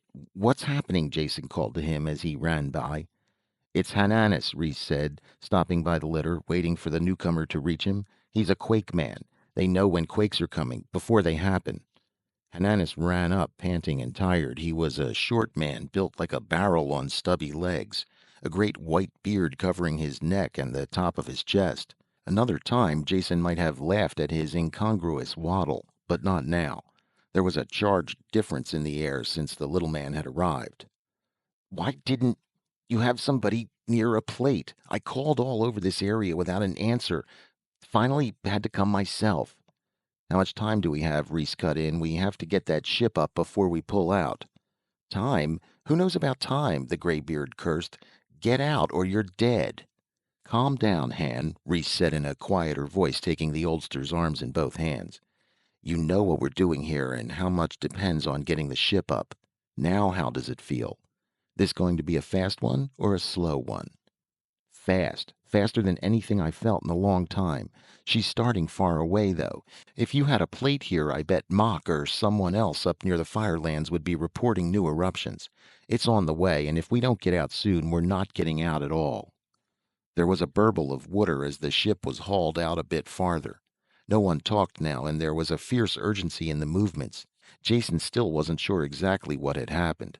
"Don't shoot me for a foreigner," he said, "but just what is wrong? Are you expecting earthquakes here? Are you sure?" "Sure?" Hananis screeched. "Of course I'm sure. If I wasn't sure, I wouldn't be a quake man. It's on the way." "There's no doubt of that," Reese added. "I don't know how you can tell on your planet when quakes or volcanisms are going to start. Machines, maybe. We have nothing like that, but quake men like Hananis here always know about them before they happen. If the word can be passed fast enough, we get away. The quake is coming, all right. The only thing in doubt now is how much time we have."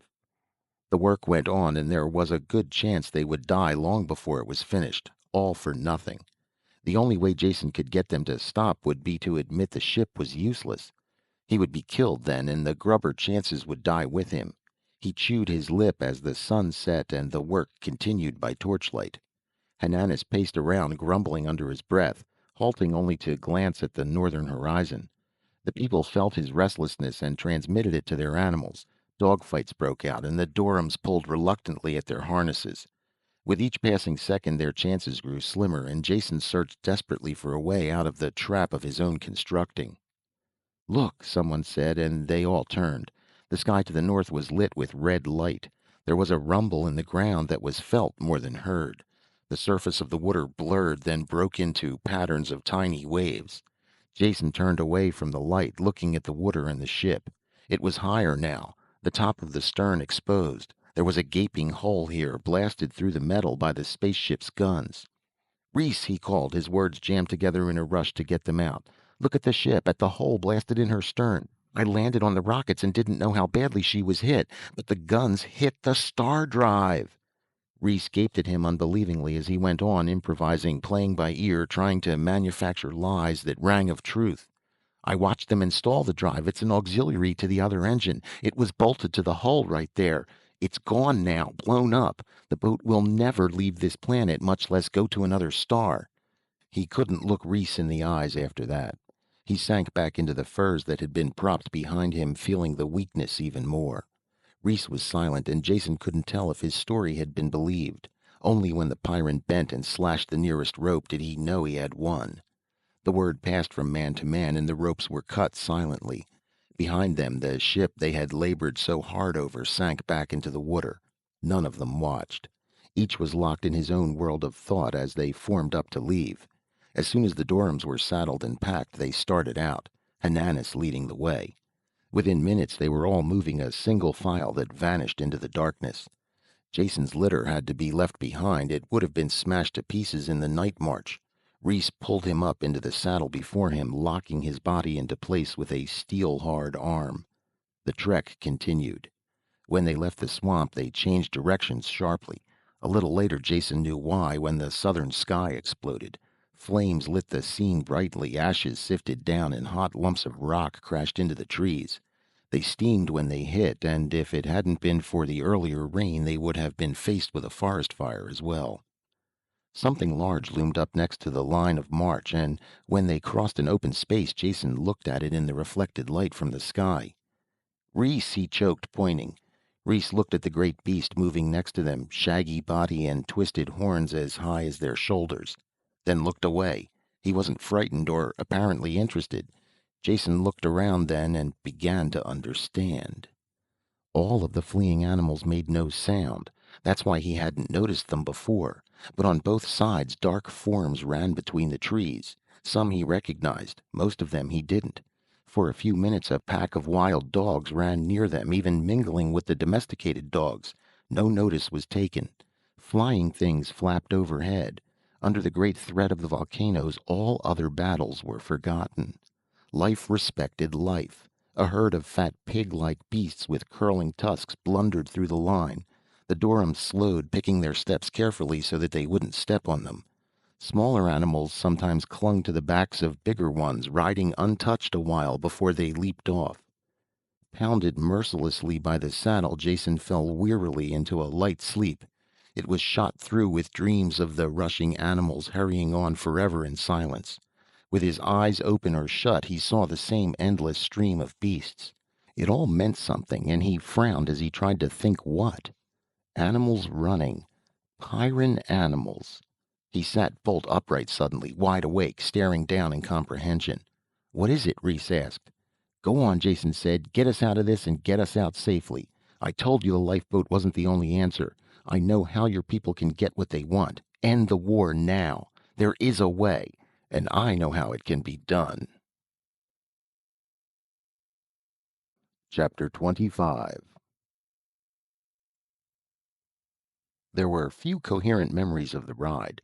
Some things stood out sharply, like the spaceship-sized lump of burning scoria that had plunged into a lake near them, showering the line with hot drops of water. But mostly it was just a seemingly endless ride, with Jason still too weak to care much about it. By dawn, the danger area was behind them, and the march had slowed to a walk. The animals had vanished as the quake was left behind, going their own ways, still in silent armistice. The peace of mutually shared danger was over. Jason found that out when they stopped to rest and eat. He and Reese went to sit on the soft grass near a fallen tree. A wild dog had arrived there first. It lay under the log, muscles tensed, the ruddy morning light striking a red glint from its eyes. Reese faced it not 3 meters away without moving a muscle. He made no attempt to reach one of his weapons or to call for help. Jason stood still as well, hoping the Pyran knew what he was doing. With no warning at all, the dog sprang straight at them. Jason fell backwards as Reese pushed him aside. The Pyran dropped at the same time, only now his hand held a long knife, yanked from the sheath strapped to his thigh. With unseen speed, the knife came up. The dog twisted in midair, trying to bite it. Instead, it sank behind the dog's forelegs, the beast's own weight tearing a deadly gaping wound the length of its body. It was still alive when it hit the ground, but Reese was astride it, pulling back the bony plated head to cut the soft throat underneath. The Pyran carefully cleaned his knife on the dead animal's fur, then returned it to the sheath. "They're usually no trouble," he said quietly, but it was excited. Probably lost the rest of the pack in the quake. His actions were the direct opposite of the city Pyrans. He had not looked for trouble nor started the fight. Instead, he had avoided it as long as he could, but when the beast charged, it had been neatly and efficiently dispatched. Now, instead of gloating over his victory, he seemed troubled by an unnecessary death. It made sense. Everything on Pyrus made sense. Now he knew how the deadly planetary battle had started, and he knew how it could be ended. All the deaths had not been in vain. Each one had helped him along the road a little more towards the final destination. There was just one final thing to be done. Reese was watching him now, and he knew they shared the same thoughts. "Explain yourself," Reese said. What did you mean when you said we could wipe out the junkmen and get our freedom?" Jason didn't bother to correct the misquote. It was best they consider him 100% on their side. "Get the others together and I'll tell you. I particularly want to see Naxa and any other talkers who are here." They gathered quickly when the word was passed. All of them knew that the junkman had been killed to save this off-worlder, that their hope of salvation lay with him. Jason looked at the crowd of faces turned towards him and reached for the right words to tell them what had to be done. It didn't help to know that many of them would be killed doing it. "The small starship can't be used," he said. "You all saw that it was ruined beyond repair. But that was the easy way out. The hard way is still left. Though some of you may die in the long run, it will be the best solution. We're going to invade the city, break through the perimeter. I know how it can be done." A mutter of sound spread across the crowd. Some of them looked excited, happy with the thought of killing their hereditary enemies. Others stared at Jason as if he were mad. A few were dazed at the magnitude of the thought, this carrying of the battle to the stronghold of the heavily armed enemy. They quieted when Jason raised his hand. "I know, it sounds impossible," he said, "but let me explain. Something must be done, and now is the time to do it. The situation can only get worse from now on. The city the junkmen can get along without your food. Their concentrates taste awful, but they sustain life. But they are going to turn against you in every way they can. No more metals for your tools or replacements for your electronic equipment. Their hatred will probably make them seek out your farms and destroy them from the ship. All of this won't be comfortable, and there will be worse to come. In the city, they are losing their war against this planet. Each year there are less of them, and someday they will all be dead. Knowing how they feel, I am sure they will destroy their ship first, and the entire planet as well, if that is possible." "How can we stop them?" someone called out. "By hitting now," Jason answered. "I know all the details of the city, and I know how the defenses are set up. Their perimeter is designed to protect them from animal life, but we could break through if we're really determined." "What good would that do?" Reese snapped. "We crack the perimeter and they draw back, then counterattack in force. How can we stand against their weapons?" "We won't have to. Their spaceport touches the perimeter, and I know the exact spot where the ship stands. That is the place where we will break through. There is no formal guard on the ship and only a few people in the area. We will capture the ship. Whether we can fly it or not is unimportant. Who controls the ship controls Pyrus. Once there, we threaten to destroy it if they don't meet our terms. They have the choice of mass suicide or cooperation. I hope they have the brains to cooperate." His words shocked them into silence for an instant, then they surged into a wave of sound. There was no agreement, just excitement, and Reese finally brought them to order. "Quiet," he shouted. "Wait until Jason finishes before you decide. We still haven't heard how this proposed invasion is to be accomplished." "The plan I have depends on the talkers," Jason said. "Is Naxa there?" He waited until the fur-wrapped man had pushed to the front. "I want to know more about the talkers, Naxa. I know you can speak to the Durhams and the dogs here, but what about the wild animals? Can you make them do what you want?" "They're animals. Of course we can talk to them. The more talkers, the more power. Make 'em do just what we want." "Then the attack will work," Jason said excitedly. "Could you get your talkers all on one side of the city, the opposite side from the spaceport, and stir the animals up, make them attack the perimeter?" "Could we?" Naxa shouted, carried away by the idea. "We'd bring in animals from all over, start the biggest attack they ever saw." "Then that's it. Your talkers will launch the attack on the far side of the perimeter. If you keep out of sight, the guards will have no idea that it is anything more than an animal attack. I've seen how they work. As an attack mounts, they call for reserves inside the city and drain men away from the other parts of the perimeter. At the height of the battle, when they have all their forces committed across the city, I'll lead the attack that will break through and capture the ship. That's the plan, and it's going to work." Jason sat down then, half fell down, drained of strength. He lay and listened as the debate went back and forth, Reese ordering it and keeping it going. Difficulties were raised and eliminated. No one could find a basic fault with the plan.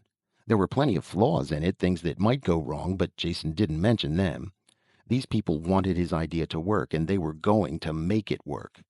It finally broke up and they moved away. Reese came over to Jason.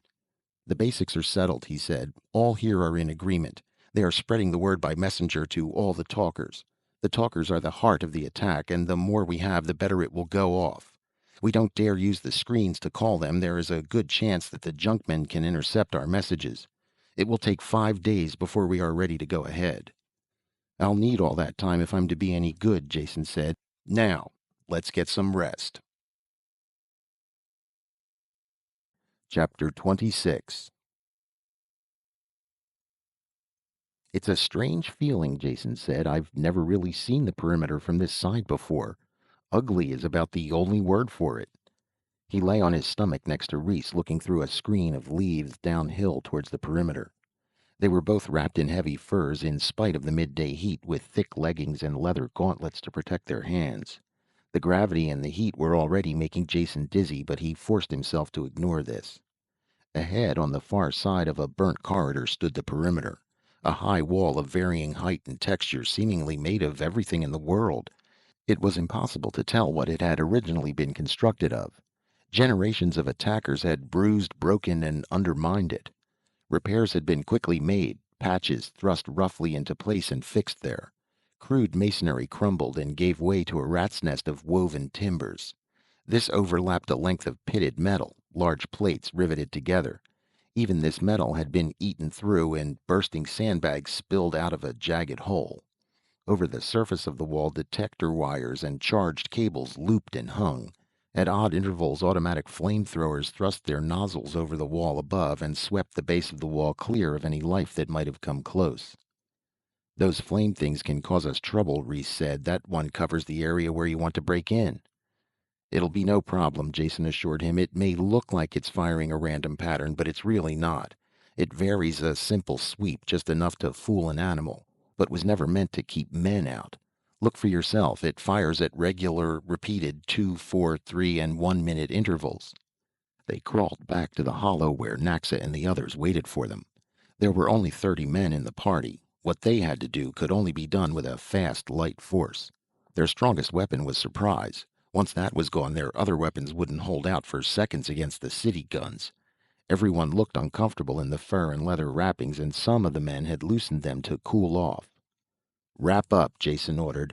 "None of you have been this close to the perimeter before, and you don't understand how deadly it is here. Naxa is keeping the larger animals away, and you all can handle the smaller ones. That isn't the danger. Every thorn is poisoned, and even the blades of grass carry a deadly sting. Watch out for insects of any kind, and once we start moving, breathe only through the wet cloths." "He's right," Naxa snorted. "Never been closer than this myself. Death. Death up by that wall. Do like he says. They could only wait then, honing down already needle-sharp crossbow bolts and glancing up at the slowly moving sun. Only Naxa didn't share the unrest. He sat, eyes unfocused, feeling the movement of animal life in the jungle around him. On the way, he said, "Biggest thing I ever heard. Not a beast between here and the mountains ain't howling its lungs out running towards the city." Jason was aware of part of it. A tension in the air and a wave of intensified anger and hatred. It would work, he knew, if they could only keep the attack confined to a small area. The talkers had seemed sure of it. They had stalked out quietly that morning, a thin line of ragged men, moving out in a mental sweep that would round up the Pyrran life and send it charging against the city. "They hit," Naxa said suddenly. The men were on their feet now, staring in the direction of the city. Jason had felt the twist as the attack had been driven home, and knew that this was it. There was the sound of shots and a heavy booming far away. Thin streamers of smoke began to blow above the treetops. "Let's get into position," Reese said. Around them the jungle howled with an echo of hatred. The half-sentient plants writhed and the air was thick with small flying things. Naxa sweated and mumbled as he turned back the animals that crashed towards them. By the time they reached the last screen of foliage before the burned-out area, they had lost 4 men. One had been stung by an insect. Jason got the med kit to him in time, but he was so sick he had to turn back. The other 3 were bitten or scratched, and treatment came too late. Their swollen, twisted bodies were left behind on the trail. "Damn beasts hurt my head," Naxa muttered. "When we go in?" "Not yet," Reese said. "We wait for the signal." One of the men carried the radio. He sat it down carefully, then threw the aerial over a branch.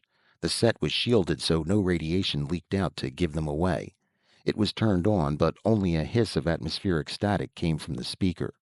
"We could have timed it," Reese said. "No, we couldn't," Jason told him. "Not accurately. We want to hit that wall at the height of the attack, when our chances are best. Even if they hear the message, it won't mean a thing to them, and a few minutes later it won't matter." The sound from the speaker changed. A voice spoke a short sentence, then cut off. "Bring me 3 barrels of flour." "Let's go," Reese urged as he started forward. "Wait," Jason said, taking him by the arm. "I'm timing the flamethrower. It's due in... there." A blast of fire sprayed the ground, then turned off. "We have 4 minutes to the next one. We hit the long period." They ran, stumbling in the soft ashes, tripping over charred bones and rusted metal. 2 men grabbed Jason under the arm and half carried him across the ground.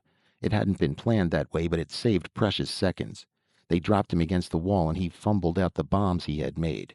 The charges from Crannon's gun, taken when he was killed, had been hooked together with a firing circuit. All the moves had been rehearsed carefully, and they went smoothly now. Jason had picked the metal wall as being the best spot to break in. It offered the most resistance to the native life, so the chances were it wouldn't be reinforced with sandbags or fill the way the other parts of the wall were. If he was wrong, they were all dead. The first men had slapped their wads of sticky congealed sap against the wall. Jason pressed the charges into them and they stuck, a roughly rectangular pattern as high as a man. While he did this, the detonating wire was run out to its length and the raiders pressed back against the base of the wall. Jason stumbled through the ashes to the detonator, fell on it, and pressed the switch at the same time. Behind him, a thundering bang shook the wall and red flame burst out. Reese was the first one there, pulling at the twisted and smoking metal with his gloved hands. Others grabbed on and bent the jagged pieces aside. The hole was filled with smoke and nothing was visible through it. Jason dived into the opening, rolled on a heap of rubble, and smacked into something solid. When he blinked the smoke from his eyes, he looked around him. He was inside the city. The others poured through now, picking him up as they charged in so he wouldn't be trampled underfoot. Someone spotted the spaceship and they ran that way. A man ran around the corner of a building towards them. His Pyrran reflexes sent him springing into the safety of a doorway the same moment he saw the invaders. But they were Pyrrans too. The man slumped slowly back onto the street, 3 metal bolts sticking out of his body. They ran on without stopping, running between the low storehouses. The ship stood ahead. Someone had reached it ahead of them. They could see the outer hatch slowly grinding shut. A hail of bolts from the bows crashed into it with no effect. "Keep going," Jason shouted. "Get next to the hull before he reaches the guns." This time 3 men didn't make it. The rest of them were under the belly of the ship when every gun let go at once. Most of them were aimed away from the ship. Still, the screaming of shells and electric discharges was ear-shattering. The three men still in the open dissolved under the fire. Whoever was inside the ship had hit all the gun trips at once, both to knock out the attackers and summon aid. He would be on the screen now, calling for help. Their time was running out. Jason reached up and tried to open the hatch while the others watched.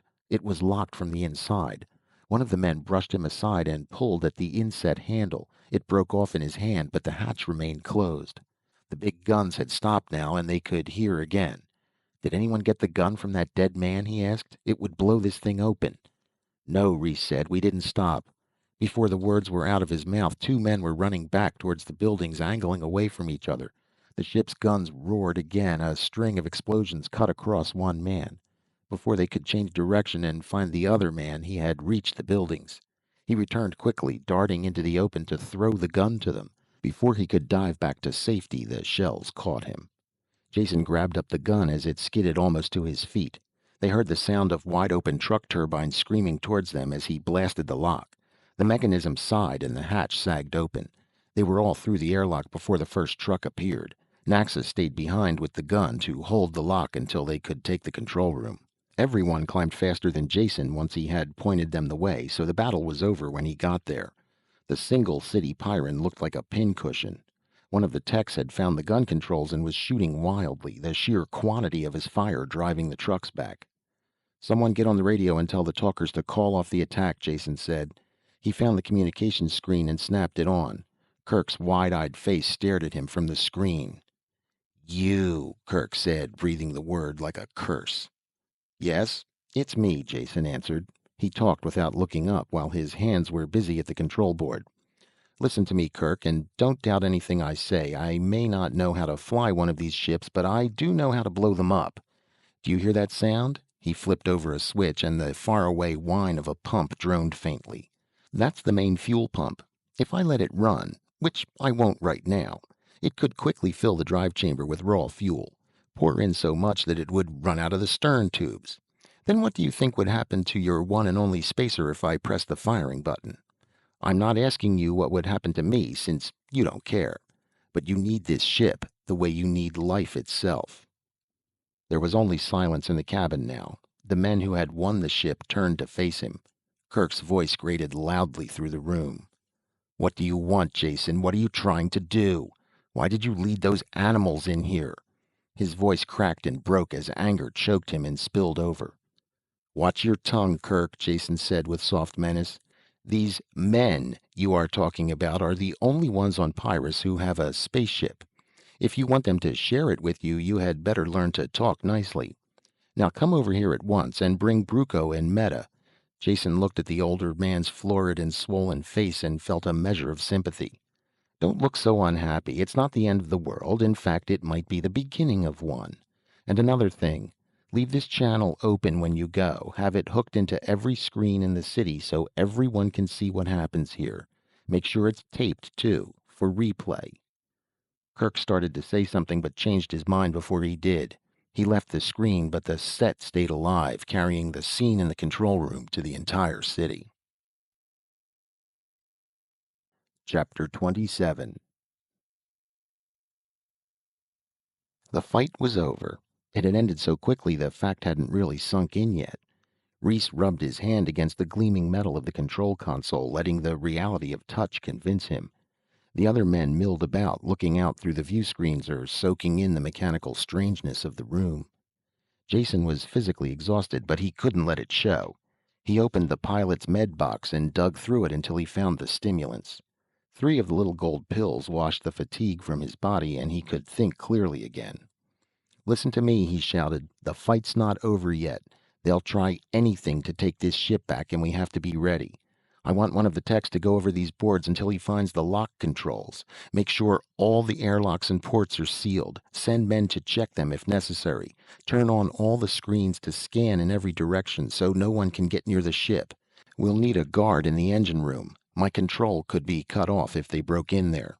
And there had better be a room-by-room search of the ship in case someone else is locked in with us." The men had something to do now and felt relieved. Reese split them up into groups and set them to work. Jason stayed at the controls, his hand next to the pump switch. The battle wasn't over yet. "There's a truck coming," Reese called. "Going slow." "Should I blast it?" the man at the gun controls asked. "Hold your fire," Jason said, "until we can see who it is. If it's the people I sent for, let them through." As the truck came on slowly, the gunner tracked it with his sights. There was a driver and 3 passengers. Jason waited until he was positive who they were. "Those are the ones," he said. "Stop them at the lock. Reese, make them come in one at a time. Take their guns as they enter, then strip them of all their equipment. There was no way of telling what could be a concealed weapon. Be specially careful of Bruco. He's the thin one with a face like an axe edge. Make sure you strip him clean. He's a specialist in weapons and survival. And bring the driver too. We don't want him reporting back about the broken airlock or the state of our guns." Waiting was hard. His hand stayed next to the pump switch, even though he knew he could never use it, just as long as the others thought he would. There were stampings and muttered curses in the corridor. The prisoners were pushed in. Jason had one look at their deadly expressions and clenched fists before he called to Reese. "Keep them against the wall and watch them. Bowman, keep your weapons up." He looked at the people who had once been his friends and who now swam in hatred for him. "Meta, Kirk, Bruco." The driver was Scop, the man Kirk once had appointed to guard him. He looked ready to explode now that the roles had been reversed. "Pay close attention," Jason said, "because your lives depend upon it. Keep your backs to the wall and don't attempt to come any closer to me than you are now. If you do, you will be shot instantly. If we were alone, any one of you could undoubtedly reach me before I threw this switch. But we're not. You have Pyrran reflexes and muscles, but so do the bowmen. Don't gamble, because it won't be a gamble. It will be suicide. I'm telling you this for your own protection so we can talk peacefully without one of you losing his temper and suddenly getting shot. There is no way out of this. You are going to be forced to listen to everything I say. You can't escape or kill me. The war is over." "And we lost, and all because of you, you traitor," Meta snarled.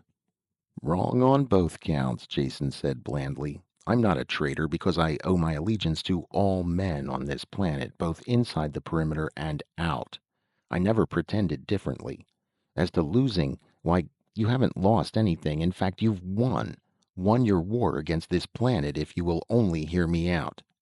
He turned to Reese, who was frowning in angry puzzlement. "Of course your people have won also, Reese. No more war with the city. You'll get medicine, off-planet contact, everything you want." "Pardon me for being cynical," Reese said, "but you're promising the best of all possible worlds for everyone. That will be a little hard to deliver when our interests are opposed so." "You strike through to the heart of the matter," Jason said. "Thank you. This mess will be settled by seeing that everyone's interests are not opposed. Peace between the city and farms with an end to the useless war you've been fighting. Peace between mankind and the Pyrran life forms, because that particular war is at the bottom of all your troubles." "The man's mad," Kirk said. "Perhaps. You'll judge that after you hear me out. I'm going to tell you the history of this planet because that is where both the trouble and the solution lie. When the settlers landed on Pyrus 300 years ago, they missed the one important thing about this planet, the factor that makes it different from any other planet in the galaxy. They can't be blamed for the oversight. They had enough other things to worry about. The gravity was the only thing familiar to them. The rest of the environment was a shocking change from the climate-controlled industrial world they had left. Storms, volcanism, floods, earthquakes, it was enough to drive them insane, and I'm sure many of them did go mad. The animal and insect life was a constant annoyance. Nothing at all like the few harmless and protected species they had known. I'm sure they never realized that the Pyrran life was telepathic as well." "That again," Bruco snapped. "True or not, it is of no importance. I was tempted to agree with your theory of psionic-controlled attack on us, but the deadly fiasco you staged proved that theory wrong." "I agree," Jason answered. "I was completely mistaken when I thought some outside agency directed the attack on the city with psionic control. It seemed a logical theory at the time, and the evidence pointed that way. The expedition to the island was a deadly fiasco, only don't forget that attack was the direct opposite of what I wanted to have done. If I had gone into the cave myself, none of the deaths would have been necessary. I think it would have been discovered that the plant creatures were nothing more than an advanced life form with unusual psi ability. They simply resonated strongly to the psionic attack on the city. I had the idea backwards, thinking they instigated the battle. We'll never know the truth, though, because they're destroyed, but their deaths did prove one thing. It allows us to find the real culprits, the creatures who are leading, directing, and inspiring the war against the city. Who? Kirk breathed the question rather than spoke it. Why, you, of course, Jason told him. Not you alone, but all of your people in the city. Perhaps you don't like this war, however, you are responsible for it and keep it going. Jason had to force back a smile as he looked at their dumbfounded expressions. He had to prove his point quickly before even his allies began to think him insane. Here's how it works. I said Pyran life was telepathic, and I meant all life. Every single insect, plant, and animal. At one time in this planet's violent history, these psionic mutations proved to be survival types. They existed when other species died, and in the end I'm sure they cooperated in wiping out the last survivors of the non-psi strains. Cooperation is the key word here, because while they still competed against each other under normal conditions, they worked together against anything that threatened them as a whole. When a natural upheaval or a tidal wave threatened them, they fled from it in harmony. You can see a milder form of this same behavior on any planet that is subject to forest fires. But here, mutual survival was carried to an extreme because of the violent conditions. Perhaps some of the life forms even developed precognition like the human quake men. With this advance warning, the larger beasts fled. The smaller ones developed seeds or burrs or eggs that could be carried to safety by the wind or in the animal's fur, thus ensuring racial survival. I know this is true, because I watched it myself when we were escaping a quake. Admitted. All your points admitted, Bruco shouted. But what does it have to do with us? So all the animals run away together. What does that have to do with the war?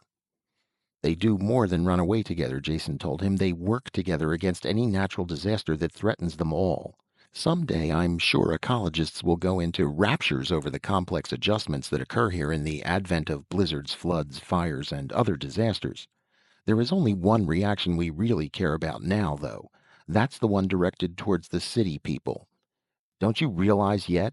They treat you all as another natural disaster. We'll never know exactly how it came about, though there is a clue in that diary I found dating from the first days on this planet. It said that a forest fire seemed to have driven new species toward the settlers. Those weren't new beasts at all, just old ones with new attitudes. Can't you just imagine how those protected, over-civilized settlers acted when faced with a forest fire? They panicked, of course. If the settlers were in the path of the fire, the animals must have rushed right through their camp. Their reaction would undoubtedly have been to shoot the fleeing creatures down. When they did that, they classified themselves as a natural disaster. Disasters take any form. Bipeds with guns could easily be included in the category. The Pyran animals attacked, were shot, and the war began. The survivors kept attacking and informed all the life forms what the fight was about. The radioactivity of this planet must cause plenty of mutations, and the favorable survival mutation was now one that was deadly to man. I'll hazard a guess that the psi function even instigates mutations. Some of the deadlier types are just too one-sided to have come about naturally in a brief 300 years. The settlers, of course, fought back and kept their status as a natural disaster intact. Through the centuries, they improved their killing methods. Not that it did the slightest good, as you know. You city people, their descendants, are heirs to this heritage of hatred. You fight and are slowly being defeated. How can you possibly win against the biologic reserves of a planet that can recreate itself each time to meet any new attack? Silence followed Jason's words. Kirk and Meta stood white-faced as the impact of the disclosure sunk in. Bruco mumbled and checked points off on his fingers, searching for weak spots in the chain of reason. The fourth city Pyran, Scop, ignored all these foolish words that he couldn't understand or want to understand and would have killed Jason in an instant if there had been the slightest chance of success. It was Reese who broke the silence. His quick mind had taken in the factors and sorted them out. There's one thing wrong, he said. What about us? We live on the surface of Pyrus without perimeters or guns. Why aren't we attacked as well? We're human, descended from the same people as the Junkmen. You're not attacked, Jason told him, because you don't identify yourself as a natural disaster. Animals can live on the slopes of a dormant volcano, fighting and dying in natural competition, but they'll flee together when the volcano erupts. That eruption is what makes the mountain a natural disaster. In the case of human beings, it is their thoughts that identify them as life form or disaster, mountain or volcano. In the city, everyone radiates suspicion and death. They enjoy killing, think about killing, and planning for killing. This is natural selection too. You realize these are the survival traits that work best in the city. Outside the city, men think differently.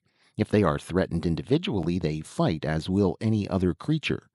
Under more general survival threats, they cooperate completely with the rules for universal survival that the city people break. How did it begin, this separation, between the two groups? Reese asked. We'll probably never know, Jason said. I think your people must have originally been farmers or psionic sensitives who were not with the others during some natural disaster. They would, of course, act correctly by Pyran standards and survive. This would cause a difference of opinion with the city people who saw killing as the answer. It's obvious, whatever the reason, that two separate communities were established early and soon separated except for the limited amount of barter that benefited both. I still can't believe it, Kirk mumbled. It makes a terrible kind of truth every step of the way, but I still find it hard to accept. There must be another explanation. Jason shook his head slowly. None. This is the only one that works. We've eliminated the other ones, remember? I can't blame you for finding it hard to believe, since it is in direct opposition to everything you've understood to be true in the past. It's like altering a natural law, as if I gave you proof that gravity didn't really exist, that it was a force altogether different from the immutable one we know, one you could get around when you understood how. You'd want more proof than words, probably want to see someone walking on air. Which isn't such a bad idea, he added, turning to Naxa. Do you hear any animals around the ship now? Not the ones you're used to, but the mutated, violent kind that live only to attack the city. Place is crawling with them, Naxos said, just looking for something to kill. Could you capture one? Jason asked, without getting yourself killed, I mean. Naxos snorted contempt as he turned to leave.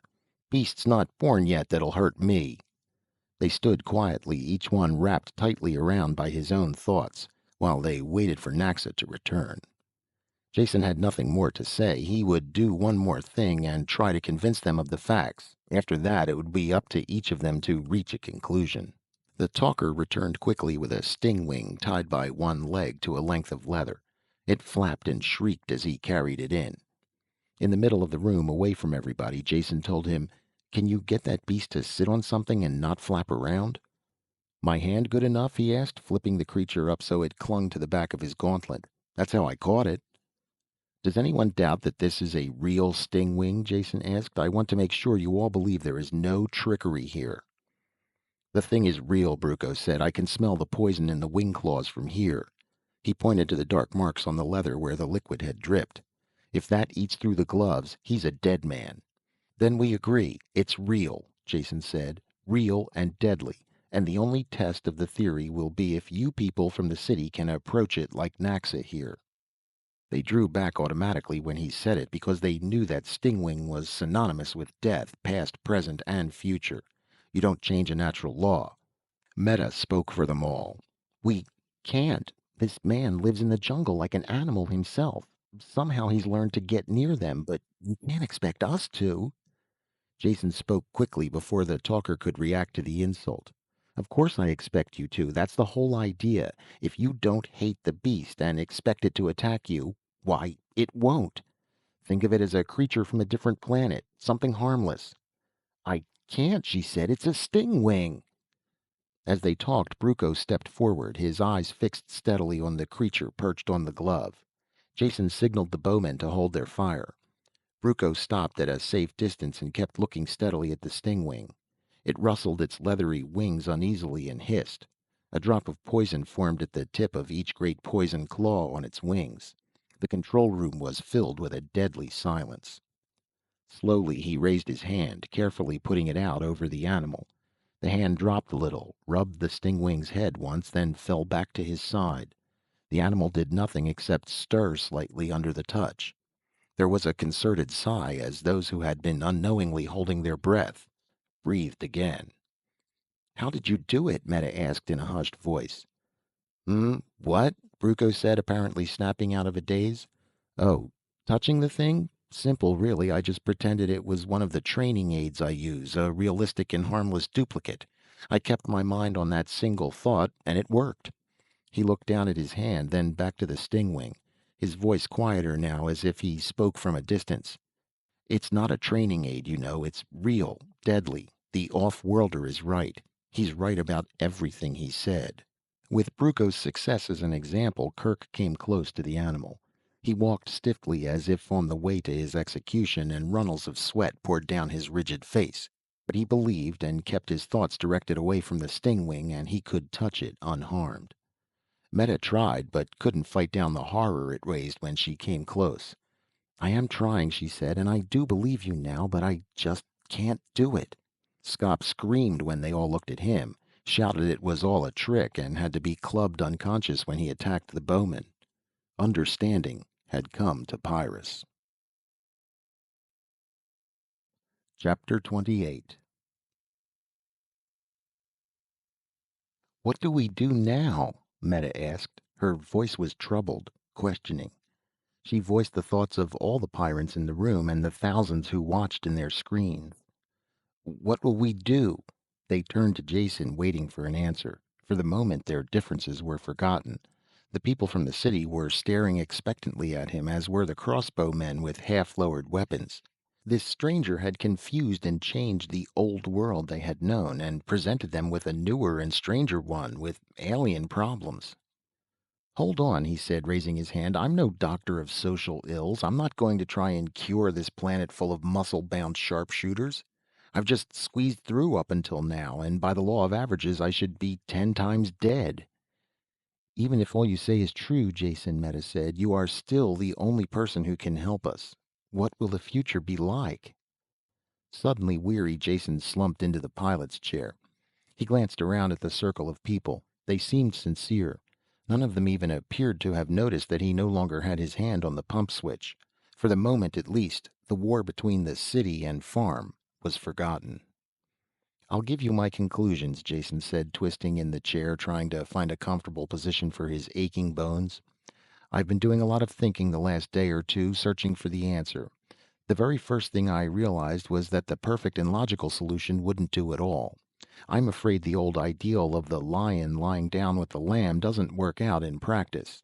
About all it does is make a fast lunch for the lion. Ideally, now that you all know the real cause of your trouble, you should tear down the perimeter and have the city and forest people mingle in brotherly love.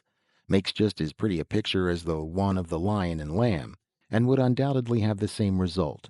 Someone would remember how really filthy the grubbers are, or how stupid junkmen can be, and there would be a fresh corpse cooling.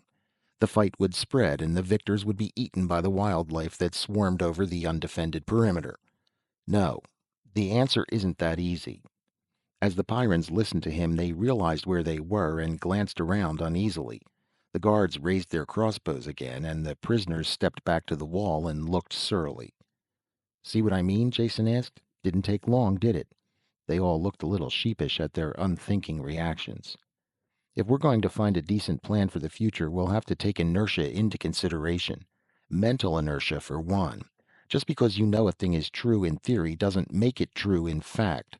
The barbaric religions of primitive worlds hold not a germ of scientific fact, though they claim to explain it all. Yet if one of these savages has all the logical ground for his beliefs taken away, he doesn't stop believing. He then calls his mistaken beliefs faith, because he knows they are right. And he knows they are right because he has faith. This is an unbreakable circle of false logic that can't be touched. In reality, it is plain mental inertia, a case of thinking what always was will also always be, and not wanting to blast the thinking patterns out of the old rut. Mental inertia alone is not going to cause trouble. There is cultural inertia too. Some of you in this room believe my conclusions and would like to change. But will all your people change? The unthinking ones, the habit-ridden, reflex-formed people who know what is now will always be. They'll act like a drag on whatever plans you make, whatever attempts you undertake to progress with the new knowledge you have. Then it's useless. There is no hope for our world, Reese asked. I didn't say that, Jason answered. I merely mean that your troubles won't end by throwing some kind of mental switch. I see three courses open for the future, and the chances are that all three will be going on at the same time. First, and best, will be the rejoining of city and farm Pyrans into the single human group they came from. Each is incomplete now and has something the other one needs. In the city here, you have science and contact with the rest of the galaxy. You also have a deadly war. Out there in the jungle, your first cousins live at peace with the world, but lack medicine and the other benefits of scientific knowledge, as well as any kind of cultural contact with the rest of mankind. You'll both have to join together and benefit from the exchange. At the same time, you'll have to forget the superstitious hatred you have of each other. This will only be done outside of the city, away from the war. Every one of you who is capable should go out voluntarily, bringing some fraction of the knowledge that needs sharing. You won't be harmed if you go in good faith, and you will learn how to live with this planet rather than against it. Eventually, you'll have civilized communities that won't be either grubber or junkman. They'll be Pyran. What about our city here? Kirk asked. It'll stay right here and probably won't change in the slightest. In the beginning, you'll need your perimeter and defenses to stay alive while the people are leaving. And after that, it will keep going because there are going to be any number of people here who you won't convince. They'll stay and fight and eventually die. Perhaps you will be able to do a better job in educating their children. What the eventual end of the city will be, I have no idea. They were silent as they thought about the future. On the floor, Scop groaned but did not move. Those are two ways, Meta said. What is the third? The third possibility is my own pet scheme. Jason smiled. And I hope I can find enough people to go along with me. I'm going to take my money and spend it all on outfitting the best and most modern spacer with every weapon and piece of scientific equipment I can get my hands on. Then I'm going to ask for Pyran volunteers to go with me. What in the world for? Meta frowned. Not for charity. I expect to make my investment back, and more. You see, after these past few months, I can't possibly return to my old occupation. Not only do I have enough money now to make it a waste of time, but I think it would be an unending bore. One thing about Pyrus, if you live, is that it spoils you for the quieter places. So I'd like to take this ship that I mentioned and go into the business of opening up new worlds. There are thousands of planets where men would like to settle, only getting a foothold on them is too rough or rugged for the usual settlers. Can you imagine a planet a Pyran couldn't lick after the training you've had here? And enjoy doing it? There would be more than pleasure involved, though. In the city, your lives have been geared for continual deadly warfare. Now you're faced with the choice of a fairly peaceful future or stay in the city to fight an unnecessary and foolish war. I offer the third alternative of the occupation you know best that would let you accomplish something constructive at the same time. Those are the choices. Whatever you decide is up to each of you personally. Before anyone could answer, livid pain circled Jason's throat. Scop had regained consciousness and surged up from the floor. He pulled Jason from the chair with a single motion, holding him by the neck, throttling him. Kirk, Meta! Scop shouted hoarsely. Grab guns! Open the locks! Our people will be here! Kill the grubbers and their lies! Jason tore at the fingers that were choking the life out of him, but it was like pulling at bent steel bars. He couldn't talk, and the blood hammered in his ears. Meta hurtled forward like an uncoiled spring, and the crossbows twanged. One bolt caught her in the leg, the other transfixed her upper arm. But she had been shot as she jumped, and her inertia carried her across the room to her fellow Pyran and the dying off-worlder. She raised her good arm and chopped down with the edge of her hand. It caught Scop a hard blow on the biceps, and his arm jumped spasmodically, his hand leaping from Jason's throat. "What are you doing?" he shouted in strange terror to the wounded girl who fell against him. He pushed her away, still clutching Jason with his other hand. She didn't answer. Instead, she chopped again, hard and true, the edge of her hand catching Scop across the windpipe, crushing it. He dropped Jason and fell to the floor, retching and gasping. Jason watched the end through a haze, barely conscious. Scop struggled to his feet, turned pain-filled eyes to his friends. You're wrong, Kirk said. Don't do it. The sound the wounded man made was more animal than human. When he dived towards the guns on the far side of the room, the crossbows twanged like harps of death. When Bruco went over to help Meta, no one interfered. Jason gasped air back into his lungs, breathing in life. The watching glass eye of the viewer carried the scene to everyone in the city. Thanks, Meta, for understanding as well as helping. Jason had to force the words out. Scott was wrong and you were right, Jason, she said. Her voice broke for a second as Bruco snapped off the feathered end of the steel bolt with his fingers and pulled the shaft out of her arm. I can't stay in the city. Only people who feel as Scott did will be able to do that, and I'm afraid I can't go into the forest. You saw what luck I had with the stingwing. If it's all right, I'd like to come with you. I'd like to very much. It hurt when he talked, so Jason could only smile, but she knew what he meant. Kirk looked down in unhappiness at the body of the dead man. He was wrong, but I know how he felt. I can't leave the city. Not yet. Someone will have to keep things in hand while the changes are taking place. Your ship is a good idea, Jason. You'll have no shortage of volunteers, though I doubt if you'll get Bruco to go with you.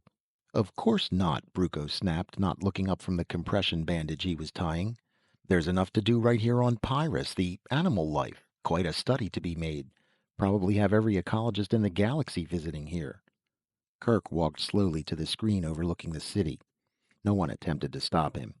He looked out at the buildings, the smoke still curling up from the perimeter and the limitless sweep of green jungle beyond. You've changed it all, Jason, he said. We can't see it now, but Pyrus will never be the way it was before you came, for better or worse. Better, Jason croaked and rubbed his aching throat. Now get together and end this war so people will really believe it. Reese turned and, after an instant's hesitation, extended his hand to Kirk. The gray-haired Pyran felt the same repugnance himself about touching a grubber. They shook hands then, because they were both strong men.